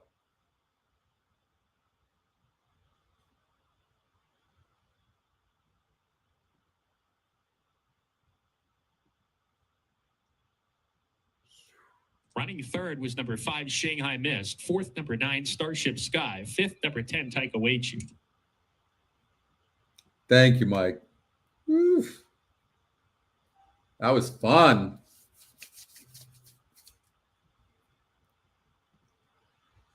Let's Ladies get and this gentlemen, golden hour. please note, number 4, Premium on Saturday was first. Second was number 1, Harbor Abbey. Third place goes to number 9, Starship Sky. Running third was number 9, Starship Sky. 4th, number 5, Shanghai Mist. 5th, number 10, Taika Waititi. So the top 5, 4, 1, 9, 5, 10.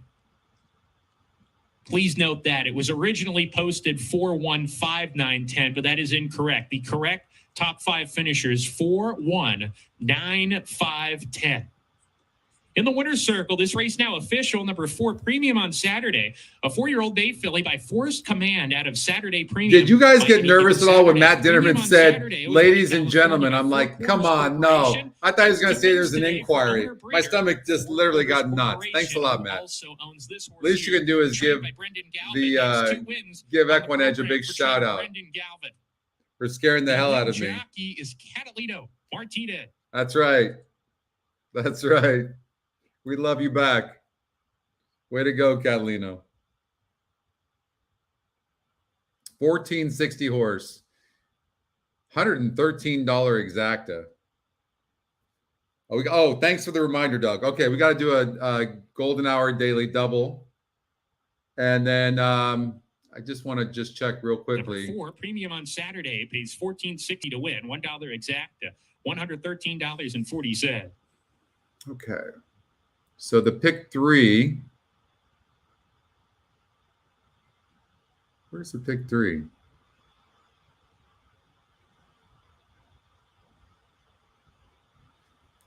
So we have the pick 4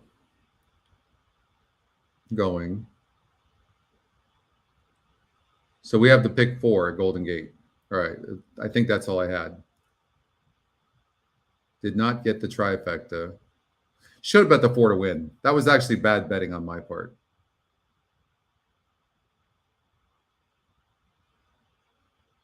The golden hour, we singled in the first leg. We only used 2 horses in the second leg and got an 8-1 shot. So that's big.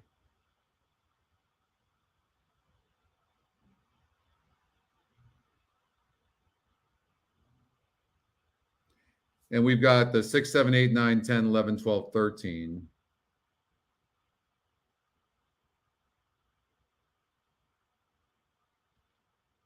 All right. Could have sworn I did a pick 3, didn't I? Oh, it's in here. Got it. Okay.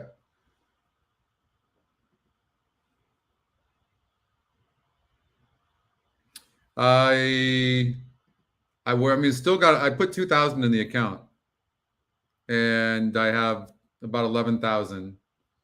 So I'm up about 9 and we've got a lot. There's a lot in play right now. Okay. Let's do a golden hour daily double. It's a $5 denomination. Okay. It looks like the 13 was a late scratch, by the way, which means that you'll go on to the 12 horse. And we've got the 12 horse. So if that was to happen, we'd get it twice.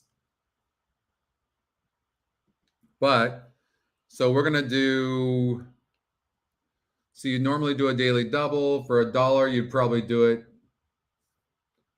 you know, maybe $6 times 530. We'll say a $50. Let's do a $50.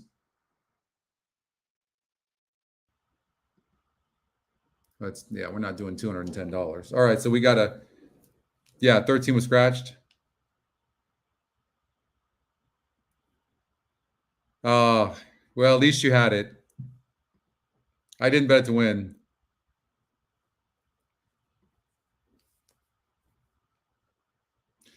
Two things, you guys. One, if you don't mind, please like the show. Two, I do coaching classes.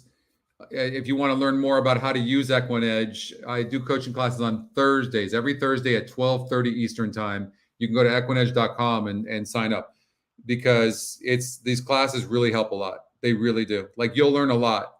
It slows down. And what's cool is we're still like gambling on races along the way too. So that's a lot of fun.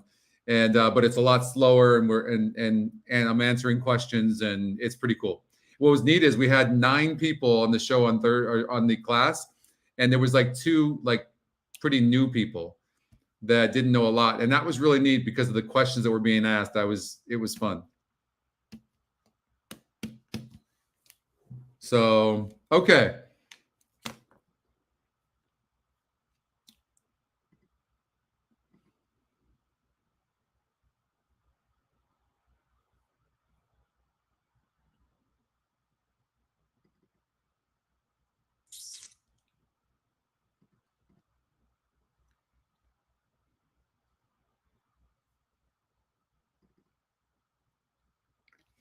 Man.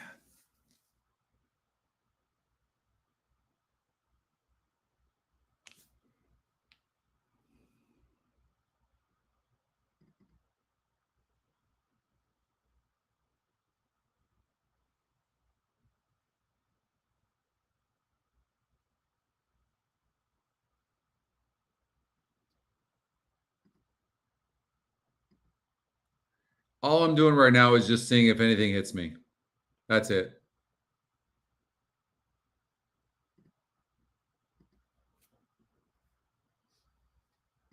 Because we're obviously not playing 200 and something dollars. So here's what I will say about this horse. It's got a good GSR. Mike Smith, Jeff Mullins. Mike Smith is actually riding really good right now. And he had the inside and dueled. This horse can rate because it broke 10th in its first race, and it's tactical. It's probably going to get a really good trip. You maybe take a chance and just go, this one's burn money. This one doesn't look so bueno to me. I kind of like the 10.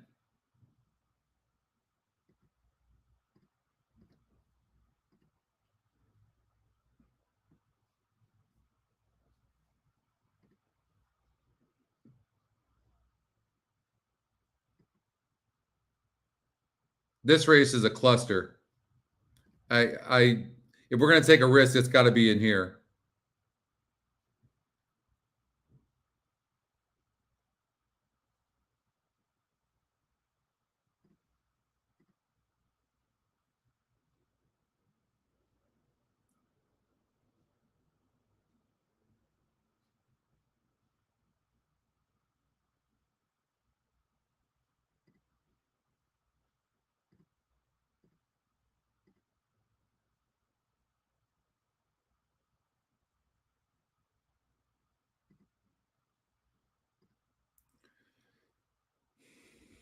That's the ticket I'm going to recommend.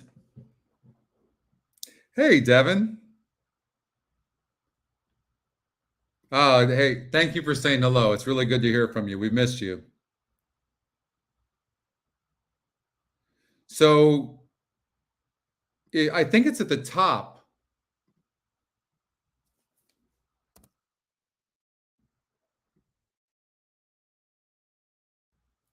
Free coaching class right here.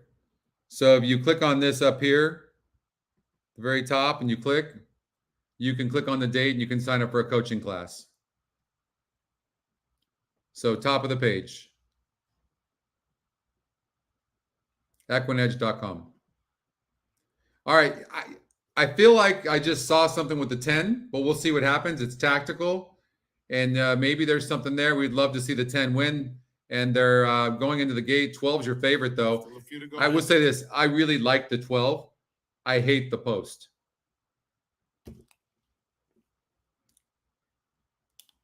I think if the 12 horse was anywhere else but that outside post, I might have even Mow singled them it. down.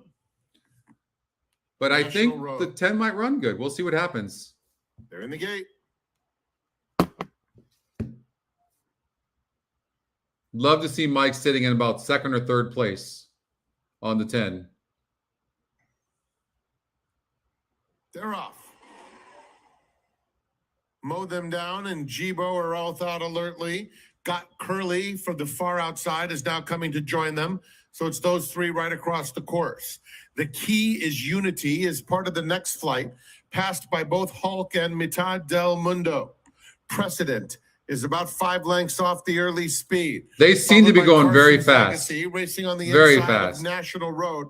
Then it's a big gap to Chickasaw, who was off slowly, and Tricky Ricky is well behind. Jibo by a head, Mow them down up alongside. Got Curly a half length off the pace, 3 wide in third, and Hulk will be 4 wide, but only a length off the battle up top. Then Mitad del Mundo, followed on the inside by The Key is Unity past the half-mile pole. He's got about 4 lengths to make up and is currently just behind Jibo. It's 2 more lengths back to National Road, who races on the outside of Carson's Legacy, 8 or 9 lengths off the speed. 2 more to Precedent, followed by Chickasaw, and it's a distance to Tricky Ricky.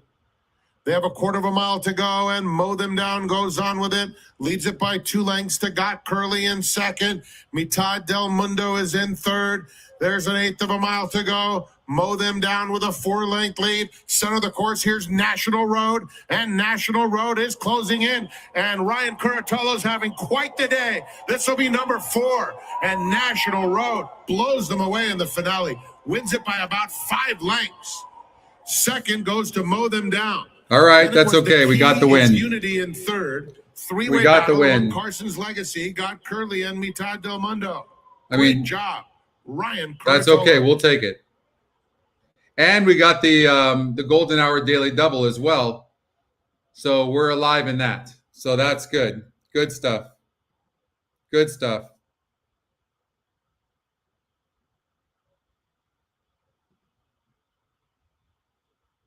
I'll tell you what, I'm just getting really impressed with Ryan. Oh man, this kid is riding, isn't he? Good for him.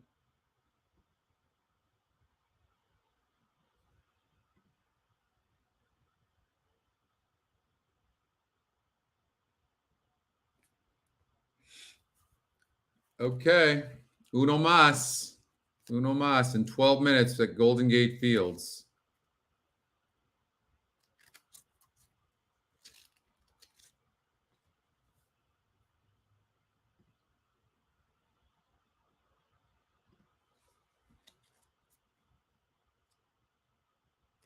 That's right, James. That's right. We get it with that scratch. We get it twice.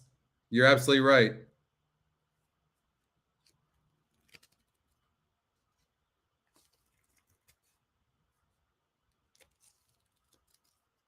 Nice Number going. 12, National Road was first. 6, Mow them down second. 10 didn't 7, run. The Key is Unity finished third. 11, Got Curly fourth. And 1, Carson's Legacy fifth. 12, 6, 7. I don't know 11, if we got the 1. big 5.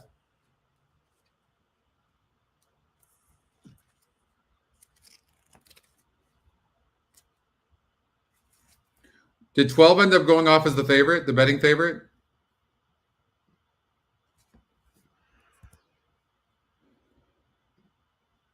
It did.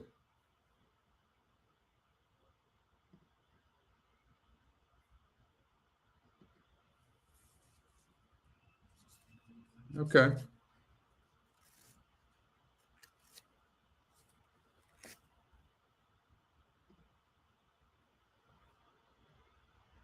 One more race to go. They're about to step onto the track for the 9th and final at Golden Gate Fields. Ryan Curatolo, at least 3 wins today.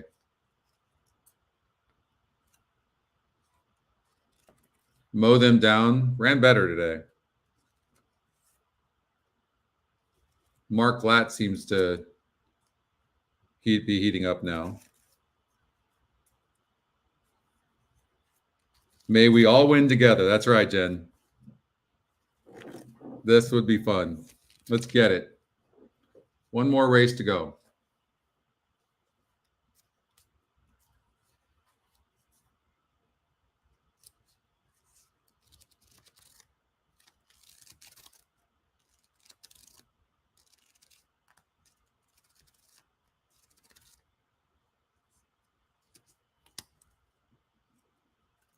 Thank you, Kevin. Of course. Thank you guys for all your support.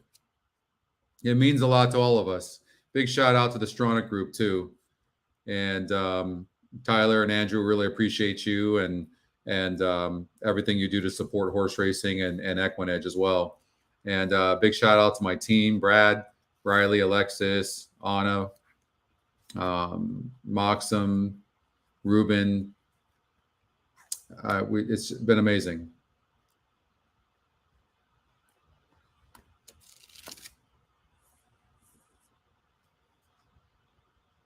In the Run Happy Winner's Circle is National Road, a 4-year-old bay gelding by Quality Road out of Storm Lily. Owned by Edge Racing. Right, me Trained by too. Mark Glatt. That's 3 wins today for trainer Mark Glatt. Congratulations. Where's Training the high Mark Glatt. five? Is it at Golden Gate, Tom? Jockey Ryan Curatolo gets his 4th winner on the afternoon. Put your hands together for an exceptional job riding today. Ryan Curatolo, 4 wins at the Great Race Place. Oh, thank you so much, Jake. We couldn't do it without you guys. Thank you very much. It means a lot. Seconds. It's official. 12, 6, 7, 11, 1. At Golden Gate, yeah, we got to give it a shot. We got to. Oh, thank you so much. Okay. Well, let's see. It's kind of fun. We don't even know what you actually have, but I know we're alive in a lot. Hold on here. Pick 4, 140.20. Pick 5, 1,008. Okay, so Santa Anita's done. My wagers. Where'd the pick 3 go? I know it's in here somewhere. We got the pick 4 here. 2, 3, 5, 6, 7, 8.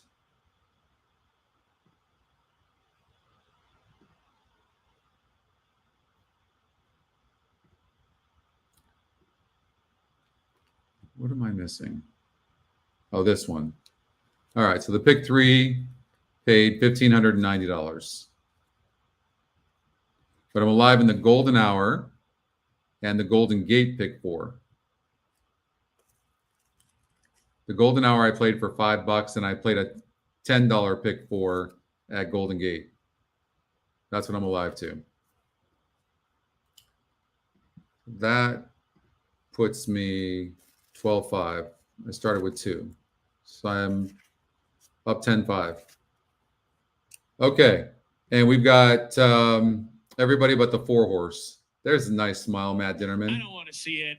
I've had enough of it. Next week, I'm not taking this darn thing out. We're going to hit Friday, Saturday, and Sunday tickets. It's going to be a great race week next week. But for now, we have one more race to go. So let's get to it. A field of 7 in this race here. Maiden $8,000 claimers, 3-year-olds and upward, going the distance of 1 mile. And your current favorite. All right. So high five it is. So we have the 2, 3, 5, 6, 7, and 8.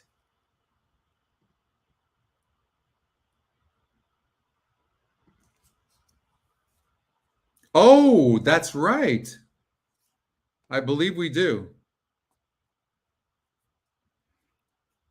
Yeah, I appreciate you saying that too, because right now, some of all the new stuff that I've been showing you guys that we're doing is just incredible. Like if you didn't see earlier, look at the screen. This is Golden Gate race number 9, okay? This is the current view that you guys have, okay? You see, look at this. It's kind of like chopped up and things like that. We're learning. We're learning. But watch this. Then you click on this and look how smooth. That's the same screen, you guys. Same screen. Look at that. You see the difference? That makes a difference in readability. So your eyes aren't bugging out of your head when you're looking at a screen all day long. We're doing some pretty sophisticated stuff so that you guys have a good experience when you're on this thing. Thanks, Devin. Yeah, we're really cleaning stuff up. All right. So 2, 3, 5, 6, 7, and 8. And all right.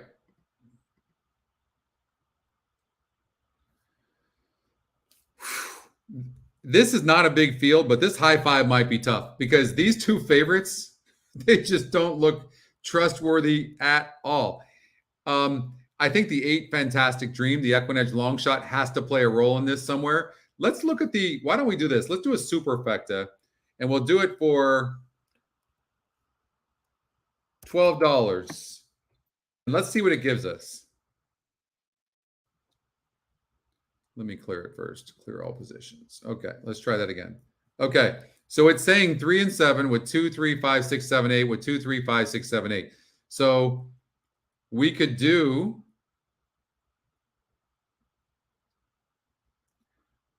so here's how you play something like that. You force the system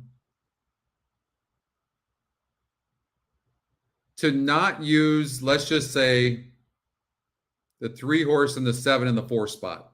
It's just right, and then you regenerate.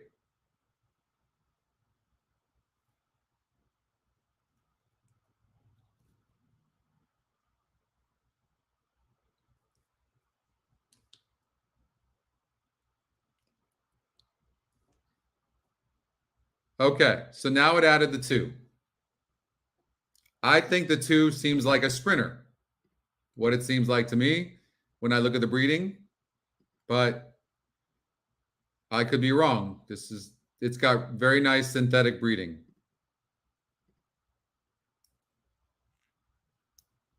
No.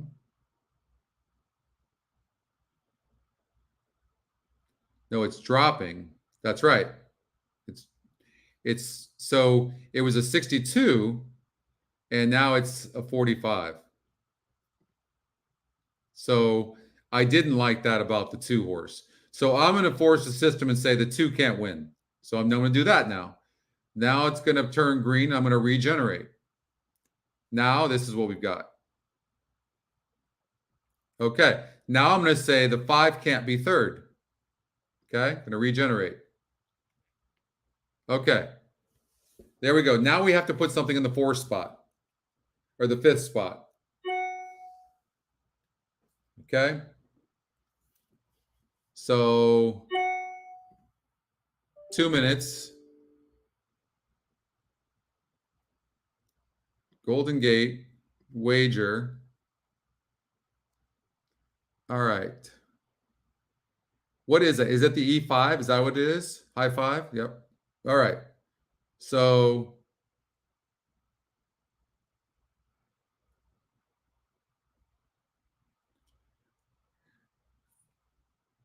okay, let me give you another way of looking at it as well.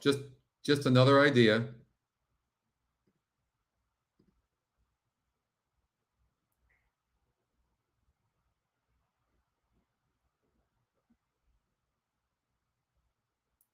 I think the 7 horse could run a bang up race here. So I'm going to go like this now.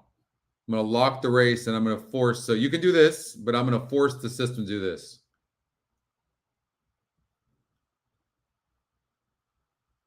Thank you, Cindy, so much. And way to go on your day today.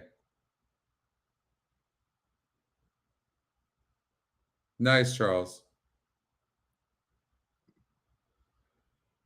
Okay, so I'm personally gonna narrow down on the 7.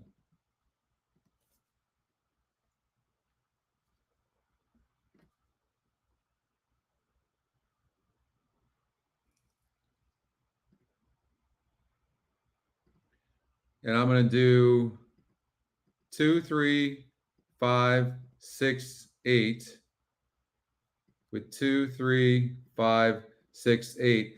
I'm going to take it's not going to pay anything. I'm going to take the 3 out of the second spot even. I don't trust this horse. With all.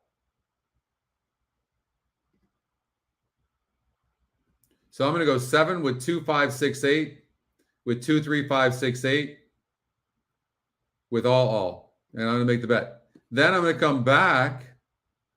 I'm going to put the 7 in the second spot with an all but the 4, with an all but the 4, with an all. So I'm betting that the 7 horse comes in first or second. Fields, the runners have made their I way just towards don't trust the gate this for 3. race number 9.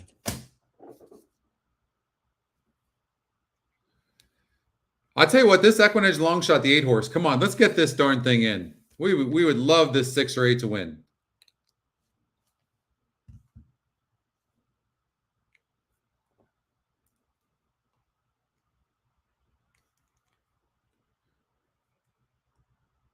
We are in play with the Golden Hour Daily Double. We're in play with not the Daily Double, the Golden Hour pick Holiday 4. Arousal, the post And I'm in play position with at the number 2. Golden Dick Gate Best pick 4. loading to post 3, then slight approval coming up. We welcome in our friends at Equine Edge tuning in for the nightcap here, and also our friends in the Eddie Logan suite. Nice. At Santa Anita. Nice. Matt Dinnerman with the shout out. You folks can Thank you, thank Doug. Tyler for that shout out. Thank 3 you, more Tyler. runners behind the gate. Omaha Rush to post position at number 6. Safe Combination to post position at number 7. And to round out the field, Fantastic Dream.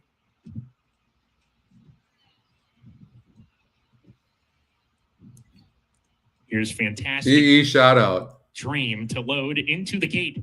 Dinnerman's Ready to go in a the nice nightcap. guy. And we're off. Safe Combination and a tap on the brakes right out of the gate. Was off a little bit slowly. Come on, He's 6. towards Let back the of 8 go. field in the first furlong. Dick Best, he's up on the pace. Holiday Arousal from the inside. He's quick, though, to come and challenge around the clubhouse turn. There's 4 of them across the track on the lead. Holiday Arousal. Dick 7 Best, broke Omaha very Rush is slow. 3 Oh, wide. now he's checking up. Fantastic Dream was with that trio. Is now going to ease off the speed. He's in the 4th position early on. Coming back in the group to slight approval. Going wide onto the backstretch run. He's well out on the course. Maybe 5 pats off the rail. Safe Combination slips inside of him. He's close up to Daddy Special Dark. His Holiday Arousal really slows the pace down here, and they bunch up. Holiday Arousal, he's a narrow leader. Omaha Rush was in 3rd on the first turn, eased off the pace early on, and now he's going to come back on again to press the issue from the outside. Holiday Arousal maintains a narrow lead. Omaha Rush is right there. Slight approval continues to race deep, and he's advanced position 3rd. He's under a hard ride. He's under pressure in the 3rd position. Dick Best back to 4th now as they round the 4th turn. Fantastic Dream under pressure in 5th. Daddy Special Dark saving ground, tries to get closer, and Safe Combinations getting into it. He's waiting for a spot to go, and Slight Approval is drifting out. He's lugging out on the turn and dropping out of it. Lots of mixing and matching as they come to the top of the stretch. Come on, Holiday 6. Arousal off the turn maintains the lead. Come on, Omaha Rush 6. Second behind horses. Safe Combination nowhere to go. He finds a seam. Split horses. Come on, 7, And here get he up. comes with his rally. Holiday Arousal in front. Safe Combination. Dick Best are both charging. Get Holiday second, Arousal 7. still in front. Dick Best. Safe Combinations beaten. They come to the finish. Holiday Arousal got All there. right, you know what? Holiday It's okay. Arousal over Dick Best. Then Safe Combination. 7 Daddy Special 7 Dark really was had a forward. horrible trip. 7 was the best for sure. 7 was the best. Not that it matters at this point. The 2 is 4-1. I imagine that payoff's better than the 3 and the 7 because those were your 2 favorites. But 7 was best in the race for sure. But congratulations, everybody. That's amazing.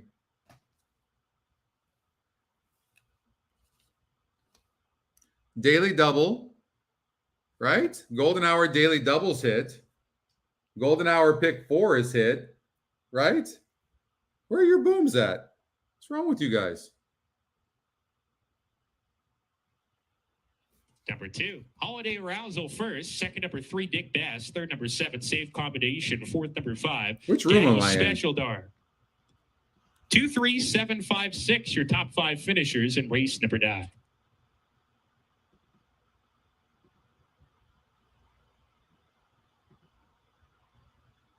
How'd you get beat?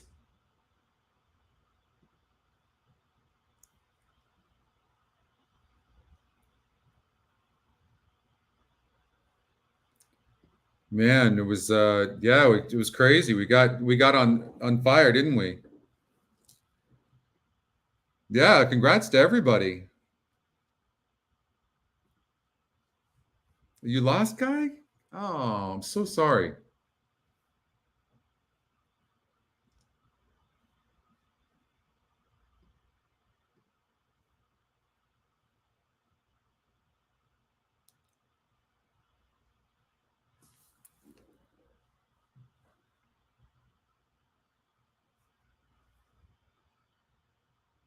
Running fourth was number Nice, 5, Mike. Daddy Special Dart. Fifth, number 6, Omaha Rush. 2, 3, 7, 5, 6. Your top 5 finishers in race 9.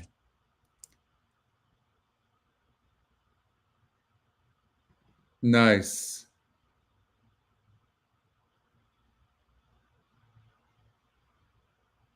Oh, you can't? Oh, man. Robert, awesome.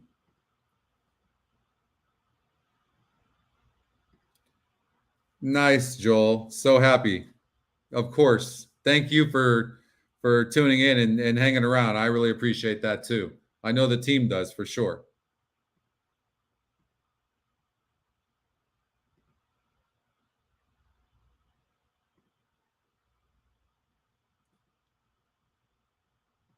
Yeah, you guys too. Thank you so much. I really appreciate that. I don't think so, Gary. I'm glad you logged in when you did. Thank you, Juice. Dan, thank you so much. I really appreciate it. That was a killer, a lot of fun. Big shout out to Matt Dinnerman as well and Frank Miramani for the wonderful calls, and of course Tyler and Andrew and all of Strana Group and my team, of course. Thank you to them and all of you. And I hope you have a safe week, a blessed week. I'm not sure I'm gonna do a show next week. I might be gone, and I might tweet out some stuff though, and I should have some fun. So to those of you 178 people watching, I know we have people watching on some other channels as well that don't show up on YouTube. So that's a nice, that's a better showing. We were a little bit light yesterday, but it doesn't even matter. You know why? Because the people that do watch, I know that you guys, we're all really loyal to each other, and we enjoy each other and enjoy the chat and handicapping, and that's really what it's all about too.